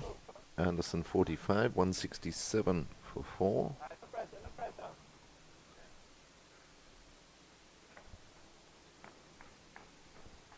Good counter-attacking partnership this between Young and Anderson. Threatening to take the game away from the Irish. Definitely. In the meantime, right now, he's gone back into his shell because he's thinking about a half century here. Both are. Yeah, and I think both of them are thinking about batting at least right through to the end of the day. Well, it sends a message if you can bat. If you can do that, yeah, with 28 overs to go, if you finish the day on 225 for 4, Yeah, you would have done your work especially after being sent into bat. Mm-hmm. So that is key. That's going to be important.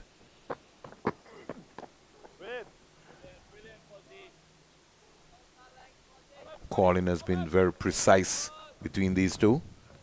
You can hear it on our stump microphone. I can't help but commenting on umpire Maria Abbott. No, she's done an excellent job so far today. You Yeah, always tell a good job when you don't recognize them. You know? Yeah, well, you can't intimidate females anymore, right? And Apparently she's not. certainly kept her cool. I'd love to see her come for the cool and smooth T20 tournament like Jacqueline Williams. The coolness of the lady. She just used her hands. And you can tell she looks like she enjoys her cricket, enjoys the game, which is very important if you're going to stand out there all day. She's like an eagle, and she just tells you, it's cool, just take it easy. Mm-hmm. It doesn't raise her voice. And she's smiling. This is good. Good for West Indies cricket. Ooh. Almost inside it, half of the bat. And getting an easy single. So these two Good call. putting some pressure. He's now signaling he wanted to clip that one over there. End of over number 65. 169 for 4. Anderson 46. The top score so far. Nyeem Young 43 from 73. And these two, more or less the senior pros in the academy team, having a conversation. Yeah, they put on 60 odd now for the fifth wicket. Exactly what the doctor ordered as far as the West Indies Academy are concerned. Don't think Kevin Wickham will be sleeping very well tonight. Going home on that team bus. I would love to be on that bus. I just hope that when he scores runs, it will be in Antigua. I want to be here to see it because I just get so disappointed every time he just he's a young man. throws Give it him- away. Don't worry, we gotta keep bolstering him on. He's got the talent. He's got the ability. No question about it. He's got a closet full of it. I think it is to a point, you can imagine you have all the shots. But your mindset has to change. You gotta love Yes. batting. You gotta put a price on your wicket. When you go to bat, you gotta say, hey, nobody's gonna get me today. So you gotta, especially bowled. Yeah, Oh my gosh, that's like a cardinal sin. yeah, Max Malley Richards, they had to pay. 2 in a row. We had this rule in the Leeward Islands under 15 team, late Hayden Walsh and myself. Yeah, you got out bowl, you got run out. Both persons had to pay. Pay, Drop the catch, you had to pay. You had to set the bar. So folks, put a price on your wicket. Got to defend your castle. Ooh, got away with that one. Pointed there. Anderson didn't find the gap. Hit it well enough, but didn't find the gap. Yeah.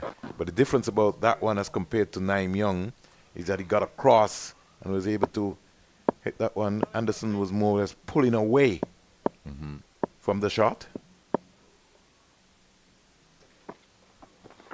Lovely that, Frosty. Starts all over again.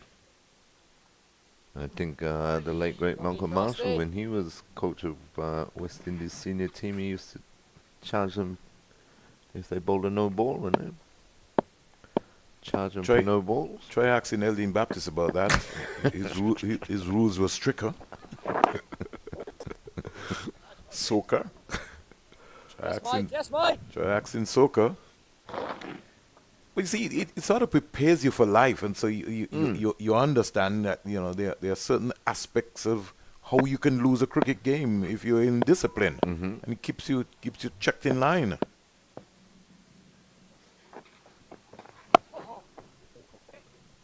Oh, another misfield. Died over the top of that one. Yeah, and you can't say it was on a bumpy field here at all. No.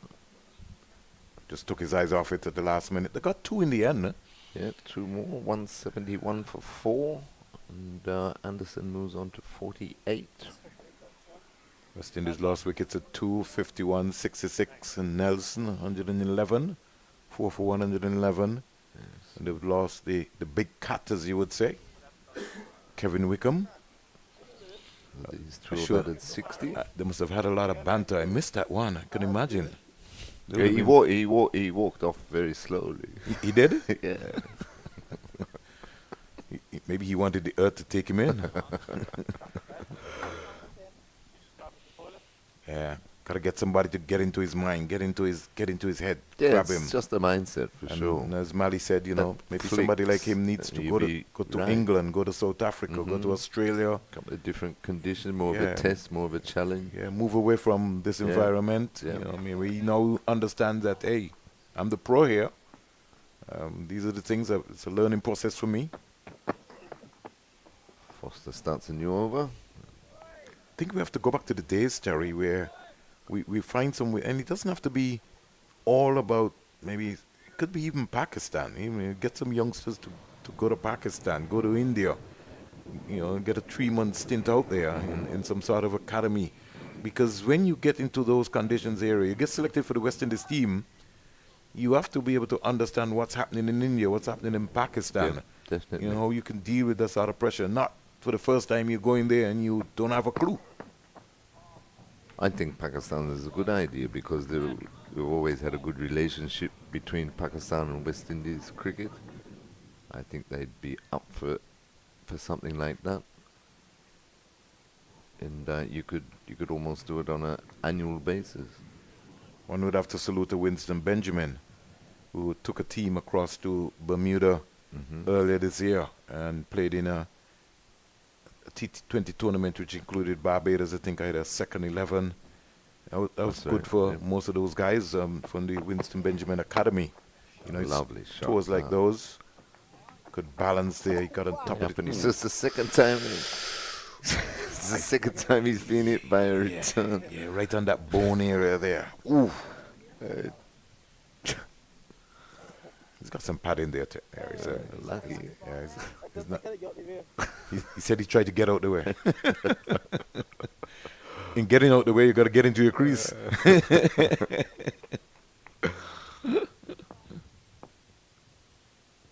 afternoon to the folks all over the Caribbean, all around the world, wherever you're listening or viewing us. We thank you very much for joining the Cricket West Indies YouTube channel. Busy day here at the Visi Bird International Airport. A lot of traffic moving through. Yeah, traffic hasn't stopped all day.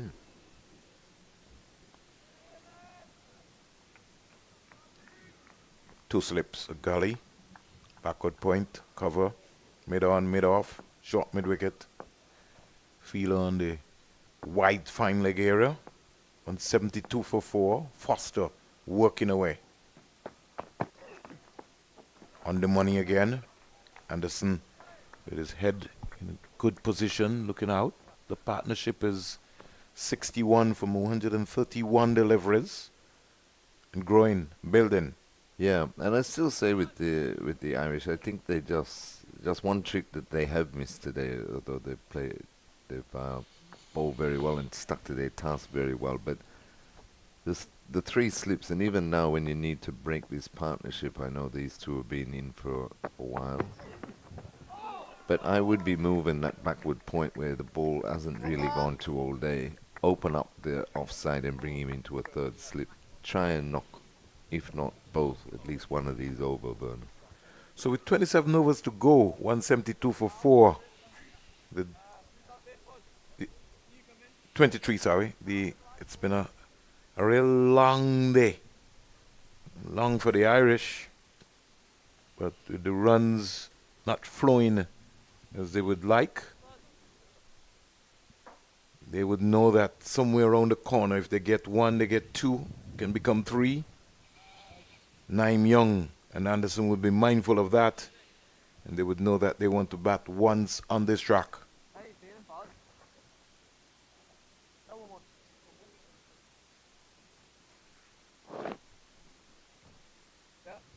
on. Frost will continue from the northern end, 1 for 44 of 18 overs, and this has been a rather long spell for him. Been doing a good holding job in general. I think this is unfair. You've got Foster in a square leg after he's just running. He's in the fiery line. Young forcing this long to long off. Gets a single. Goes up to 45. It now brings Kevlin Anderson, who's been like there for a long time in the 40s. Terry, it's almost like we forgot him. True, 2 away from half century. I think he's batting time more than anything else here.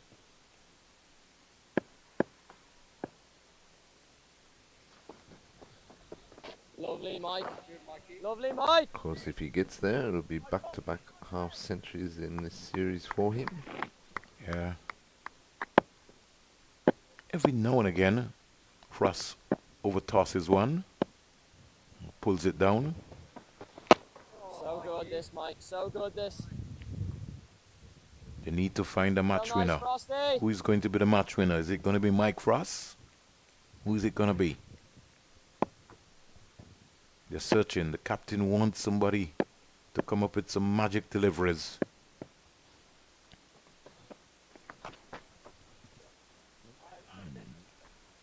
Hit that well enough, but can't pierce the field.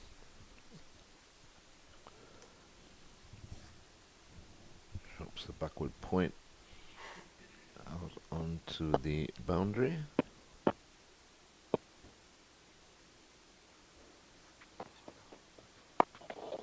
And that is very intelligent batting as he just opened the face, rolled it off past the slip. With the backward point on the boundary, comfortable single to go on to 49.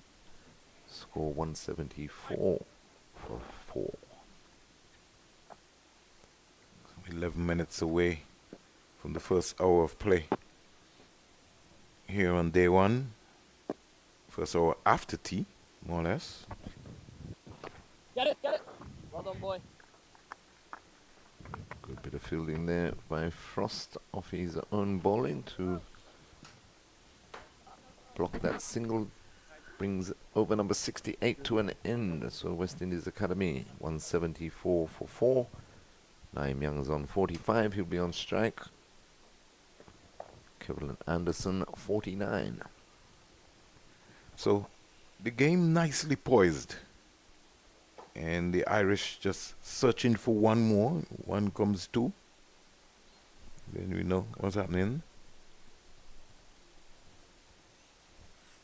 174 for 4. Some 68 overs bowled.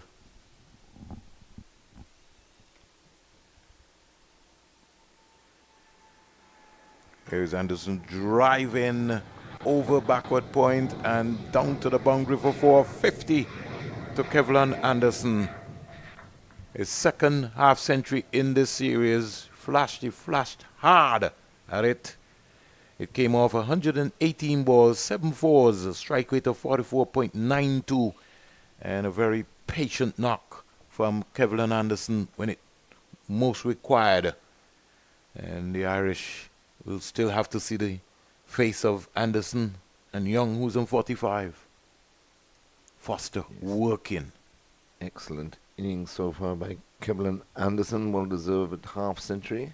2 slips go down. Here's Ahoy. Anderson clobbering that. Over mid-on and down to the boundary for 4. 1 bounce for 4. So he's going to move into overdrive into another gear here. Yeah, that was well pitched up by Foster, but swung through the line by Anderson. Excellent shot. Back-to-back boundaries. Back-to-back 50s. Back-to-back championship. And driven lovely. Lucky Wow. he got his boot to that. Save 4 there. Mm. That was hit very straight.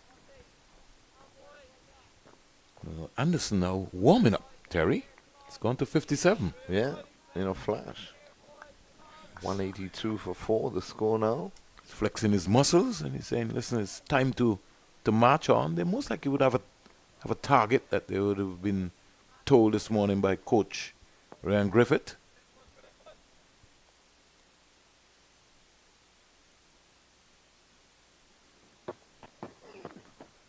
Driven, again. beautiful shot. What a lovely on drive by the young man.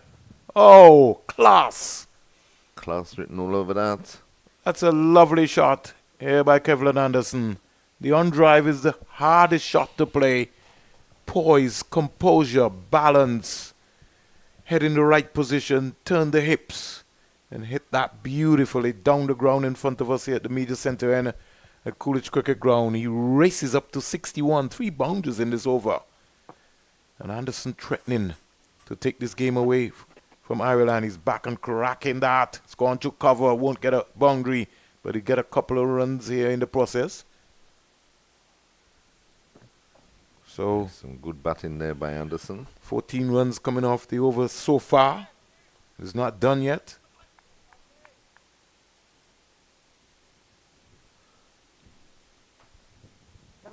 Yes, and it's coming off emerging Ireland's most reliable bowler, best bowler, you'd have to say, in Matthew Foster.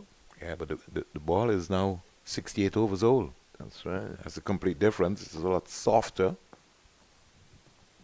Not much happening. Pooh. This man is like a wall. Over. He's calling for something else. Over completed, 69 bowled. And the West Indies, they race on to 188 for 4. And although the current run rate has been below 3, Terry, it's still a healthy comeback here by these two. Yeah, most definitely. And as we were saying, they can add another 40 or 50 odd tonight of the remaining 21 overs and still be 4, at worst 5 down. And they'd be very happy with that after being sent in. And 4 wickets down for 111. Would set them up, but the Irish boys must keep telling themselves they need to keep going, see the day through. A couple of wickets here. Drag them back into the contest. Frost starts again. Starts his 28 over 1 for 46. Frost.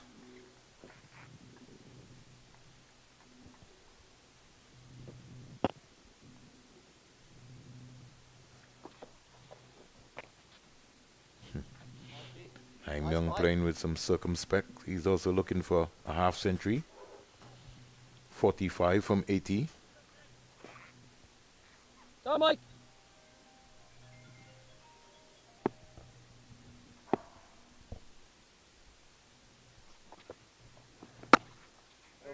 Very good. The bat looks as broad as St. John's as he comes forward. Yes, he seems to have settled into a nice little innings here by the captain.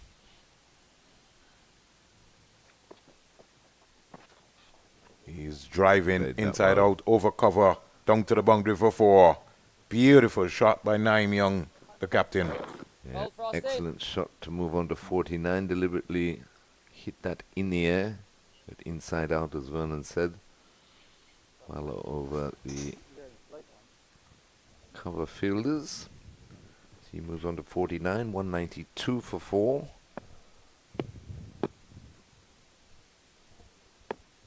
Young 49 waits. Oh, where did that come from? Yeah. Some overspin there on that one. Let's look at the replay. That ripped. And that's why it's important for the West Indies to just bat once here on this track.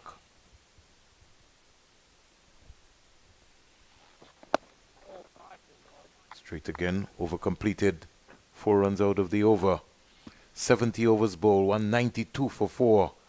Kevin Anderson is 63. His captain, Nyeem Young, is on 49 from 84. And the Irish have gone quiet. Yeah, and that's what we were talking about earlier, Vernon, that, 60 odd for 3 and then 100 or 111 for 4. Got to put a bit more pressure on. We saw it just then. He was saying that they had the short leg in all the time to the spin of Frost. He could even afford to put in a silly mid-off. That one pop in there. He would have been in with a chance. We've seen a couple of, times where fielders in the right positions, a bit more pressure, a bit more attacking fields. They're more or less waiting for West Indies Academy to make the mistake rather than them trying to be proactive and dismiss one of these two batsmen, because the partnership now is into the 80s, 81 they've put on. And if it gets any bigger, bat them out of the match. McCarthy comes back. He's bowled some 13 overs, 1 for 28. He's gone about his business in a very efficient way.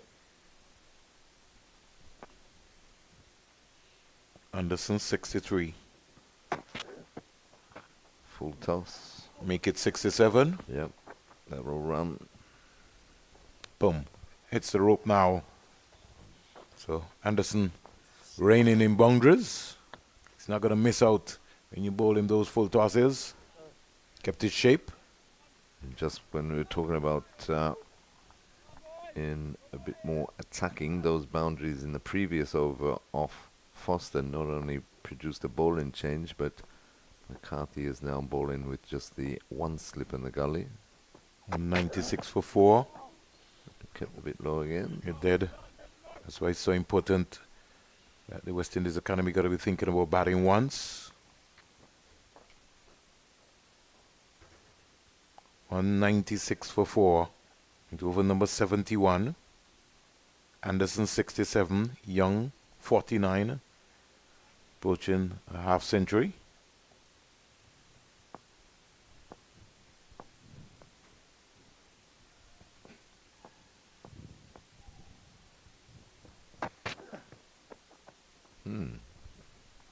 Lack of pace.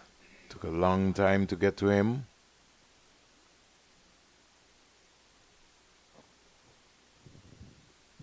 Despite the high proportion of boundaries in the latter part of the innings, Liam McCarthy has managed to bowl some 13 overs. He's into his 14th. He's got 1 for 32. So he's not been in the carnage yet. No, and generally all seamers have done well to keep the run rate under 3. Here is Anderson losing his shape there. He's going for an extravagant big drive. Left foot didn't come out to the pitch of the ball there. He didn't turn the hips. It was more or less the hands. He just tried to hit that one a bit too hard. 22 boundaries have been hit so far by the West Indies Academy team. After they started slowly this morning, took a long time before they could have got on their bikes. But when they did, they certainly exploded with 3 sixes. Here's Anderson clappering that. Sharp. Pass cover for 4. He hit that with some power and authority. Anderson goes to 71 as we look at the replay here. Crack. Lovely shot through the cover region. Lovely way to bring up the 200 for West Indies Academy. 200 for 4, and Anderson moves on to 71.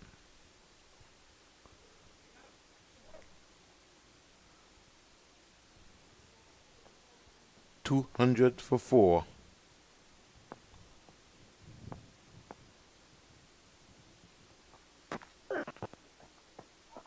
Down the onside, good take by the captain Dhoni. Good take, yeah. Diving away.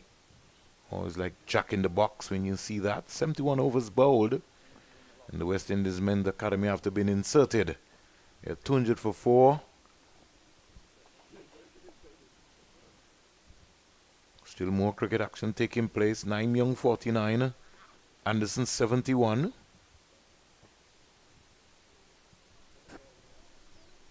Yes, and the run rate just improving slightly up to 2.8 now.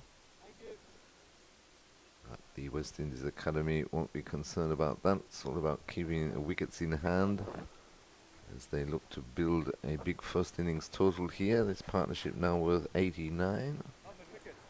And going very strongly. They haven't been in any trouble really since the tea break.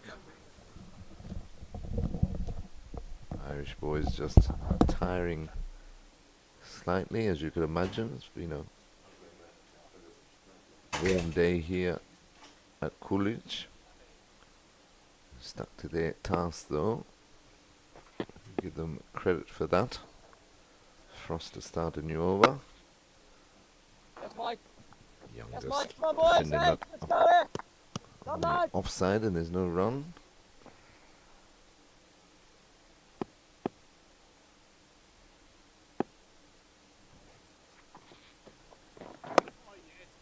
Yes, Frosty. Young, of course, Frosty. on 49. Just one away from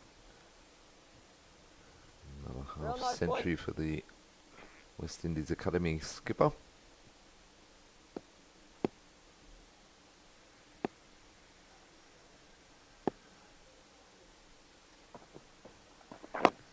And turns that into the mid-wicket region for the single, and that completes Nyeem Young's 50. So well played, Nyeem Young. 50 runs, 87 balls, 3 fours and 3 sixes in the innings so far. A strike rate of just over 57. Score moves on to 201 for 4. So both these batsmen bringing up their half centuries in this final session, which has been all West Indies Academy thus far.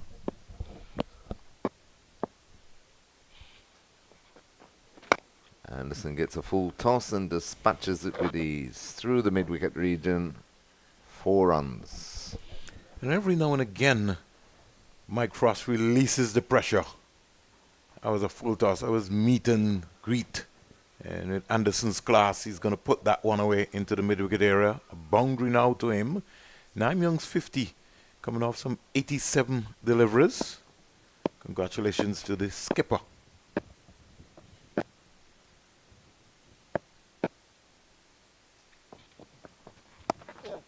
Lovely deft touch this time by Anderson as he plays that down to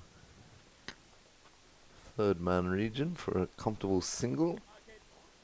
Here's 87 deliveries, 3 fours, 3 sixes. So 3 of each for the boundaries in that Nyeem Young 50. Anderson's moved on to 76, 206 for 4.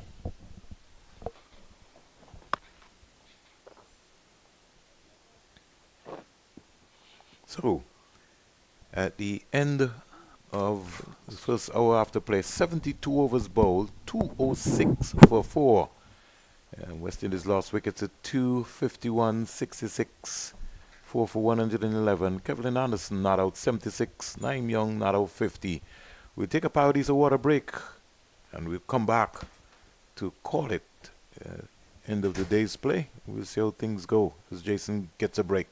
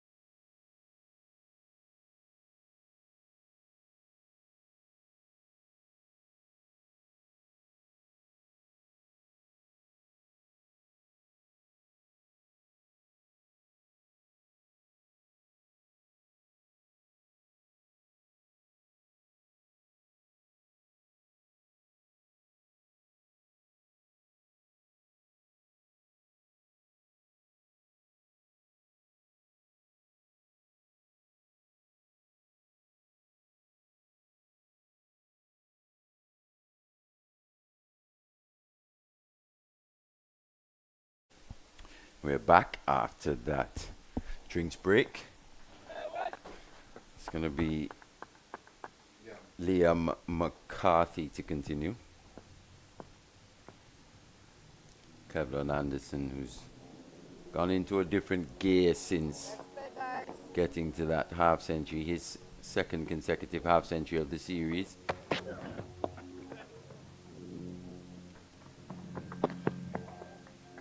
Scamper through for yet another single. Moves to 77 now. The previous over, captain Nyeem Young bringing up his half century. And how well he's played. Came to the crease at a sort of precarious time for this West Indies Academy team. But he's been positive, 50 from 88 deliveries. He's looked to score at every opportunity. And from a West Indies Academy perspective, you'd hope this pair can see them through to the end of play.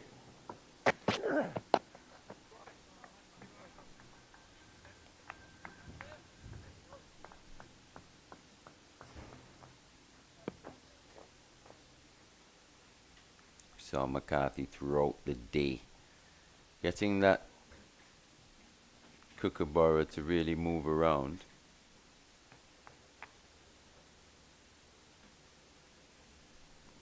So far in this spell, no real movement for the young man. That's a good delivery though. That's what's been good from this West Indies Academy team, especially in this partnership. They've scored off good deliveries, Terry. Most definitely, Marley. Good afternoon once again to everybody. And they've rotated the strike a lot better too.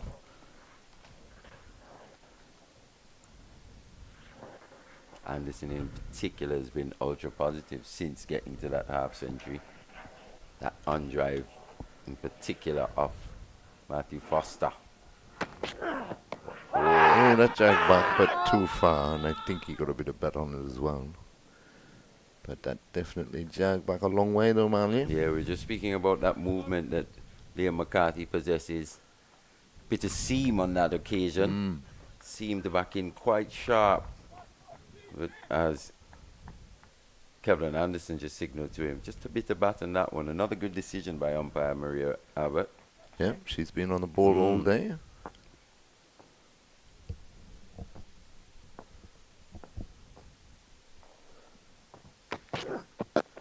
Full toss. Doesn't get it away this time though, Anderson.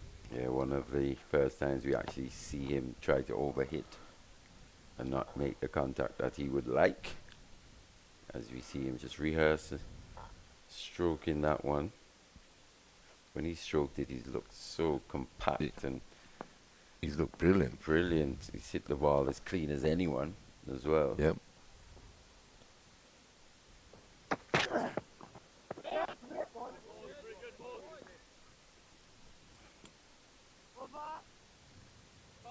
Another one that jagged back, but he was up to the task this time. Anderson right in behind it, but about over there by McCarthy. He's worked hard as well today. 15 overs, 1 for 38. 208.44. Yeah, he's been quite steady. He's been threatening at times.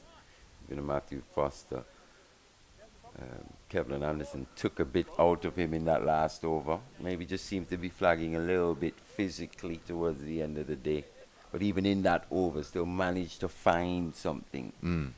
Which tells you that this guy, as he improves his fitness and his know-how, definitely could be a dependable performer for Ireland in whatever format. Yes, they've definitely got 3 or 4 that they can work with. Nice, Frosty. But Nice, it's Frosty. it's getting into a not too dissimilar position normally from day one of the first 4-day match where they couldn't get the breakthrough with Anderson and Teddy Bishop on that occasion. And of course that partnership then blossomed the following day into a 152, and you just get the feeling that if they don't make the breakthrough Frosty boy. tonight, they're Up it, setting Frosty. themselves up for Go, boy. a long morning tomorrow. Yeah, that's for sure, especially on a pitch that I think will probably get a Play bit better. quicker. Yeah. Be even better for batting Ball, micro ball. as the day progresses. And then you think back to Isaiah Thorne and that spell even on that third morning. Yes. And what he can possibly do with that new ball in hand on such a pitch. Yep. As you said, breakthrough needed from an Irish perspective here. Not like that though. Too short and pulled away very nicely forward of square. Did it go all the way? It did. Second time we've seen that from Nyeem Young. Once again, not as short as you'd think, but using that depth of the crease. Good footwork from the young man and managing to get under that one. Brings up the 100-run partnership. 100-run partnership between this pair. As we said, it was quite precarious at one point. 114 for 4. Yep. Could have gone either way. I think it was me and you that were on. You and I at the time. And you saying said 135 for 5, 6 or 130 so, for yeah. 6. Could just push different it, ball game. yeah, into the Irish direction. That stroked beautifully, but What a cover difference an feels hour with makes. as well. Yeah, exactly. The beauty of the game. Yeah.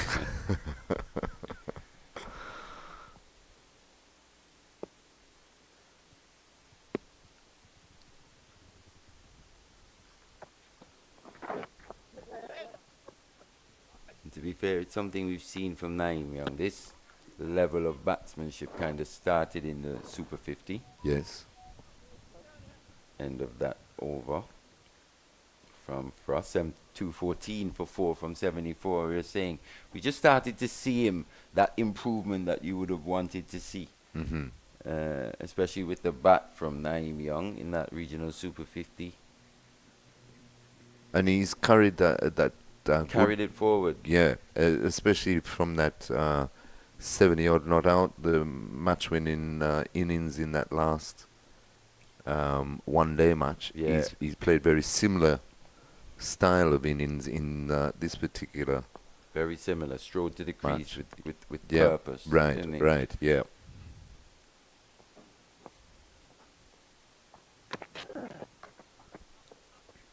McCarthy continues from the media centre end. Anderson well in behind that one. It's important that they don't relax here, though. That the job isn't necessarily done, as he said. They should to cement this position of strength. The West Indies would probably have to go through to the end of play. They're only 4 wickets down. Yeah. And if you're a West Indies cricket fan, that's what you'd want to see. That one just scuttling through. Yeah, with these two well set, you'd want to see them bat out the remaining 15 16 overs or so in the day, and that would really give them a position of strength. You're looking at another 30 or 40 runs, say, in that time, bring them close to 250, 240, 250.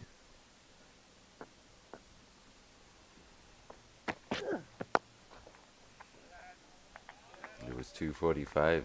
That's been the top score from the Irish on this tour in either format, in both Right. the ODI series and the first class matches. And that 245 that you speak about, Mali, that took a lower order partnership, didn't it? Of 109 for the ninth wicket. Right, Yeah. right. Murray Cummins actually scored 100 in that game. Hmm. Got 90 odd as well in the first innings for them in the first class match as well.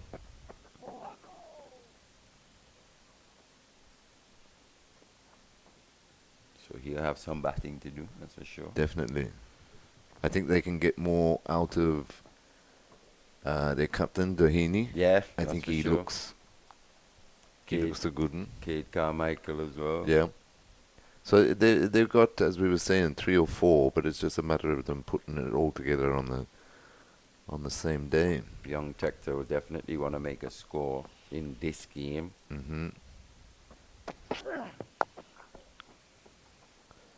Well played there by Anderson. Didn't try to overhit it. They got the backward point on the boundary, so it restricts the scoring to 1. Score goes up to 215 for 4. Anderson moves on to 78. Of course, he made 79 in the first 4-day first-class match last week.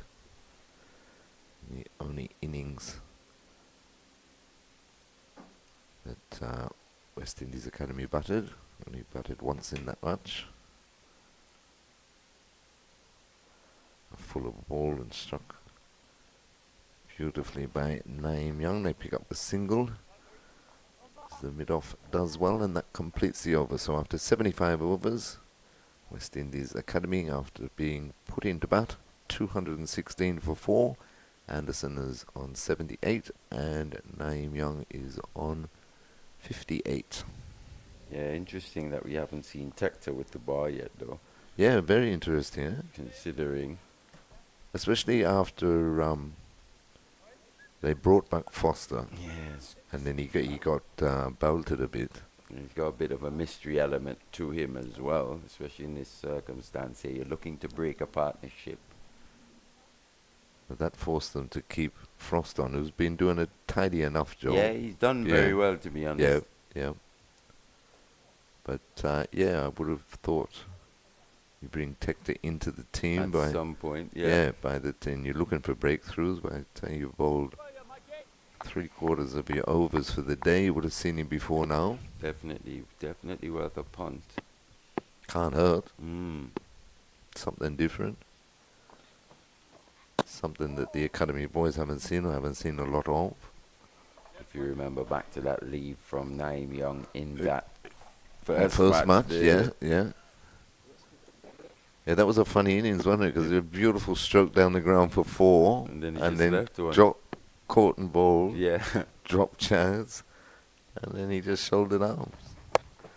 He's not shouldering arms there, though. Again, Frost dropping just a fraction short, getting deep in his crease and whipped that through the mid-wicket area for another boundary. Yeah, this time just picking up 4.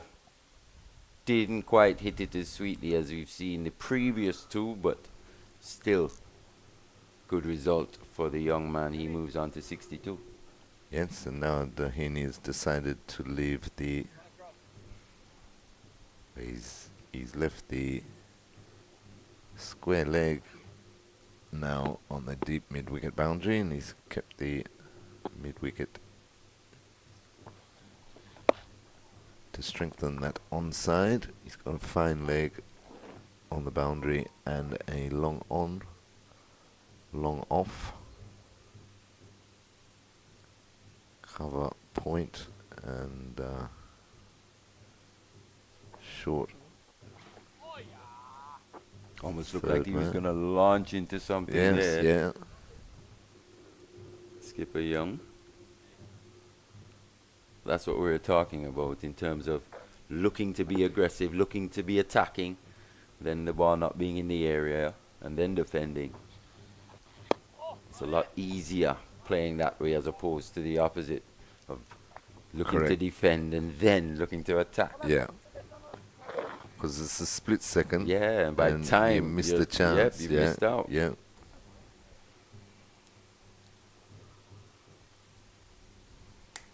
But they keep Matthew Nandu in this format.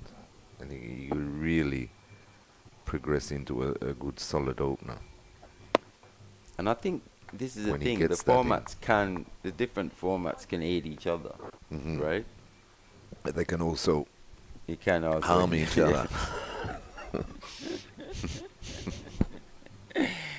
Yeah, but it's mainly his fluency that Yeah. needs addressing, right? And just realizing that take one and be happy. At least you're still turning the strike over. As we were saying earlier, especially if you're batting with a right-hander, And which get- you're going to be the predominantly, you'll be batting with a right-hander, you being a left-hander, you know, messes up the bowlers' lines and so gives them something else to think about. And also getting maximum value for his shots. Yes, yes. That weight transference at times just a little behind where it should be, especially onto that front foot to get maximum value for those drives. Just leaning back slightly at times. And that's when that pressure's built of him not scoring. And we're going to see a change. We're going to see spin for the first time today from the media centre end. Scotty Macbeth into the attack. Only bowled 2 overs previously for 14. They're looking to be quite aggressive too. He was pulled away a couple of times actually by Kevin Wickham. Was pulled and driven. A fairly spread field though. 2 men out on the onside. I think actually, unless Texas carrying something, this would be a good time to actually give him a right, ball. yeah. Good call. Person on the field went on the cover point boundary as well, so 3 out for Macbeth.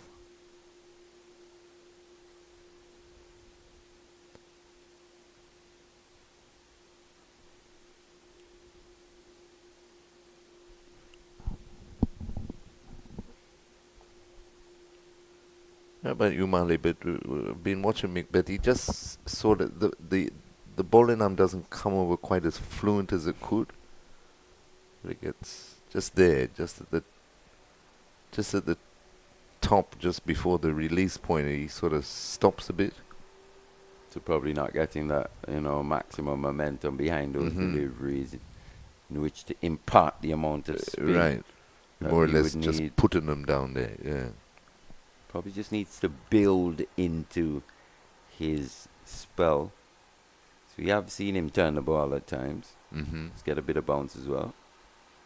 That's a floaty one though. Full toss, and Nyeem Young says thank you very much as he crashes that past mid-off for 4.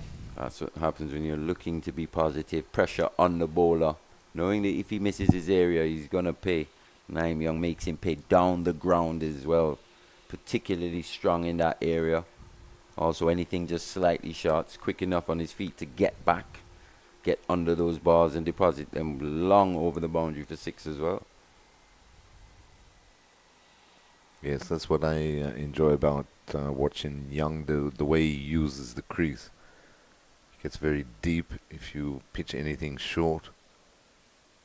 Moves forward well. 225 for 4. He's moved on to 66. And he's sweating on that one. And good effort there on the boundary. Diving attempt at long on, who had to run around 5 or 6 meters to his right. He did. He had a shot at that one, Tom Mays. Really did. Bit of a chance, but just getting under him. He didn't lay a glove on it. Went under him and into the boundary for 4 to finish the over. So Young moves on to 70. Score 229 for 4. Yeah, and from an Irish perspective, they would have needed that one to find the hands of Tom Mays to break this partnership, which is threatening now. Take the game away from Ireland after battling so hard for most of the day. Exactly. 13 overs remaining.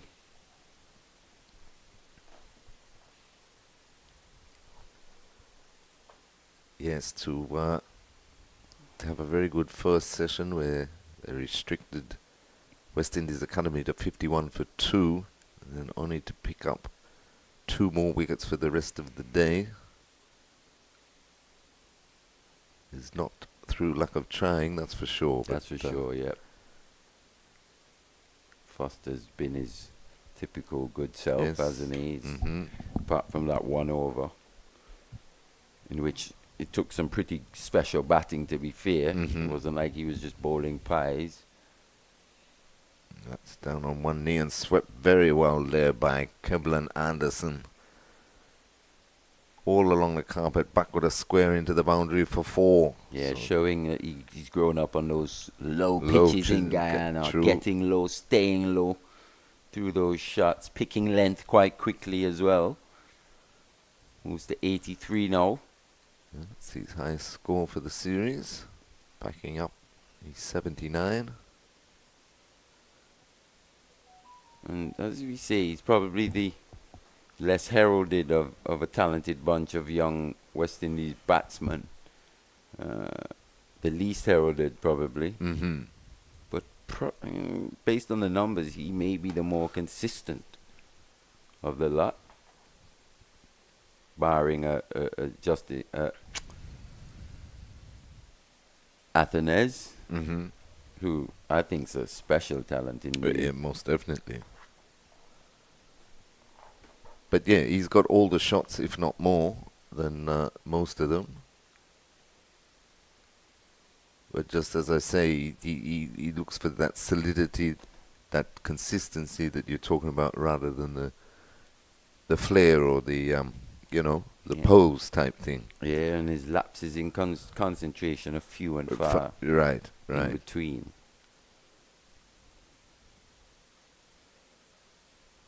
Again, he tries the sweep. That one just bounces a bit, comes up his forearm, I think. Lobs harmlessly into the leg side to complete another Frost over. For 24 overs now, 1 for 70 in the score, 233 for 4. Anderson is on 83 and Nyeem Young is on 70. If we think all the way back to April, May time, Headley weeks, that 100 from Kevlin Anderson, chanceless. Exactly. Absolutely. And a big chanceless. 100. Big 100 too, as well. Yeah. But when he walks to the crease, he always looks like he's switched on. He means business. A couple of the others, they got just as much talent and developing into just as good a batsman.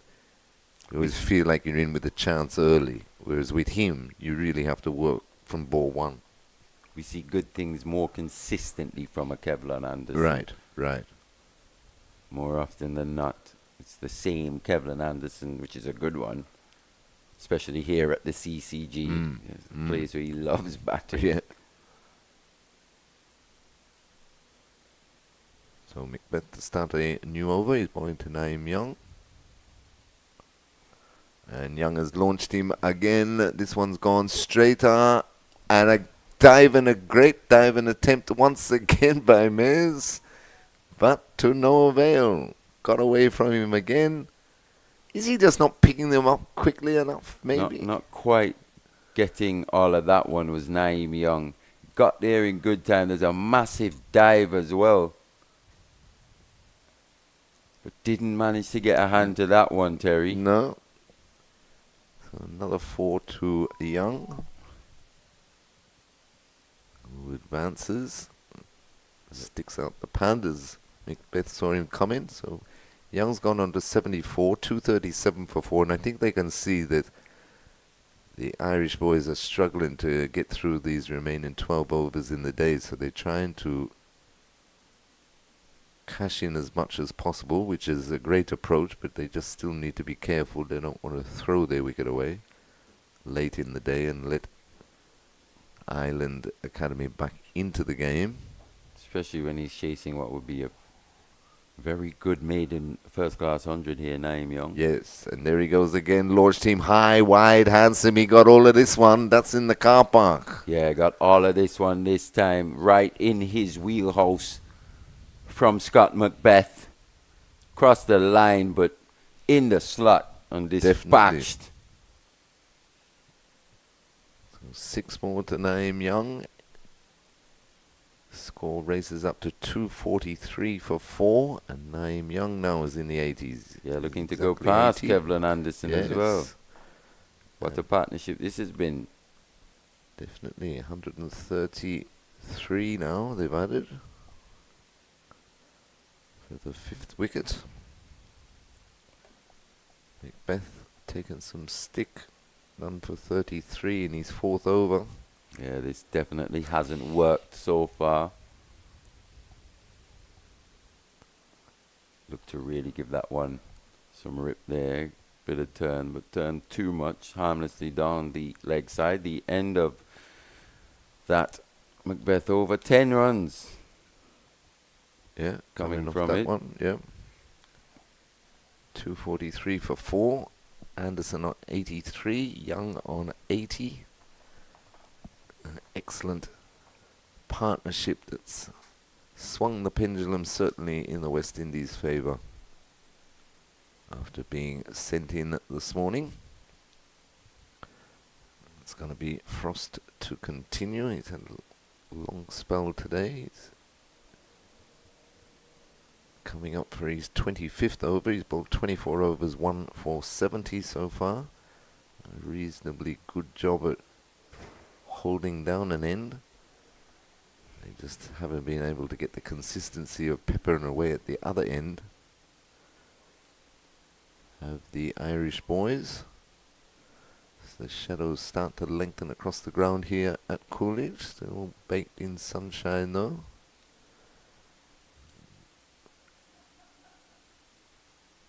I'm quite sure with at least one spinner. I'm not sure whether Macbeth will get another over after his last one, but with one spinner operating, we'll get through these. I think we got to see 11 Tector overs. at some point. Yes, yes. Well, if you pick him, you've got to bowl him. I know he's playing as a middle order batter as well, but brings a different component, as he was saying, with his bowling, and especially if he can hit his areas. And they need a breakthrough more Yeah. than anything, especially before stumps. Yeah, with not much to lose. No, not at all. If he gets hit, you know, you could always bring him out. But it just gives them another option to break the partnership. As they are, you must say, they are looking jaded. They are looking tired. Yeah, it's probably just been worn down by this fabulous partnership. That's cut in the air, dive forward, and he's taken him. That's huge. Good catch there, backward point.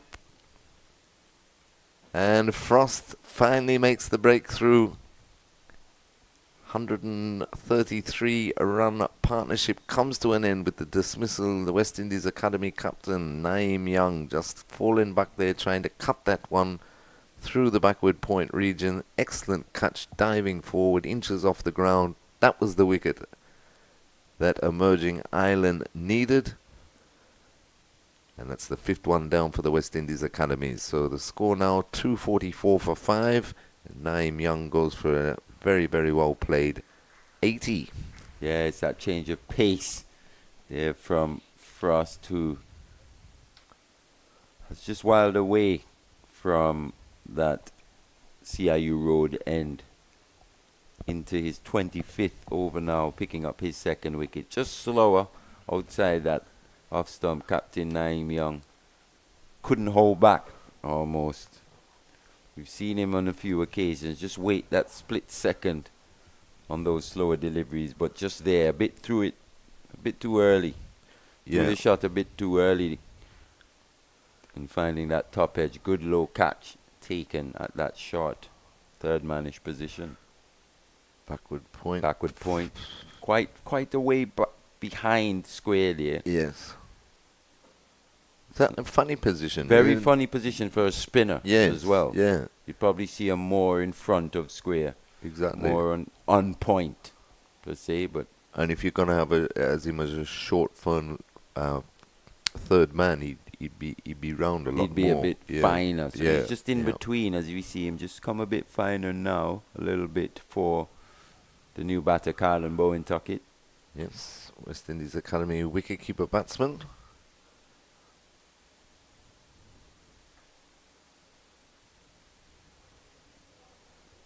And he's well behind that. Look at how close delivery. he gets as well.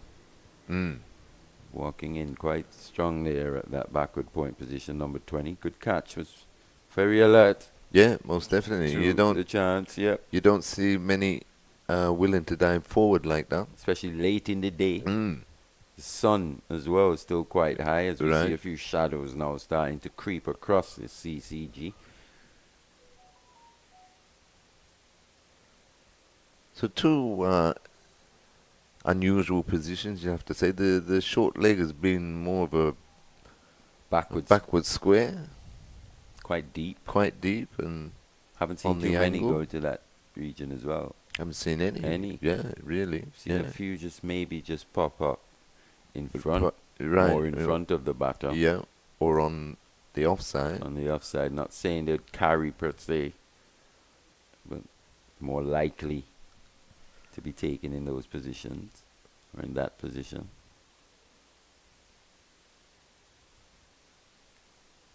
So Tom Mez is back with the ball in his hand. Bowled 16 overs, 1 for 45. Ireland ideally, now that they've broken the partnership, a couple more tonight would be ideal. That's well run by Bowen Tuckett. Well, they're in with an opportunity here. They are. And they got to really make the most of it, otherwise It's it'll going to slip be yet away. another long day tomorrow. Yes, yeah. With Colin Bowen Tuckett in here at number 7. Now this is what I'd like to see though, Marley, that he really attacks.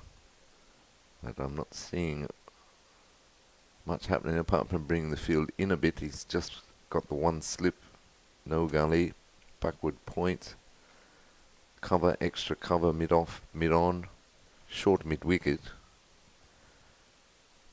forward square leg and a fine leg. I'll tell you what though, Terry.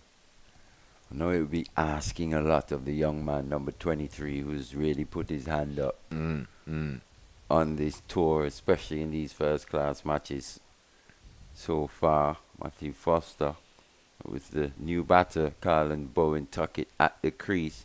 I'd definitely be asking him if he could give me 2 Yeah, true, at true. the most. He's the one that's been able to just find something at times more consistently out of these pitches. That's definitely not something he would have gotten from a Matthew Foster in that on that delivery, a floaty Half volley, half like, volley outside yeah. our stump. Matthew Foster's definitely looking to hit the deck. Gets a bit of bounce as well. Even in that final over of his, of that spell in which he went for 14, you think back to that final delivery to a Kevlin Anderson, he hit the deck quite hard. It was a good, solid defensive stroke as well, but he was right back on his lines and lengths with a bit of bounce as well. Just told me he still had something in the tank, even though that over would have been aggressive from Anderson. Having a look at the ball. Taking They're the new taking one. the new ball. Yeah. We're in the 81st over, so they've claimed the new ball and they've moved the short mid wicket into a second slip, brought in a gully, so now they've got 2 slips, a gully, backward point, cover, mid off, mid on, mid wicket and fine leg for Bowen Tuckett. I would still though bring the backward point into a third slip and just open up that area. And We haven't let seen him too go many, for a drive. Yeah. Try and entice the right. drive. Yeah. Still got to dangle the carrot. Yeah, exactly. They can go in now 260 for 6 or 7, and they'd feel that they've shared the honours for the day. But if it's only 5 down by the time they go in, they'll feel like all their hard work, they still come up a bit short. And now he's taken the mid wicket and put him down on the deep backward square boundary. So he's got 2 out for the hook. He bowls it short and wider outside off stump, and that's excellent running to pick up 2 there out to the I think it's important that point boundary. Tom Mays doesn't waste a new ball here in terms of just whacking it halfway down. Yeah, and he's been 1 down leg side, 1 outside off. He's still got to be able, you understand why he's got the man down at that backward square position. Maybe he's just trying to keep it in Anderson's mind, possibly, but he's not that type of bowler based on what we've seen. Just trying to keep Anderson honest. He's got to look to swing it here. Got to look to take the edge. That's a good short ball, though, to be fair to the young man. Yeah. Well played by Anderson, though, to complete the over. So at the end of the over, 81 overs, 9 overs left in the day's play. West Indies Academy 248 for 5. Kimberlin Anderson is on 87. And Colin Bowen Tuckett, who's just come to the crease, is on 1. Yeah, approaching what would be a fine second first class 100. Century, yeah, for sure. 13 away. It's been another very, very impressive and solid knock by the young Guyanese. And now that they've taken the new ball, Matthew Foster is returning. He's returning from the northern end. I like this. Replace Frost, yes. Opportunity Best chance. here. Best chance for a wicket. 9 overs remaining in the day. As he said, you want to see 3 slips here, especially to the new batter, Colin Bowen Tuckett. And he's got a chance, whatever he's got left in In him the tank. today. You know, good 4 or 5 over burst here. He's into his 20th over now. He couldn't ask for more from the young man. That's what he's going to do. Going to hit that area more often than not with a bit of shape. Then when the rhythm's absolutely perfect for him, he attacks that crease, hits that crease hard, finishes his action quite strong. He's a tall guy as well, so he gets a bit of bounce.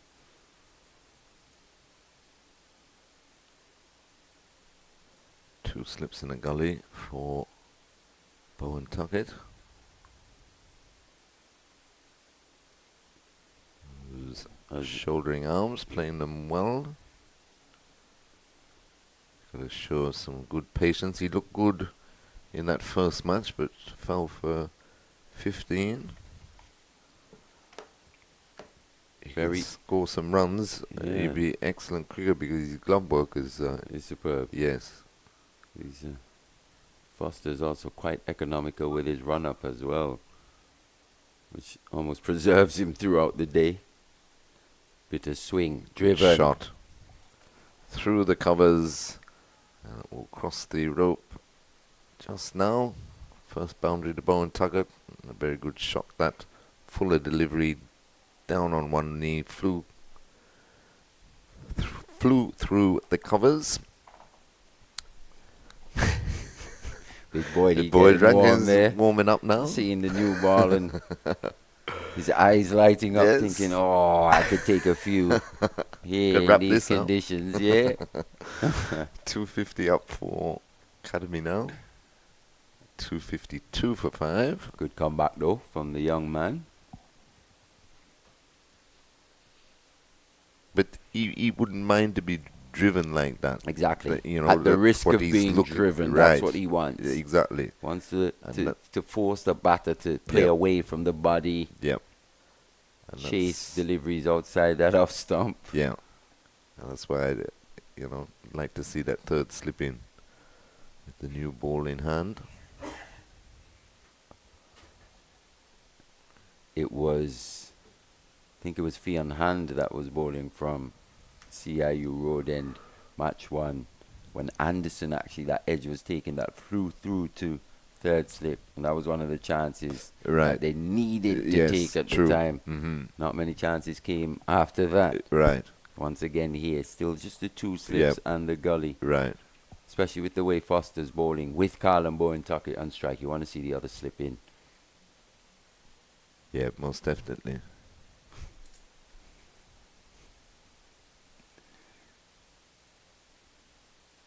But just the 4 coming from that Foster comeback over. 20 now for the big man. West Indies Academy 2-5, 2 for 5. It's 20 overs, 1 for 55. He's worked hard all day once again, backing up his strong performance in the first match last week. He always looks like he can take wickets as well, doesn't he? Yes, yeah. He's probably the most consistent of the pace attack that we've seen so far. Also quite skillful with it. Think of his command of his outswinger and that delivery to Teddy Bishop that bowled in for 90 when he was well set. That in-swinging Yorker. Mays continues, and it's nicely turned behind backward square by Anderson for a single. Score moves on to 253 for 5. Anderson on to 88. You reckon 100 this evening, or? I think certainly. Certainly. Yes. He's got enough time anyway. When he got to his half century, it looked like he was looking to press Yeah. to that 100. Because I think he was disappointed last week. Yeah, He not was- getting that yeah. ton. He's already gone past that 79 last Right. week, 88 now. Mm-hmm.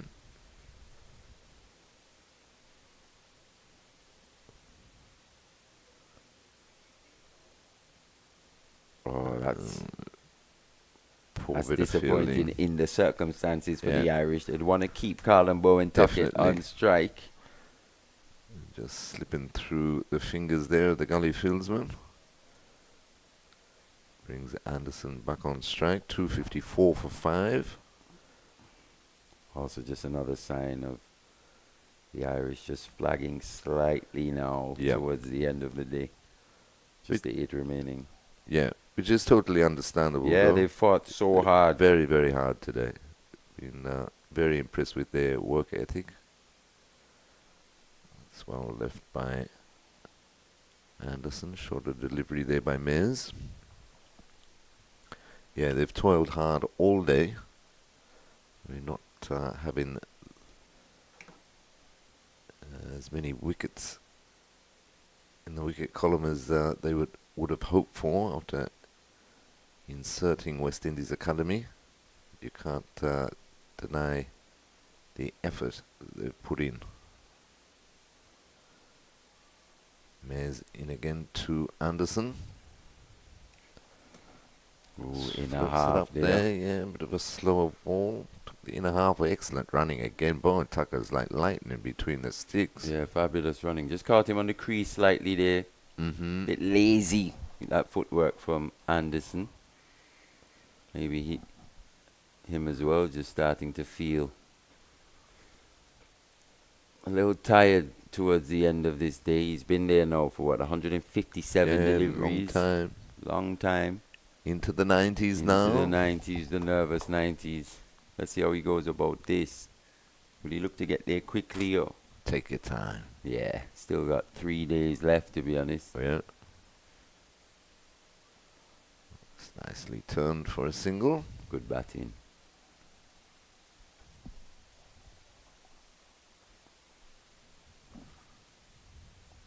Yeah, maybe just starting to feel a little tired now as he signals to the... Calling for some fluid. Yeah, some fluids. Energy levels. Probably just needs to pick them back up.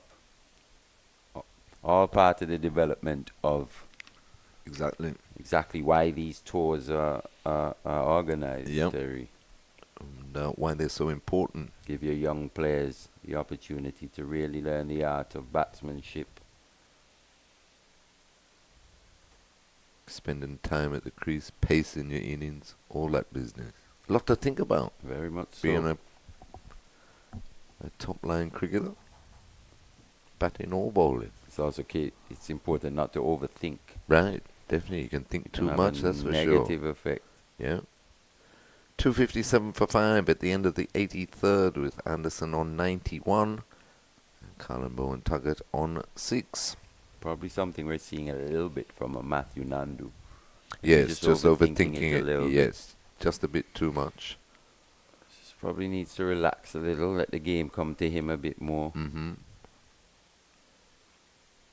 And just realize, as we were saying before, because he's got that solid base. He's already got that solid base. Right, he doesn't need to do anything flash. He just needs to just look for those gaps turn the strike over. It'll take the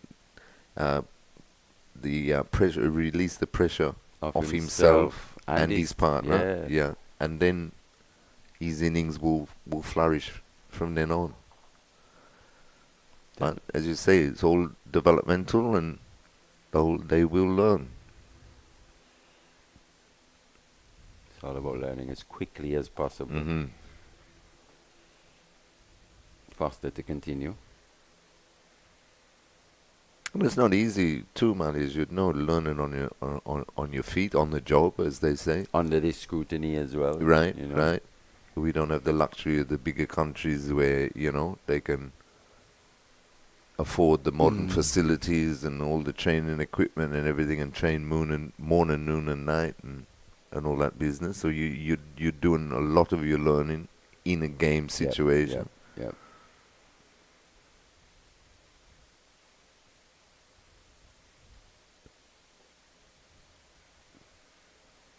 Big man. Yep. Good to see movement again. Good leave though. Good leave indeed. Anderson looks so assured at the crease now.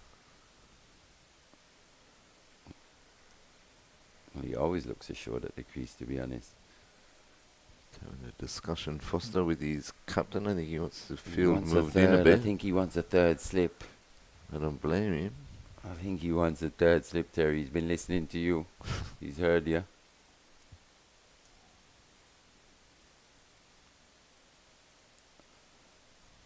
Discussion going on between captain and bowler, as almost the entire pitch is covered now in shade. The sun's just starting to disappear. Happens quickly in this part of the world at this time of the year. We should be just 4 minutes to 5. Yeah. By 5:30, you need your headlights on. It's dark. We should get the remaining 7 overs or so in. Deep square comes in. And that's hit nicely through the cover region. Beats the diving effort there by the fieldsman. I think that's Carmichael. And he picks up another 2, moves on to 93.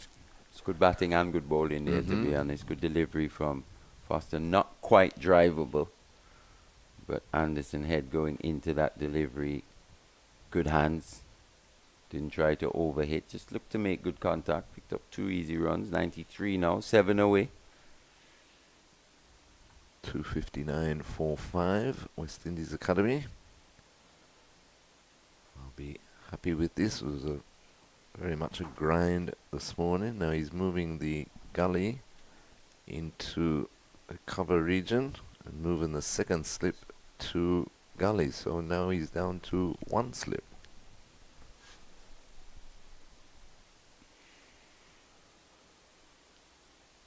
Oh, it's a good delivery. He's looking to cover this off stump here. Just Kevlin Anderson. He's just moved across slightly onto the off stump. And just popped on him a bit. Well, he seems to find something in this Foster, though. But as you were saying in the previous match, but the strong wrist position and so on. He's always in the game. His ability. Foster. As a batter, you've always got to be cognizant of the threat. Right.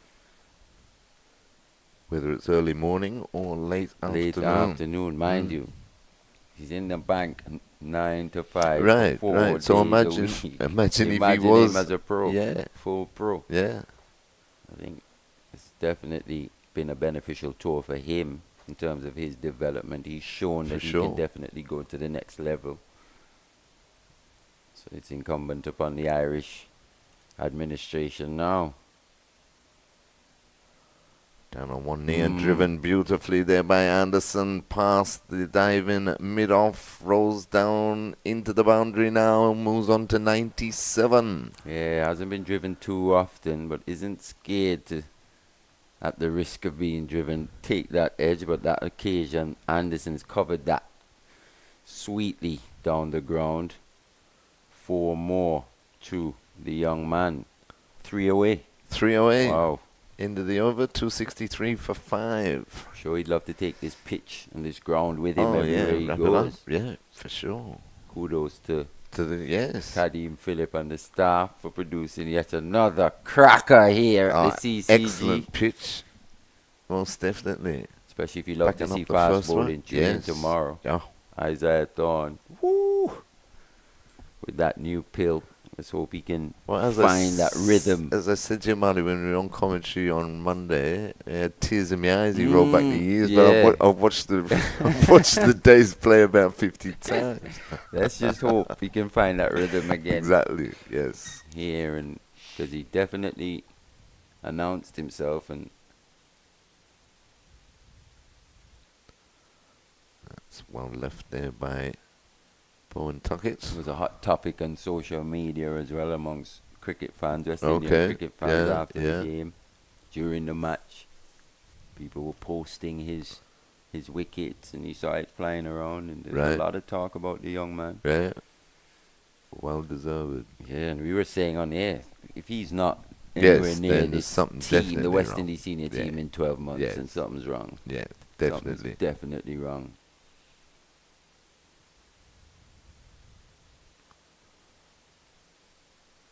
Nice Good looking shot. shot. Doesn't find the gap. Busy little player, isn't he? He Colin is, Tuckett? he Always is. looking to score. And then when you think of Shamar Joseph as well, Yep. alongside Alzari Joseph, Um, Isaiah Thorne, What's his name coming back? Seals. Jaden Yeah. Seals. Mm. You're just starting to see the makings of a pretty decent attack, Definitely. providing everything goes well with the development of these young guys. Mm-hmm. And Cricket West Indies notices that. That's why they're looking at revamping the franchise system to get more value for their dollar, and more growth. These guys, when they progress on from academy teams and second 11s and A teams, they've got or should have more permanent role to play in their various territories. More consequential cricket Right. to play this Oh, time. and Leading that's- edge, it's going to be taken quite easily. So Colin Tuckett goes again. Just looking to play that into the onside there. Got a bit early on that one. Turned the bat a bit too soon. Leading edge taken.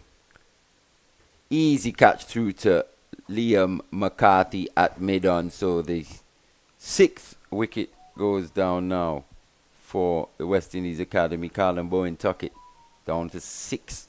Yes, as you say, Molly, just threw the shot a bit too early and got the leading edge, and it went straight up in the air.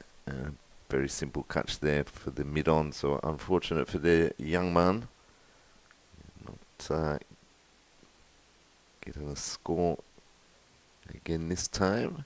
And it brings to the crease the century maker from last week in Joshua Bishop.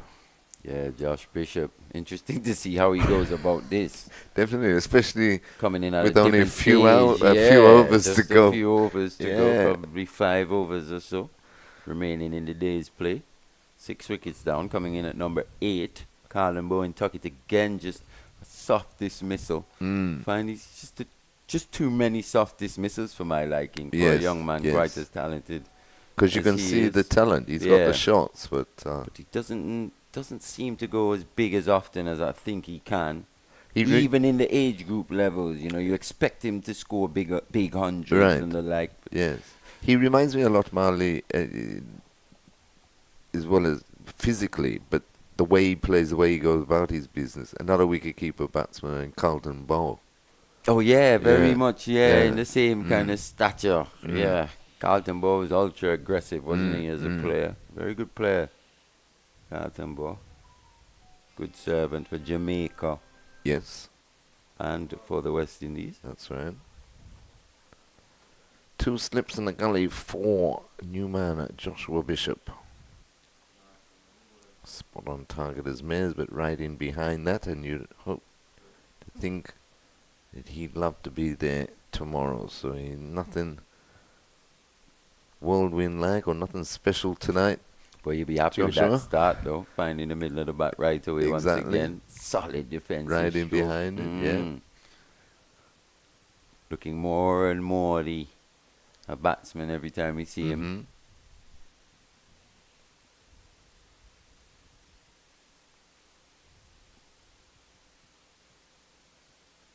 Oh, that's a cracker. Beating him. That's the deliveries Tom Mays would be looking for more often, looking to swing it away late from the right-hander. Doesn't take the edge, but the end of a successful over. Mays picking up his second wicket of the day. West Indies Academy are 263 for 6. Yes, that's the area that Mares would be looking for, and another reason, another opportunity. I just think Marley, with the new batsman at the crease, Gotta new get ball in hand, got to get that third slip in play. Anderson absolutely key here now. So obviously looking to bring up his 100, but also looking to limit the damage. Definitely, if he can take most of the strike for Strike the rest here of for the his day. team. Yep. So 5 overs remaining. That's clipped nicely into the mid-wicket region. It'll just be one. So he moves on to 98. 264 now for 6, West Indies Academy. So opportunity here for the Irish Academy. Foster can find one of those deliveries to Josh Bishop, especially a batter who likes to feel bat on ball.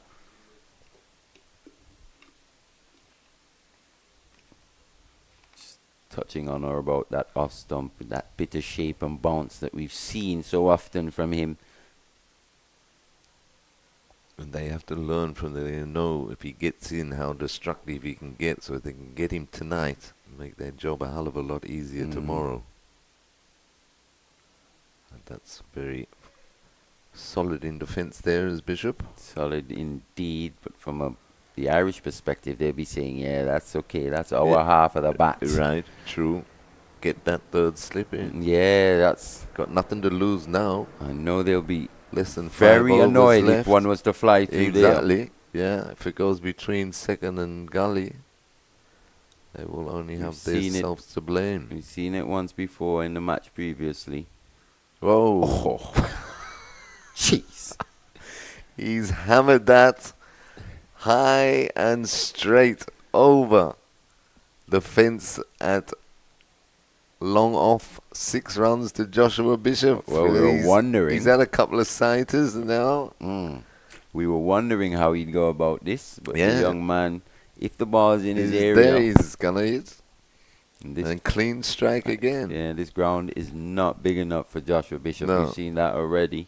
And that's what I was most impressed about his 100 is that how straight he hits the ball. Yeah, he hits it dead straight, consistently as well. And they'll always tell you there's no fieldsman there. Dead straight, Keep it in the V.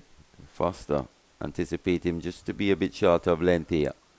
No, goes full again. Clipped nicely through square leg region. There's a chase going on. He won't get there. 4 more to Bishop.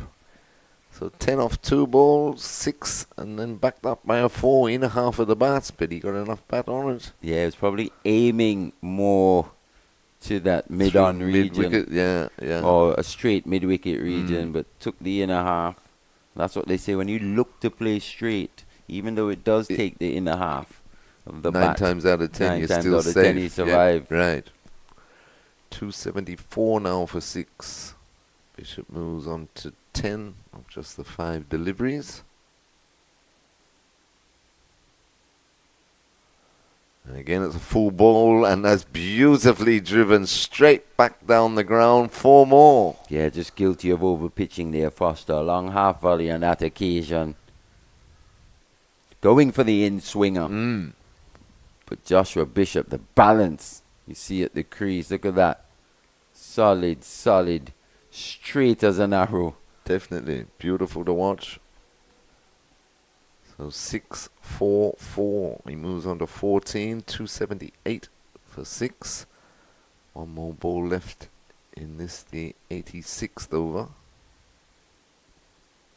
And he's hooked him and hooked him well. It's gone all the way over deep backward square leg for another 6. So 6-4-4-6. Yeah, he's taking a liking to Foster here towards the end of the day. Half tracker dispatched Absolutely. into the pool Yeah. at the Cricket West Indies offices there, formerly the Athletic Club. That's right. 284 for 6 at the end of the 86th. And Bishop has rocketed on to 20 from just the 7th. Wow.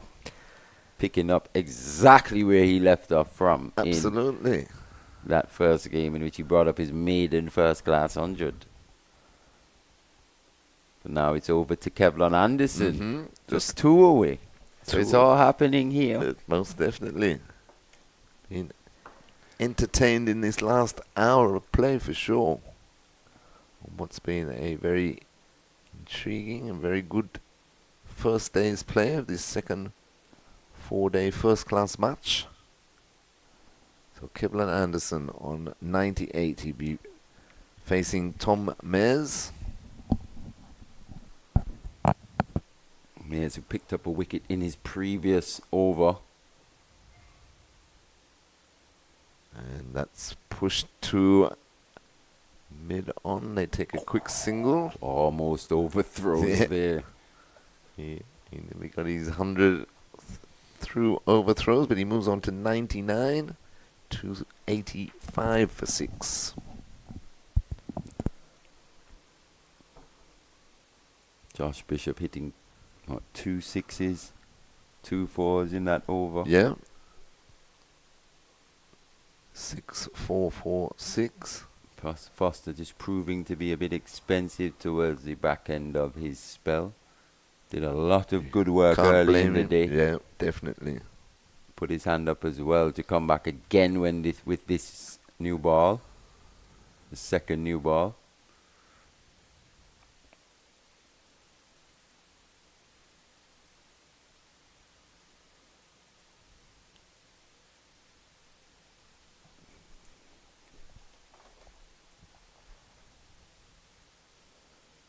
Two snips in the gully.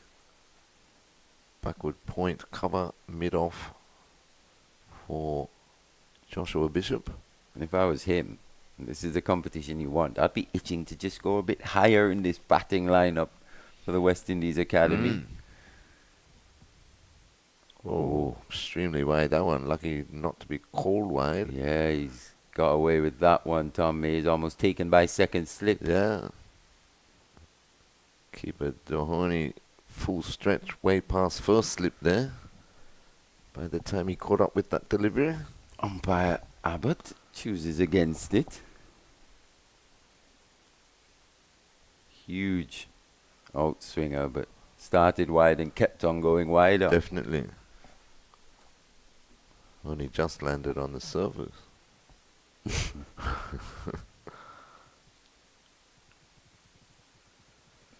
Stood up nice and straight, played that one well into the offside, but can't pierce the field. So we had a good day's play. If you're not going to the first ODI tomorrow between the West Indies and England at Sir Vivian Richards Stadium, come to Coolidge, home of Cricket West Indies. But we know who's definitely not going tomorrow, innit?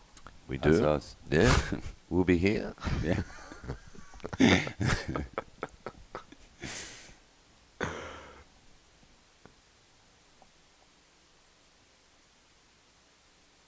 Oh, that one that just comeback. Came back slightly. Probably didn't bounce as much as Joshua Bishop anticipated either. But did He well actually to keep adjusted. it out. Yeah, he adjusted pretty well there. It's the importance of playing straight And watching the ball. and watching the ball all the way.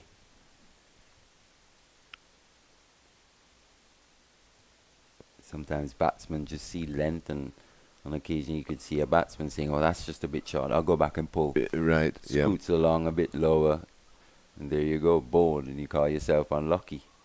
True.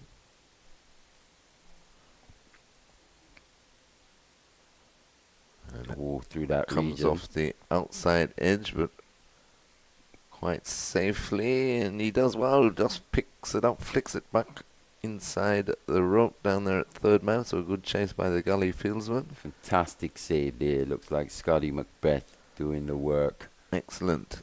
Restricts the scoring to 2. That brings the over to the end. So after 87 overs, we've got 3 overs remaining in the day. West Indies Academy 287 for 6. It's starting to get a bit dark now as well, isn't it? It is.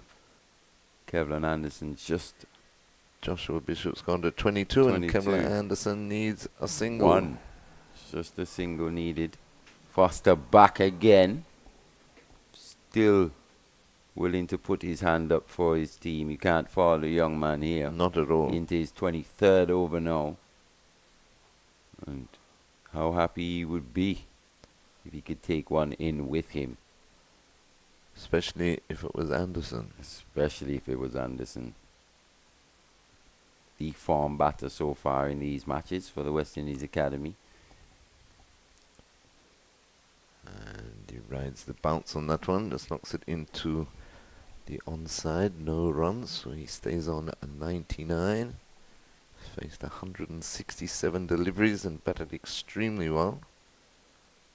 If you think Foster now 82 from his 22.1, he would have gone for 15 and 14 in 2 overs, 29.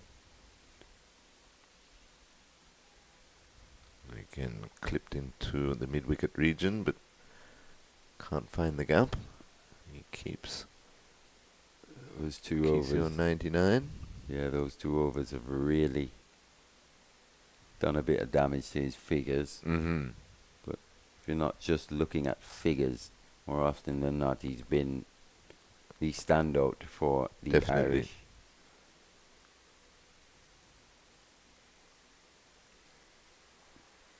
Once again, just looking to find something, forcing Anderson into covering up there, Yeah, and just keeping him on keeping him 99, wait. Yeah, keeping him waiting. keeping the nerves jangling Exactly. slightly. Especially now, the lights fading fast here Very at quickly. the CCG. Yes. Will it be this delivery? Again, defending up on the onside. Played quite stylishly there from Anderson, easily. Tell he's under no pressure No. whatsoever. Not at all. Just shrugs his shoulders a couple of times, as if to say, still here. I'll be here at stumps as well. 2 deliveries remaining in this first over.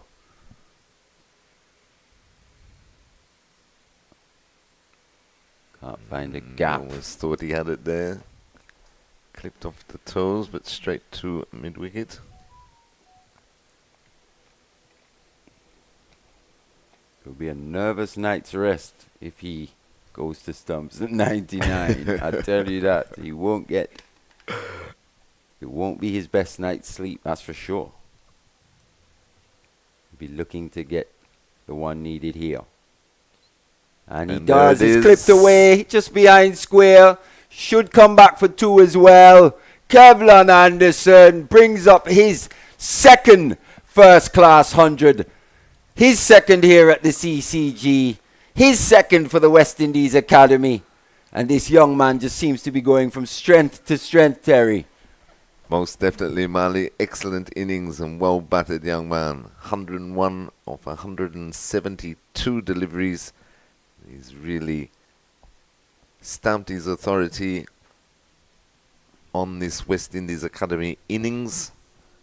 Excellent knock. Great temperament, great skill, and excellent concentration. Tremendous partnership of 130 odd with his skipper in Nyeem Young. Set West Indies Academy up nicely here, Mali. 289 for 6. Yeah, wonderfully constructed innings from the young man.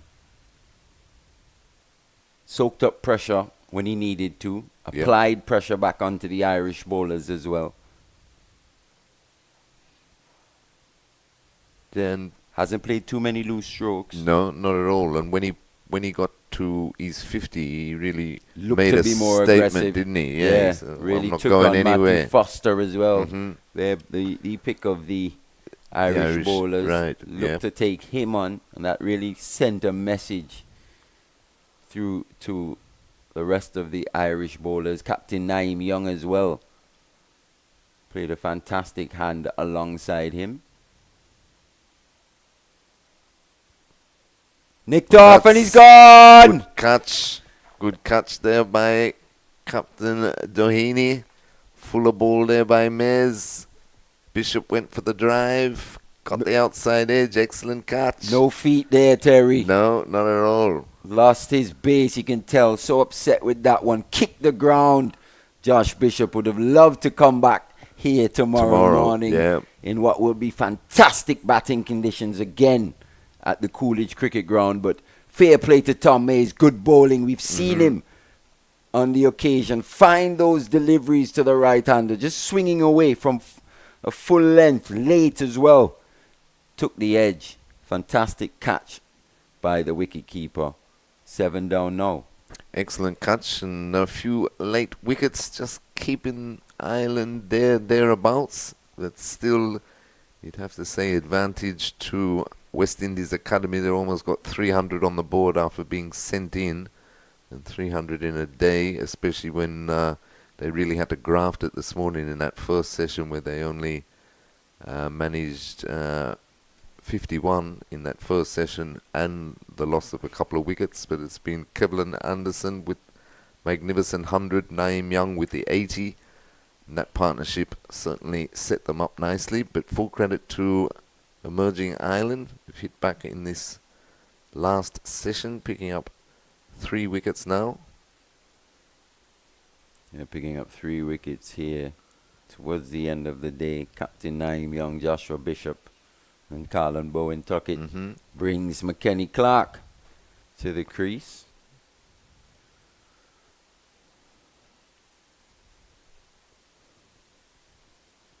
Well, we got about 10 balls left in the day's play. Legitimate. If we make it there. Yeah. Well, that's a lovely way to get off the mark by McKenny Clark. He's driven that beautifully straight back past the ball into the boundary for 4. Young Clark starts with an absolute peach of an on-drive. Look at that. Kept his balance and his shape.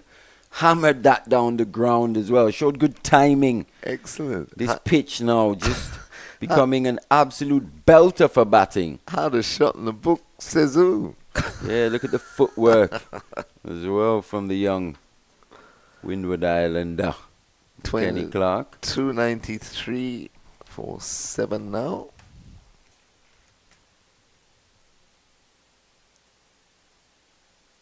One dragged down the leg side by Mears. It's also good to see our young players, especially down lower to the lower order, actually contributing in the way that they do. As we were saying, and this game look like that they have the potential, enough. Yeah. to be even better. You know, we long gone past the times when this game is just one-dimensional. You only contribute in one aspect, be it batting or bowling. And Has that's he chipped? lofted. Oh. Just clears the mid-on. Looked like For a second, for it a was going second down I his was just throat. going to chip that one to Liam McCarthy at mid-on, but he survives. Tom Mays here doing a pretty good job into his 21st over. He's fought back well. He's reaped a lot of the benefits of his hard work earlier in the day. He's dived around. He's been in the wars a bit in the field as well. His whites are no longer white. White that's for at sure. all. He's put in a real shift.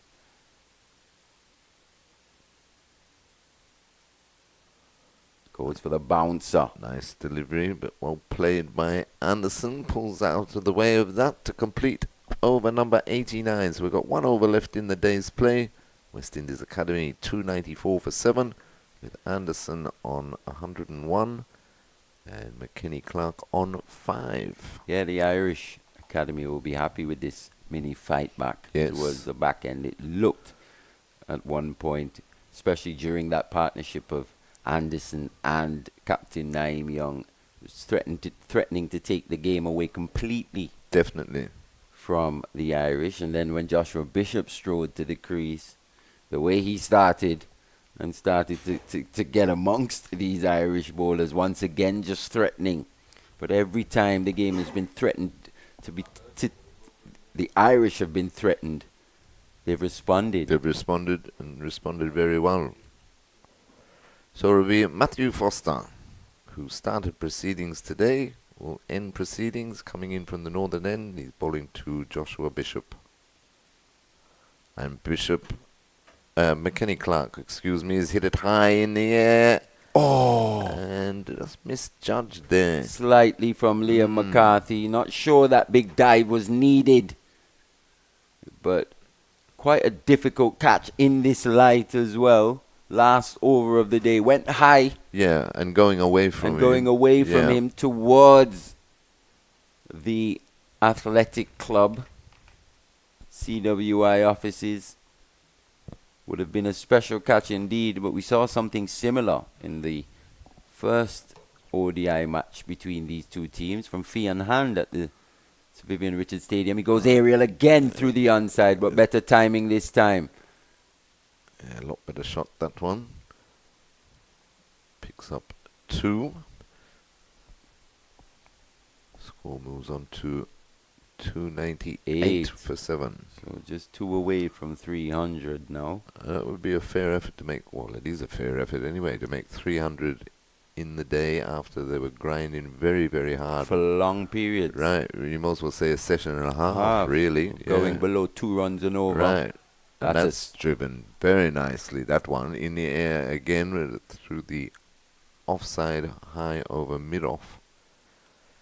So he's not going to die wondering. Is McKenny Clark. He's living dangerously, but he's looking to put bat on ball here. Exactly, as the 300 now does come up. 300 for 7. 3 deliveries remaining in the day. Clark's moved on to 11.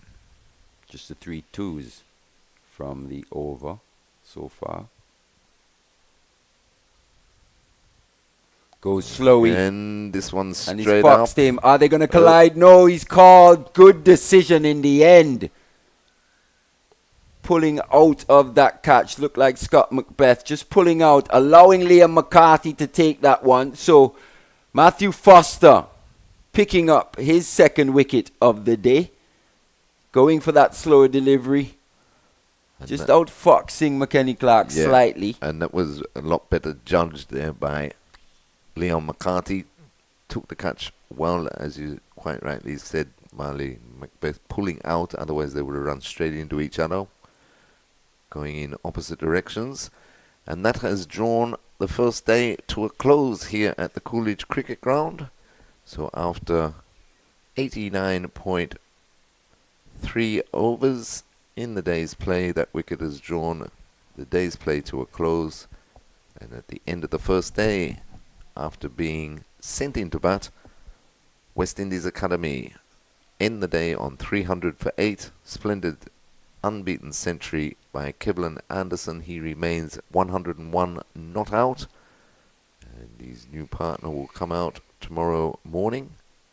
Foster will complete the over, first up tomorrow. But a tremendous effort there by the Irish boys. They really toiled hard all day. Made it very difficult for scoring, especially in the first session and a half.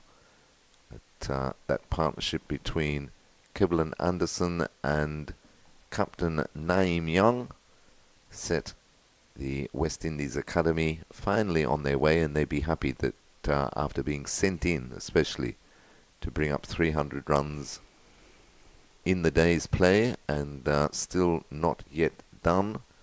Anderson remains, as I say, on 101 not out.